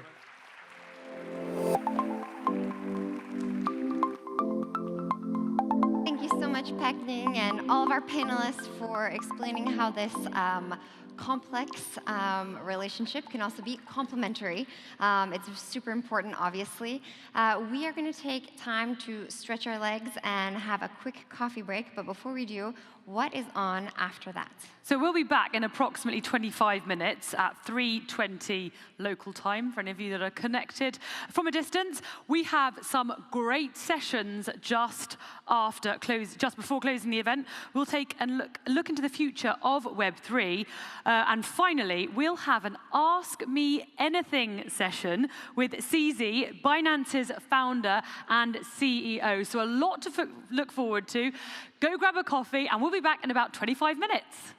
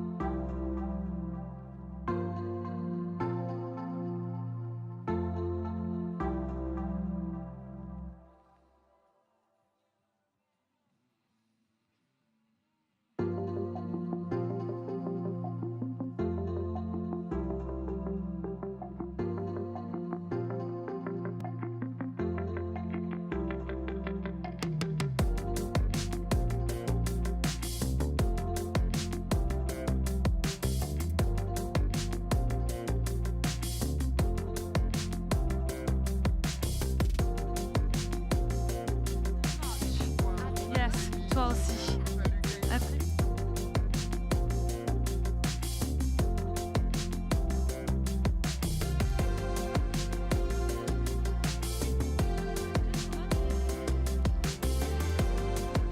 Ladies and gentlemen, we will be starting in 5 minutes' time for our next session on the seamless Web3 future.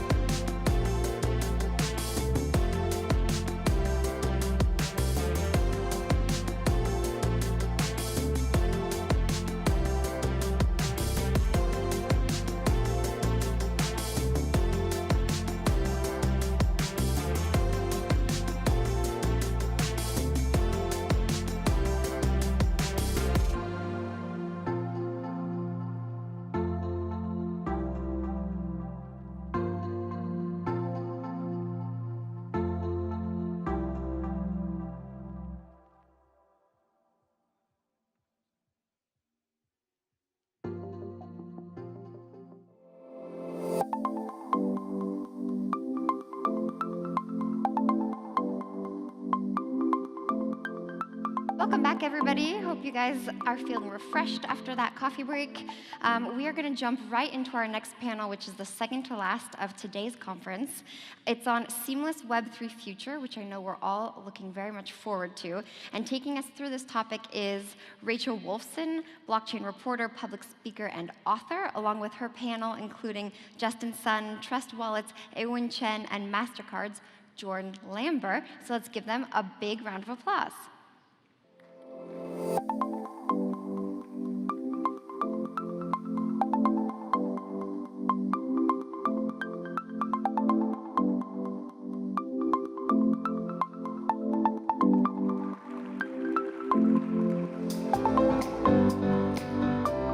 Hi, everyone. Okay, great. Thank you all for joining us. Thanks again to Binance for having us here in beautiful Paris. I'm loving every minute. I know that we only have 30 minutes, so I'm just going to kind of dig into the panel and get started. So obviously this panel is about Web3. We already have an established definition of what Web3 is. We often associate it with the likes of digital assets, NFTs, and the metaverse. However, there's more to Web3 than just that. So panelists, if you could kind of explain, what Web3 is aside from the obvious. And anybody can start. Justin, do you want to? Okay. I believe Web3 is the future for web, basically. Eventually, everything will move to Web3. Even today, we might talk about Web3, some brand new idea we need to learn. But eventually, just like Web2, right? So eventually, everything move on to Facebook, Twitter. This is become the apps you are using every day. So I think Web3 is the same concept. Probably it's new for us today, but eventually it will be used by us every day. But I think at that time, we probably need to move to Web4. Yeah, I would add to what Justin said. People commonly know Web1 as read-only, Web2 as participate-only, or read and participate only, and Web3 is execution, including ownership. And I personally see the previous 20 years of the internet involvement that achieves the freedom of information. However, it doesn't really allow the values of the information to transfer as freely as what we would like it to be. But Web3 is potentially with the technology of blockchain that have one of the highest chances to create that value transfer system as freely that goes along with the information. And that's what's exciting about Web3 to me. Yeah, just very little to add other than, indeed, as Ewan said, the value of ownership, or the internet of ownership, is a very profound thing. And we apply it to NFTs initially, but if you think about the world is really built on this notion of ownership. And as you project yourself to the future, every aspect of both B2B and B2C commerce will ultimately need to kind of find its way on Web3, and that's, I think, what we're collectively working towards. Right. So now that we understand what Web3 is and how it will be utilized, let's talk about the tools that are needed to advance the space. So what kind of tools do we need to see a seamless Web3 future? Ewan? I'll probably jump in. When it comes into ownership, we need to define what does ownership mean. I will go back to Web2. So many of you probably have Apple Music or read your ebook on Kindle. Something I consider those digital goods tends to be the product that you lease, but the product that you don't own. Why? If you want to give the music to someone else or give your Kindle book to someone else, you don't transfer that very easily. It's not like your physical book, it's not like your CD that you actually have the full decision-making regarding how you wanted to access or use that product. And that's what Web2 environment is like. But Web3 enables that full ownership. It means you can fully access, you can fully own, and once you buy that book physically at your home, then no one is gonna take that away from you. And we want the same experiences for digital goods and assets going forward. And wallet, especially for us, non-custodial wallet, very much believing that everyone's ownership, data, digital assets will likely to be on the blockchain. And non-custodial wallet, our job to blockchain is like browser to internet. We enable the users to have one of the best experiences, one of the safest potential channels to be able to interact, engage, and exercise their agency on what they want to do with the assets. So I think a lot of people are appealed to that ideas. That's why they go decentralization. And some of the data that we got is we are the largest mobile wallet in the world. We have about 60 million downloads and 10 million active devices on a monthly basis. So even though we don't promote ourselves, our team is extremely small, like 30, 40 people. We're already seeing that we're able to create a product with a very lean team that can already empower a lot of the people to the space. But we hope it to be more seamless, so that's the next topic. If I could just chime in to that as well. I mean, we talk about tools, but at the end of the day, we need this to scale, and I think scale is not just about a technical piece, right? Erwin mentioned UX. I think there's a phrase at MasterCard where we say, if it doesn't scale, it doesn't matter, and I think it's very true for this space as well. We need to relentlessly focus on scale, and UX, together with trust, is what makes scale happen. That is true if you want to buy a t-shirt on the internet. That is true when you buy a cup of coffee. You need to trust the counterparty, you need to trust the asset, you need to trust the environment in which you are. And we have a long way to go, but I think the people are working on the right things for that to happen. And again, UX is extremely important within that. And for all of those who have tried to buy an NFT on OpenSea, I mean, you really need to want it, right? It is really not that easy to do. So we have a real opportunity to make a difference here. I think, first of all, for good UX experience for Web3, actually really costs like a lot of different front-end, like back-end work to accomplish this goal. So for Tron, for example, we basically, I think, focus on stablecoin, decentralized infrastructure to make sure when you transfer stablecoin, you will have seamless experience which are very cheap cost and with faster speed, right? So, but also in order to have basically a very user-friendly experience, we need to integrate with like Trust Wallet, right, on the wallet side. And then when you want to deposit money into centralized exchange like Binance, right? And then in the future, probably we need better payment infrastructure like MasterCard, right? So all of them, like all put together, you will have a very good Web3 experience. So that's why also we see some obstacles today. Is because all these parts is kind of like decentralized from one another. So we need like experience integrate them all together. So for example, like if you want to buy NFT OpenSea today, probably the first like hard thing to do is to get into blockchain first, right?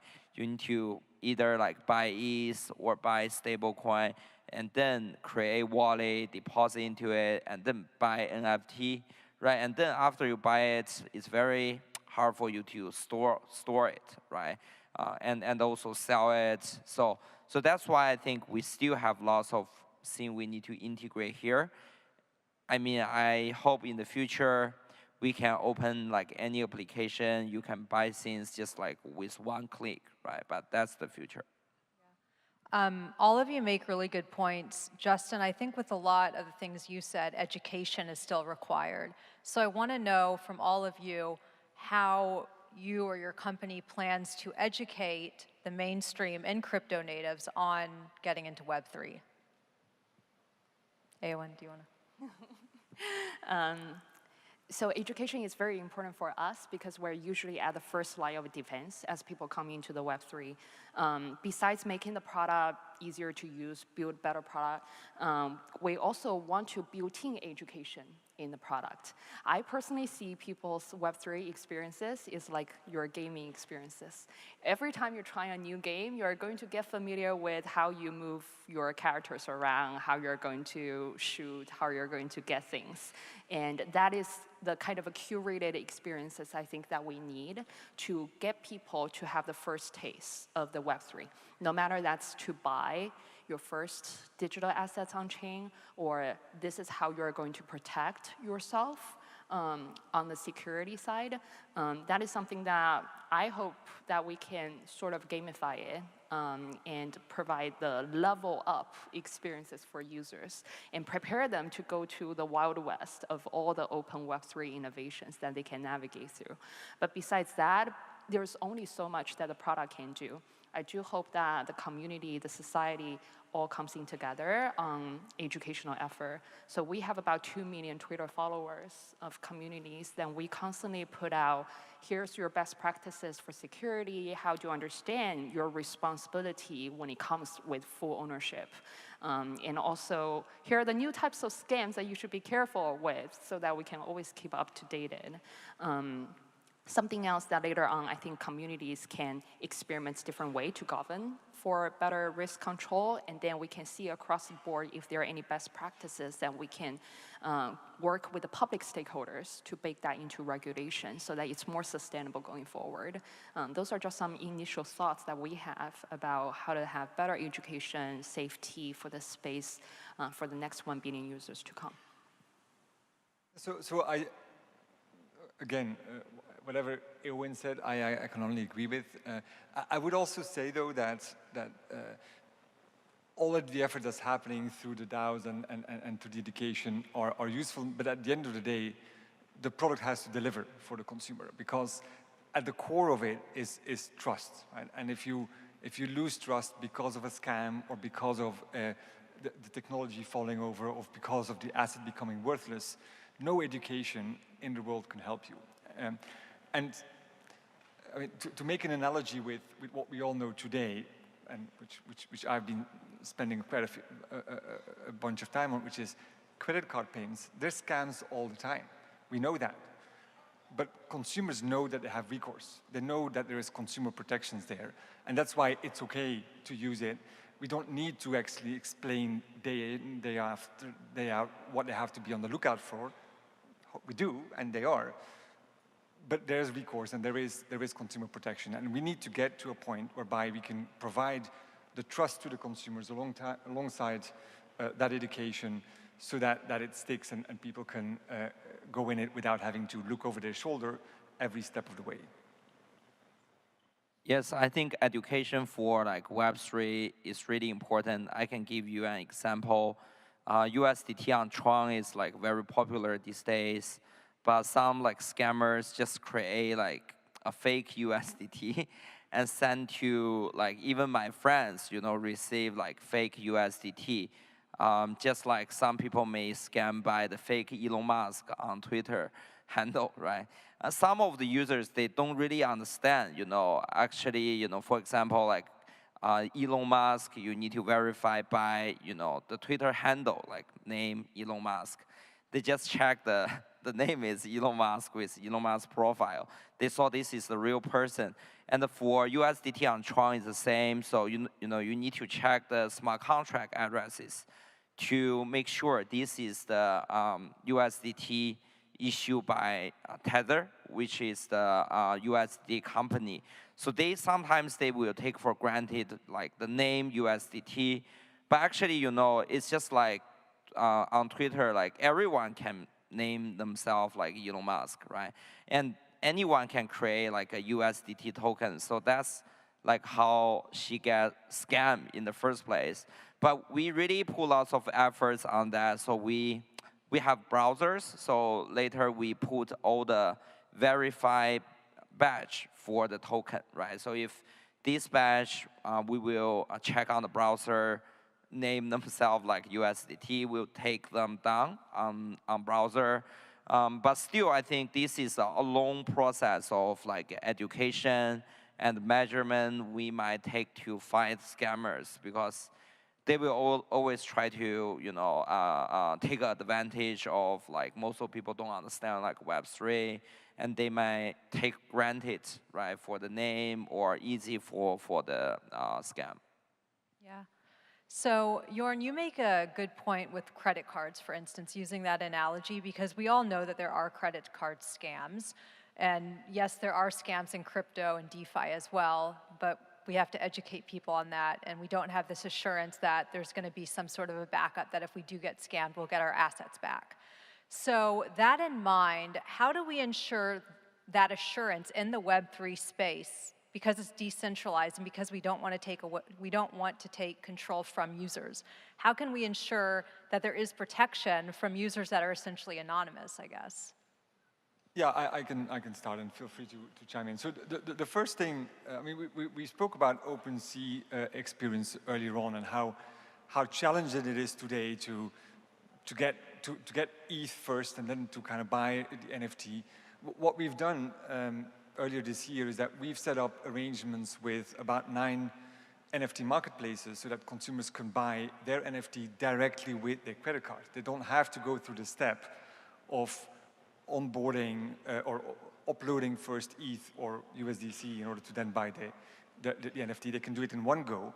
And as they do so, the same consumer protections that apply when you buy a t-shirt actually apply when you buy the NFT as well. And that, I think, we should be pragmatic in this approach. We shouldn't throw away what exists. We should say, actually, in order for us to unleash the entire purchase power of the globe, we need to actually find these bridges. And so that is one, and we're obviously looking at on-ramp and off-ramp with players like Binance to make this kind of easier and to apply what we've learned over many years on how to protect consumers also on Web3. There's a long way to go, and actually, as we discussed before this panel, a crucial piece that Web3 needs to resolve is the question of identity, decentralized identity, and the ability to know who your counterpart is in any transaction.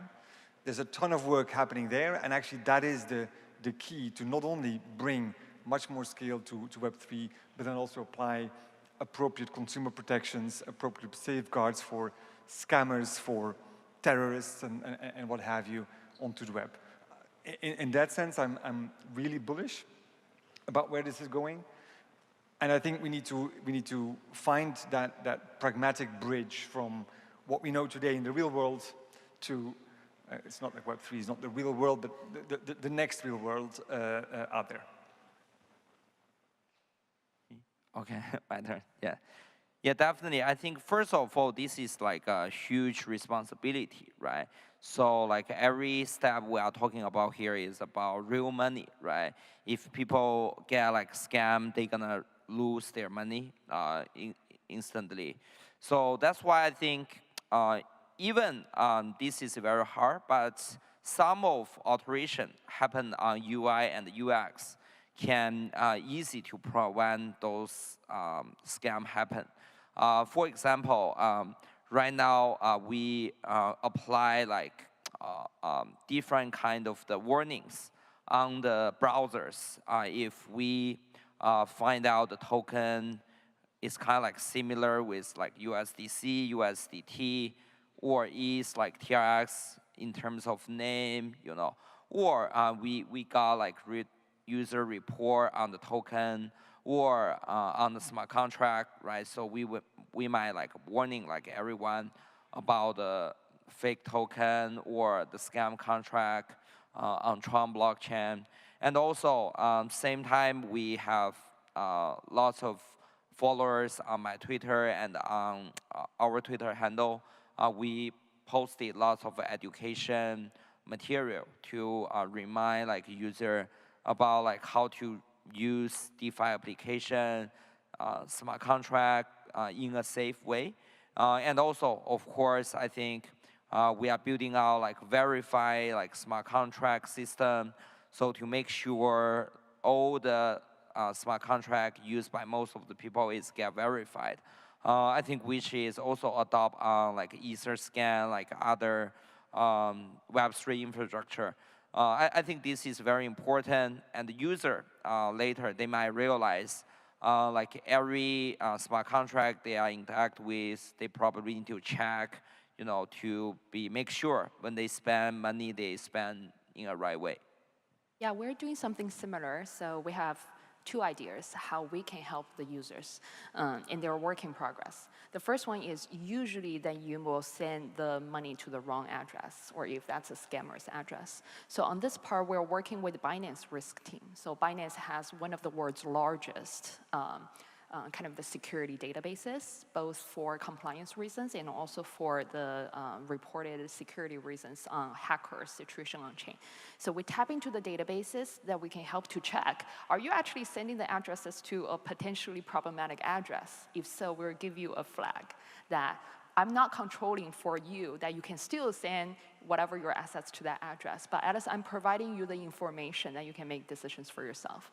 Similarly with smart contract. So recently in the security of this space is that instead of just manual audits, let us use the power of AI and other technologies to do smart contract audit automatically. So that we're also working with some of these companies and how we can, as you're typing that smart contract, before you authorize to do anything with that smart contract, we can see that if there's anything potentially fishy, at least the capabilities flag you. It might not be 100% accurate because nothing is, but at least you get the information and then you can then dig in for yourself to make the best decisions. Something I also expect the space to do is just like any evolution of the social organizations. I don't like a very top-down approach that, and a Big Brother just determines this is how we do things going forward, because Big Brother is never having the perfect information to make the best decisions. So usually how the organization evolves or society evolves is that they first with the civil societies. So little villages, communities, they will figure out a way out how they govern and protect themselves. So we see that in different chains. So Chuang has a, BNB chain has a Avenger DAO. Some other chains also have that. So you see this kind of civil society, self-organized protection for their own environments popping up. And then we can see as the experiments goes, which one works better. And as I said that, we can set up the right regulatory environment that's constructive for innovation, at the same time protective enough for every players on the ground. That will be the equilibrium stage that we will be aiming for in a few years. But our industry is still young, that's why experiments are still everywhere. Right, yeah, those are all good points. I also think it's interesting in terms of like, this is where we start, but is the space going to adopt concepts from traditional finance? So like, Jorn, maybe like insurance, like, our crypto exchange is going to be insured. Like, how can the mainstream understand that their assets are safe in a very mainstream way versus like, this is a DAO type infrastructure, if that makes sense?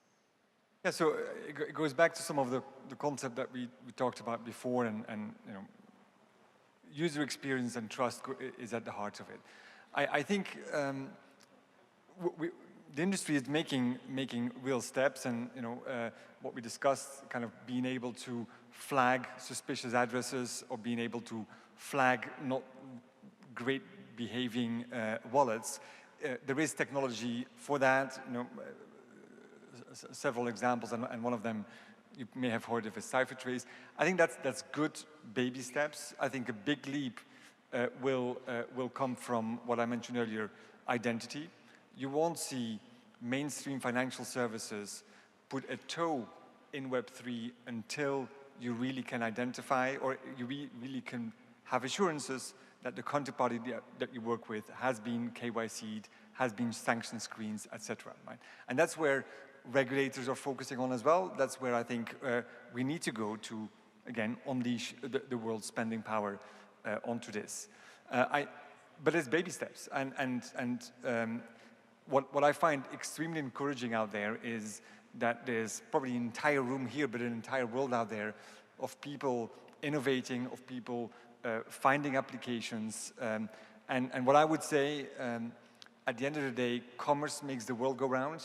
And if you have an application and you're doing commerce come to people like us. We are open for business to kind of figure out how do we actually instill both the user experience and the trust and the compliance in that environment so that we can tap into every person on the street, including my mother.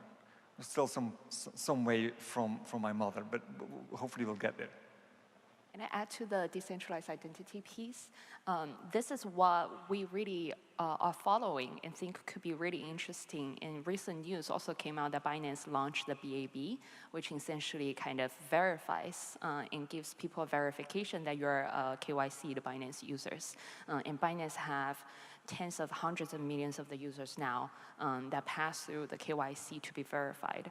I think a lot of the centralized exchanges who are leveraging this potential technology are going to be industry infrastructures that help the Web3 space to have some level of trust, but still protects the privacy. I don't need to access all the information of who you are in order to do business with you. Sometimes I just need to check certain boxes to have the level of the trust that I need to exercise that particular transaction. And I think the decentralized identity plus the ZK technology, which enables privacy on-chain but still compliance checkable, is going to be what all stakeholders in society, including the users, the governments, the business corporations, all feel comfortable about doing interactions with each other.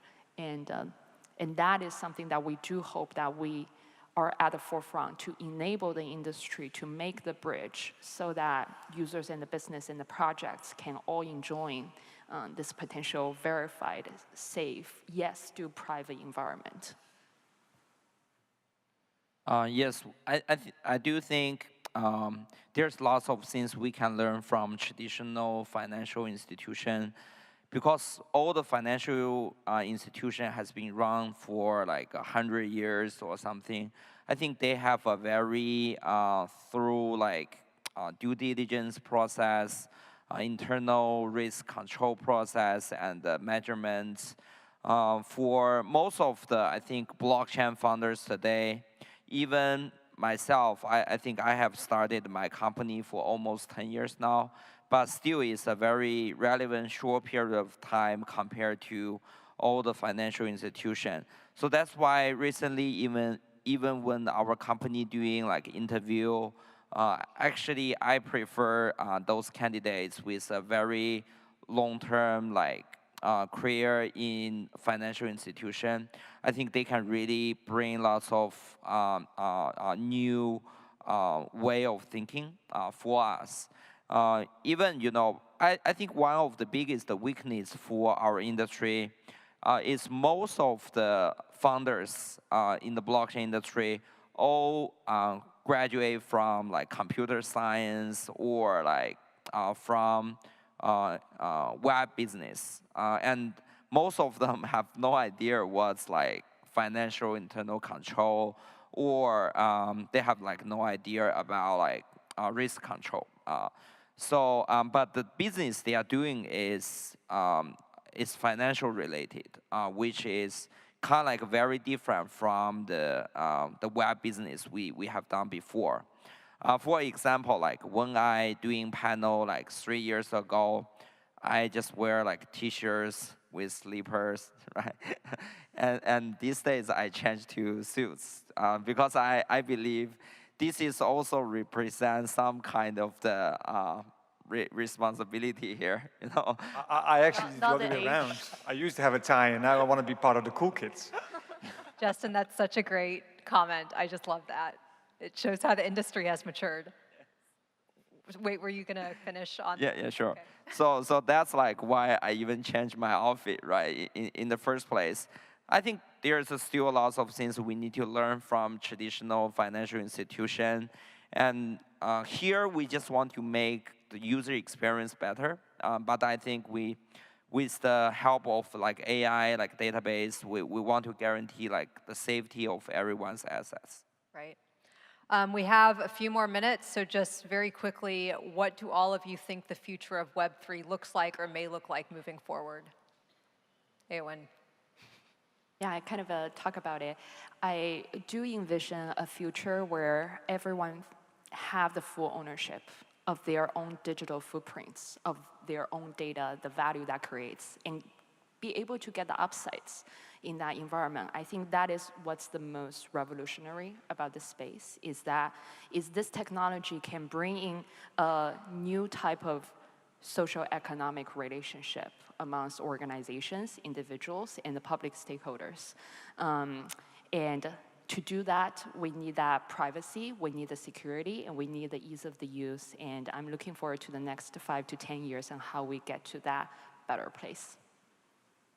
Yeah, look, if you look at blockchain economy today, 95%, 95% is people buying and selling crypto assets as investment vehicles. That doesn't use the enormous potential of programmability or of eliminating counterparty risk through multi-token ledgers. We do nothing of that yet because of the points that Erwin mentioned. The future to me is unleashing all that, and then the buy, sell, hold, the investment will be 5% of what Web3 does, or even less. And a lot of energy goes on the 95%, which is really not that disruptive in itself. We need to get after the next 5%, and it is what Erwin says. It's about identity while keeping privacy, and that will unlock the incredible potential. Yes, for me, I think I have been working in the blockchain industry for quite a long time. I hope in the future we can keep the decentralization, and at the same time we will provide like a safer place for everyone to use blockchain. Okay, thank you everyone. Thanks Binance, thanks CZ, thanks everyone. Thanks. Thank you. Thank you.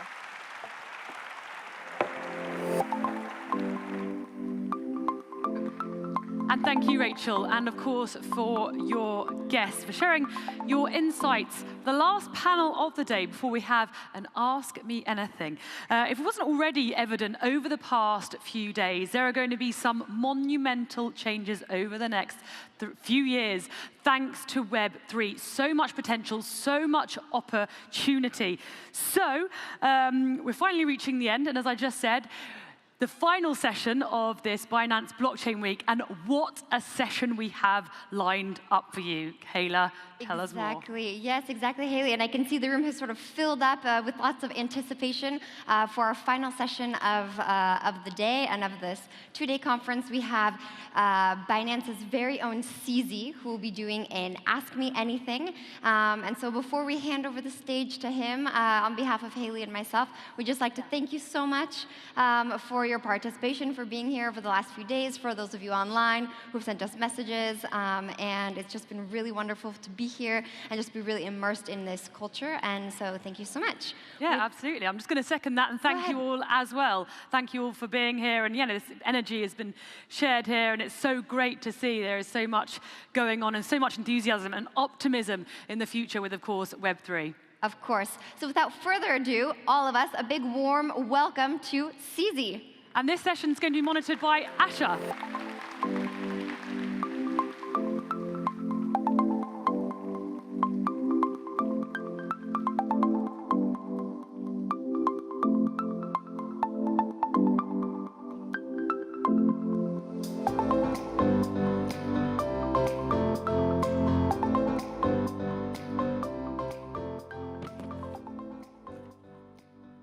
Hello, everybody. That's a lot of people. Hello, French guys. people, how are you here? Thank you, thank you. First of all, thanks for your presence today. It's very important. And we will enjoy this moment to ask some questions from the community, from Twitter, directly to CZ. CZ, thank you for your time. A pleasure to see you again in Paris. How are you?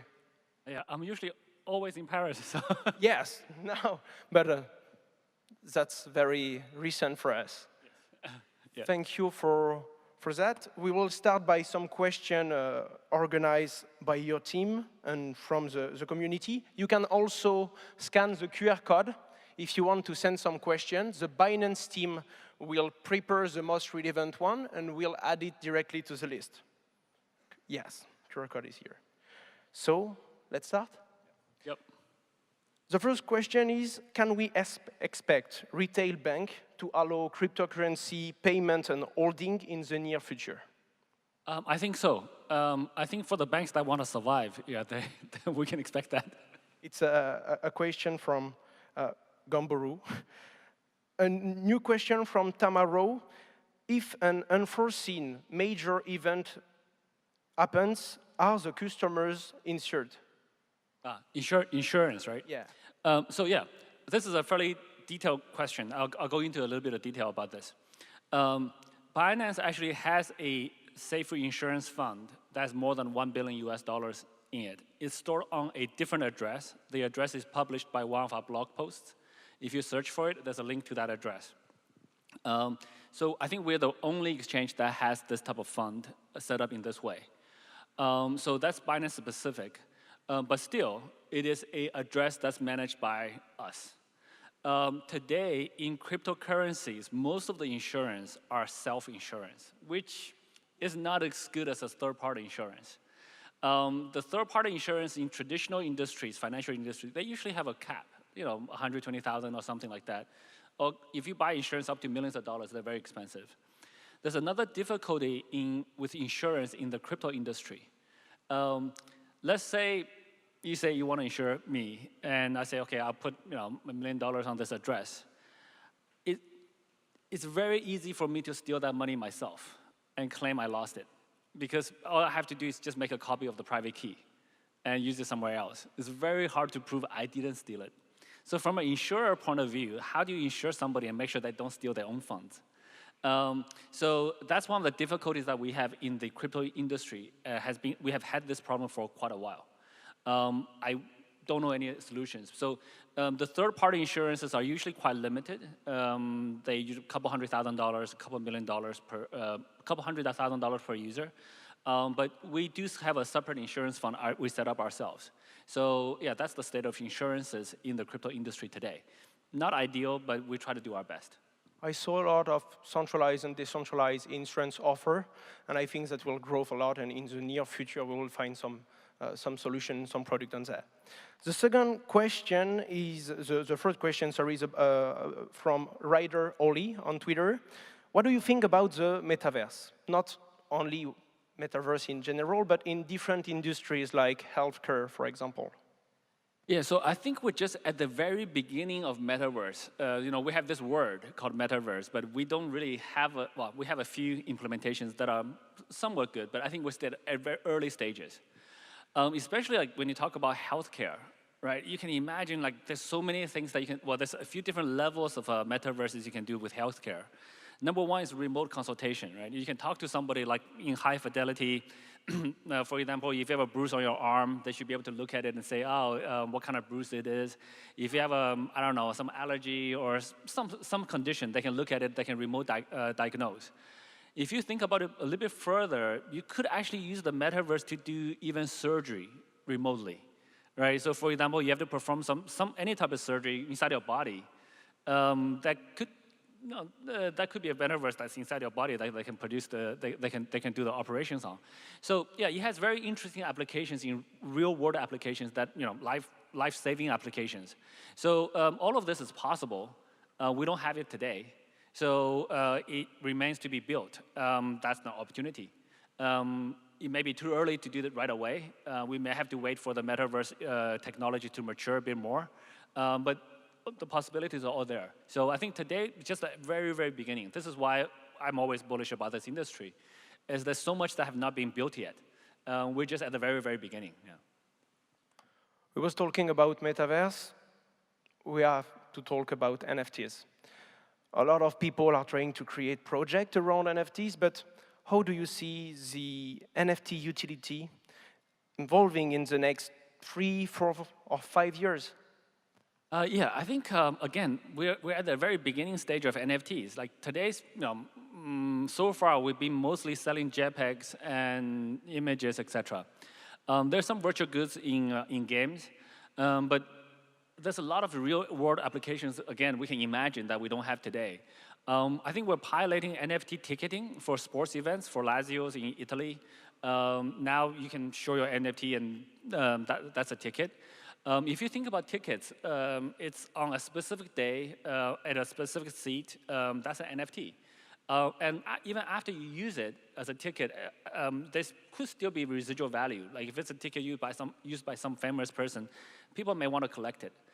Collection is only one small part. Even also with sports clubs, they have huge problems on, say, merchandise, right? So, a famous team here may have fans in other countries, in Asia, or there may be a lot of counterfeit merchandise that the teams don't get the benefit of people buying it. The fans are not supporting the teams when they want to. But what about if you can sell NFTs for those things and have people exchange those NFTs into merchandise? Then you know exactly, you can track that. We've spoken with artists, music artists, singers. They sell concert tickets at $150, and then that resells like 3 times through the, what we call it, scalpers. And then it sells for like $600, $3,000. And guess what? The artist gets $150. When we spoke to them, they say, this is like a, I don't know, I forgot the real number, but they said this is like a $10, $20 billion industry. And for this artist alone, right? So this artist, like, we're very willing to change this. The artist will only sell the tickets through NFTs. And you can engineer the NFT so that the artists get a royalty, however many percent each time it's resold. Or especially each time if it's resold at a higher price. So the artists still get a percentage of the later sales. And this is a multi-billion-dollar industry, and the artists want to do this. Again, we don't have an application for it today. We haven't made it work yet. But it's totally conceivable. There's many, many, many other NFT use cases. I can go on forever, but today, the way I look at it, I look at this industry. It's like in 1990, we had the internet, we can send emails, we can use bulletin boards. I don't know how many of you guys are old enough to remember those. But we can envision video conferencing. We can envision teleconferencing.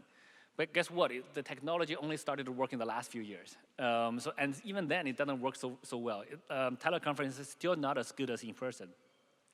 So all of this are still yet to be built. We're in 1990s for the internet. There's still so much more to be built. We will need 30 years to create an NFT utility very great, or? It depends. It really depends. Yes, that's complex. Yeah. So today we have the internet now. So information flows faster. Source code is more open. You can collaboration across the globe is much easier. So things should happen faster than when it happened for the internet. So we'll see. Yeah. A totally different kind of question now, because it's from David from the first row. It's it's easy to connect you to a call, but how do we connect you with builders? How can people directly contact with you, to take a contact with you when people are trying to create a project and initiative? So to be honest, many people try to pitch projects to me, but I'm not the right person. I am a developer turned into an entrepreneur. I'm not a VC. I don't know how to. Oh, this is from you. Okay. Yeah, so don't talk to me. I'm not there's some VCs that claim that they can just get a feel for the person within 5 seconds. This guy's a great entrepreneur, etc. I don't have that feel. I can get a feel if the guy's a good developer within a few seconds, but not for other roles. So for me to understand a project, I have to look at it in a lot of detail, talk to the founder, play with the product, and then follow the project for like a few months or even a few years to be able to understand it. And frankly, today, I don't do that anymore. I don't have time. That takes a lot of time. I'm pretty busy with a bunch of other random stuff, mostly tweeting. So pitching projects to me doesn't work. I'm just not smart enough to judge projects. Whereas we do have a very strong team. Binance Labs have done really, really well in terms of investments, etc. So I think we're slightly over-selective. So we're going to broaden the range a bit. But that's the general direction for Binance Labs. So do contact Binance Labs. The easiest way to contact them is actually do a Google search, you end up Binance Labs the page. There's an application form. That's the best way. There's also email, I think labs@binance.com. And if you want to contact me personally, Twitter is the best way. And then there are other private ways to do so. But I can't. If every method I publicize, I will lose that method because it gets spammed. A less serious question right now from the user Crypto Anchors. How can I get a pair of Binance socks? I think if you walk around the conference, you can probably get it from someone from Binance. So, yeah, whoever asked that, we should ping Binance teams and just get one. We don't sell merchandise. So many people like try to buy, Binance mercs. We specifically do not sell them. We give them away for free so that we make them priceless. We give them to strong supporters in our community. And so if you're generally active in the community, it could be Twitter, it could be Telegram, it could be something else. If you're generally contributing, it's quite easy to get it. Yeah. The second question is about government and regulation from X Enzo. It's good to know that a government is crypto-friendly, but there's still a lot of skeptical people about cryptocurrency. How do you think we can change their mind? So I think this is a very broad topic. I think number one, we need to do a lot of education. Conferences like this, working with the universities, Binance Masterclass, in-person classroom settings, Binance Academy, online free content. Binance Academy is actually used by many government agencies. For example, the government of Portugal, on the government website, in the education section about crypto, they use Binance Academy content with our permission. But our content is free anyway. So we're more than happy to push that. So there's a lot of education that's involved. I spend a lot of time meeting with senior leaders in governments, politicians, policymakers myself, meeting with them, etc. And I tweet quite a lot of them. I share quite a lot of my travel schedule, people I meet that are willing to share themselves. And when people see, like, hey, this is a crypto guy meeting with the president of a country, that usually have a little bit of a spillover effect in the population. And we need to make our product easier to use so that normal people can use crypto products.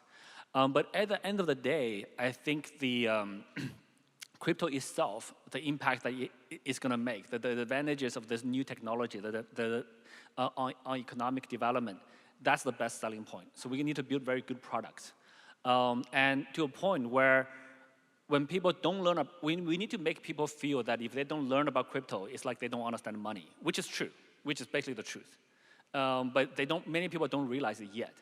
So we need to make our products popular enough to get to that point. I actually don't think that's very far away. I think today, global adoption-wise, we're somewhere between 1% to 5%, depending on which number you use to calculate. Adoption is exponential growth. For an exponential growth curve, 1% is the half mark. So within a few years, I think we'll see a lot more adoption. So also for this reason, I actually don't spend a lot of my time talking to people who are against crypto.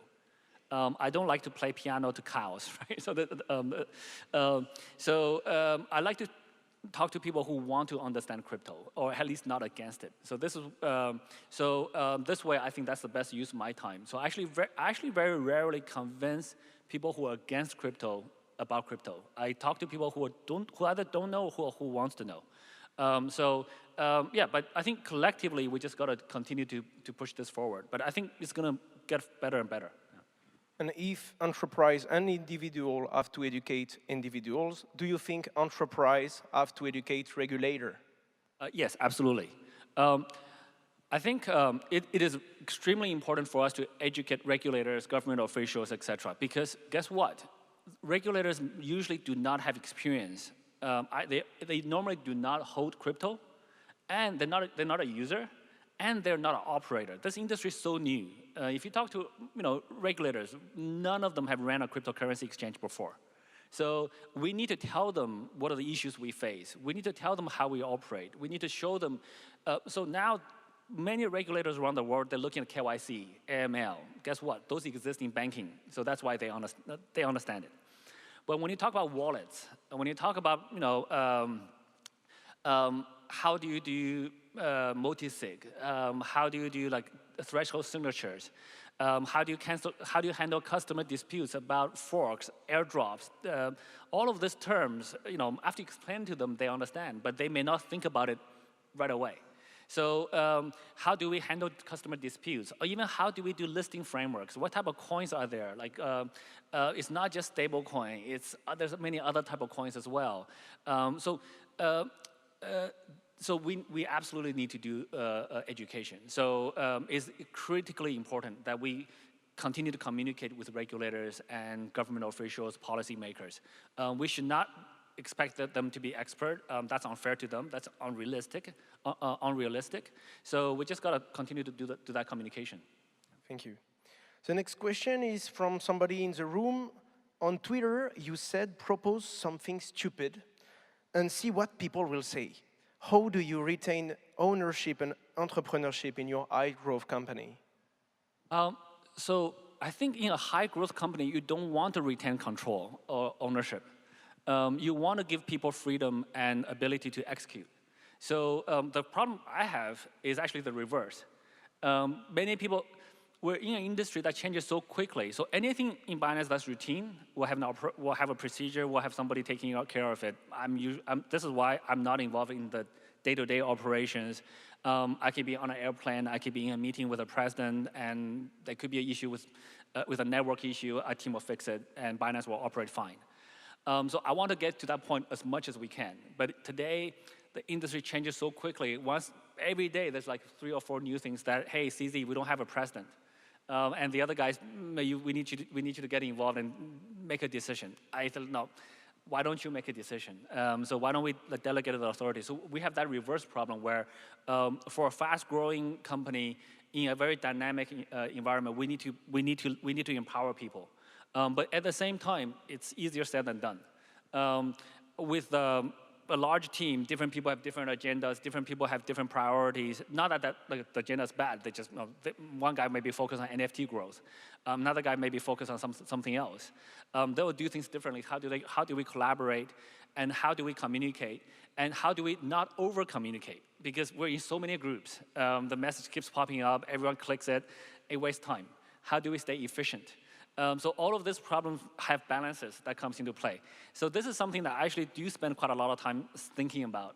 I don't spend a lot of time managing the actual operations, but I do need to spend quite a lot of time thinking about the organizational structure. And overstructure is bad too. If you're overstructured, you optimize for one thing.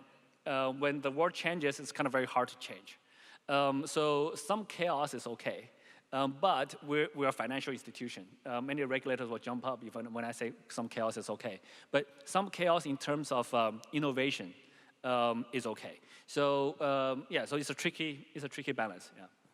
And a personal question this time. You have to structurate it. Over-structurate is dangerous because you will lose a lot of agility. But it is complicated to, I just saw in my different companies that the most complicated thing is human resources. And I don't imagine how much is complicated to manage a real decentralized team. And you have employees in different countries in the world, different regulation, different law. It is a challenge? Yeah, it's a challenge, but we get a lot of benefits too. So there's advantages and disadvantages in a remote organization, in a global organization, etc. So there's many advantages. So I'll talk about them in random order. First of all, global talent pool. Today, we can hire the best talent anywhere in the world. You can be a developer, you can be a marketing guy, you can be a compliance person. So we can tap into the global talent pool. We hire from every country, anywhere. We have, I think we're people in more than 100 countries now. And so no other company before us have really tapped the talent into this way. And we also tap into the local expertise. So because we have users in 180 countries, and we can't just run the platform in a single we can't just run it in the French way. We can't run it in a American way. We can't like, we have to be local. So I always tell our team, we have to make Binance global by going local. So we need to follow the local customs. We need to know the local events. We need to know the local cultures, and that's how we grow globally.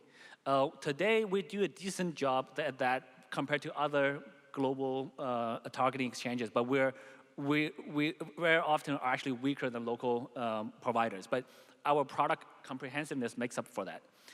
People don't have to commute to work. That's a huge saving, especially like in big cities. Like traffic is bad. You don't have to get to work all sweaty and stuff. And you have flexible working hours. You can take an hour off, do some year-end, pick up your kids at 4 o'clock from the kindergarten, stuff like that. And then, because we give people flexible hours, they're much more willing to pick up the phone at 11 p.m., jump on a call with the colleagues across a different time zone. And we run a 24/7 business. It never stops, not even for New Year, not for Christmas, just always going. So we always need people online. There's many benefits here. There's some drawbacks. Not being able to see each other in person is sometimes the human relationship. We still need to meet people in person, ideally at least once. But we can't do that with our team. So we have people working on our team for 2.5 years. And when I met them, they said, CZ, you're the 3rd person I met in Binance after working for us for 2.5 years. So, but the remoteness is also have some other really subtle advantages. For people who want to slack off, they can for a short period of time. So they can slack off for a day, they can slack off for a week, but after a month or two, the results won't be there. It's actually easier to identify the guys who are slacking off because we can't micromanage them. So there's a lot of disadvantages and advantages. And then we have local teams talking with the regulators in every country. This is very important. Laws are very different in different countries. And that's why French people make a second KYC. Yes. And so our French team is very strong. And that's why they told me, say, CZ, we need to be in France. France is the best place to be. So that's why we came. So without people on the ground, we wouldn't be able to find out. So there's many advantages. There's some drawbacks, but once you work through the drawbacks, it's okay. Yeah. We will change the field for the next question. Few people in the room are asking the same thing. We have a lack of visibility in the future with the traditional finance, a traditional economic, with after COVID period, but also the war. Some people are asking, how do you think will Binance, but more generally cryptocurrency, will react to a global economic collapse? Yeah. Yeah. Okay. Yeah, well, first of all, it's a very open-ended question, and also it's fairly hypothetical. There's a few definitions. What does a collapse mean, right? But I try not to think too much about in this, specific hypothetical situation cases, and I actually also don't try to plan too rigidly ahead. The only thing that's useful about a plan is when you're making them. The process of making a plan makes you think about different things. But as soon as a plan is made, it's usually outdated. The world has changed. I tell people, don't stick to a plan. Just adapt with the world. Just roll with the punches, whatever you call it. But you got to be able to adapt. You got to be able to adjust and execute. Adjust quickly and execute. So for us, I don't try to predict when there's going to be a financial crisis, when the global economy is going to collapse. We don't worry about that. What we worry about, this is a new technology. What applications can we make that people will use? And the more they use this new technology, then they are more insulated from other potential risks, including other collapses, etc. So that's the way I think about it. I don't try to think about, because this thing's going to collapse, we're going to do this thing. Let's just make applications people use. And we need to adjust over time, though. So at the beginning, I can tell you, at the beginning of 2017, I had no idea I was going to start Binance.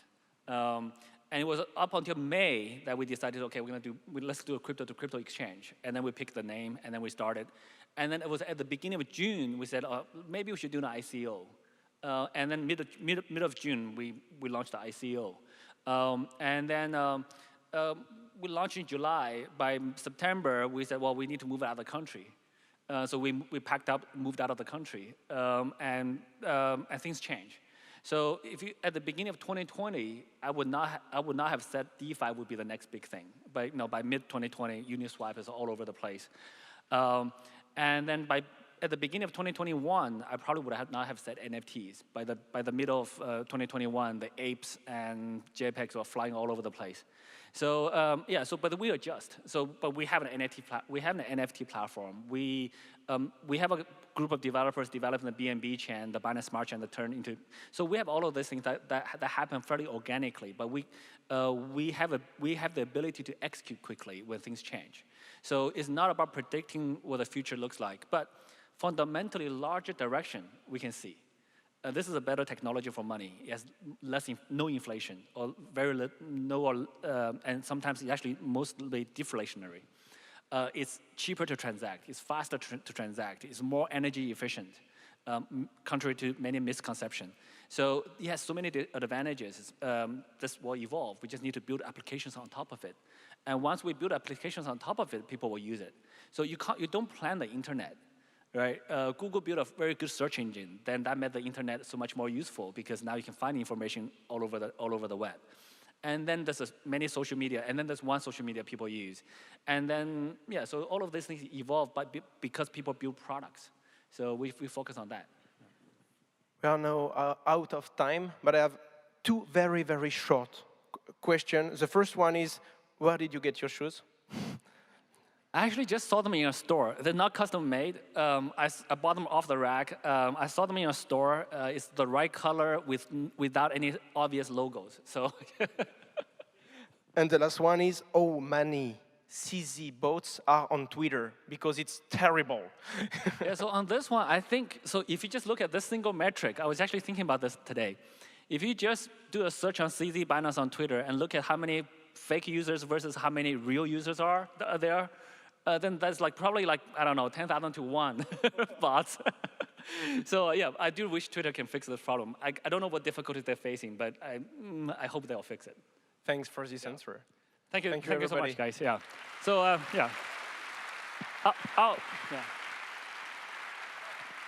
I'll stay a little bit outside for selfies for whoever wants selfies. Yeah. I'll take one here with all of you guys. I don't know if the lighting will be a bit tricky. Let's do a selfie here. Good lighting. All right. So I'll be outside if you guys want to take selfies. Yeah.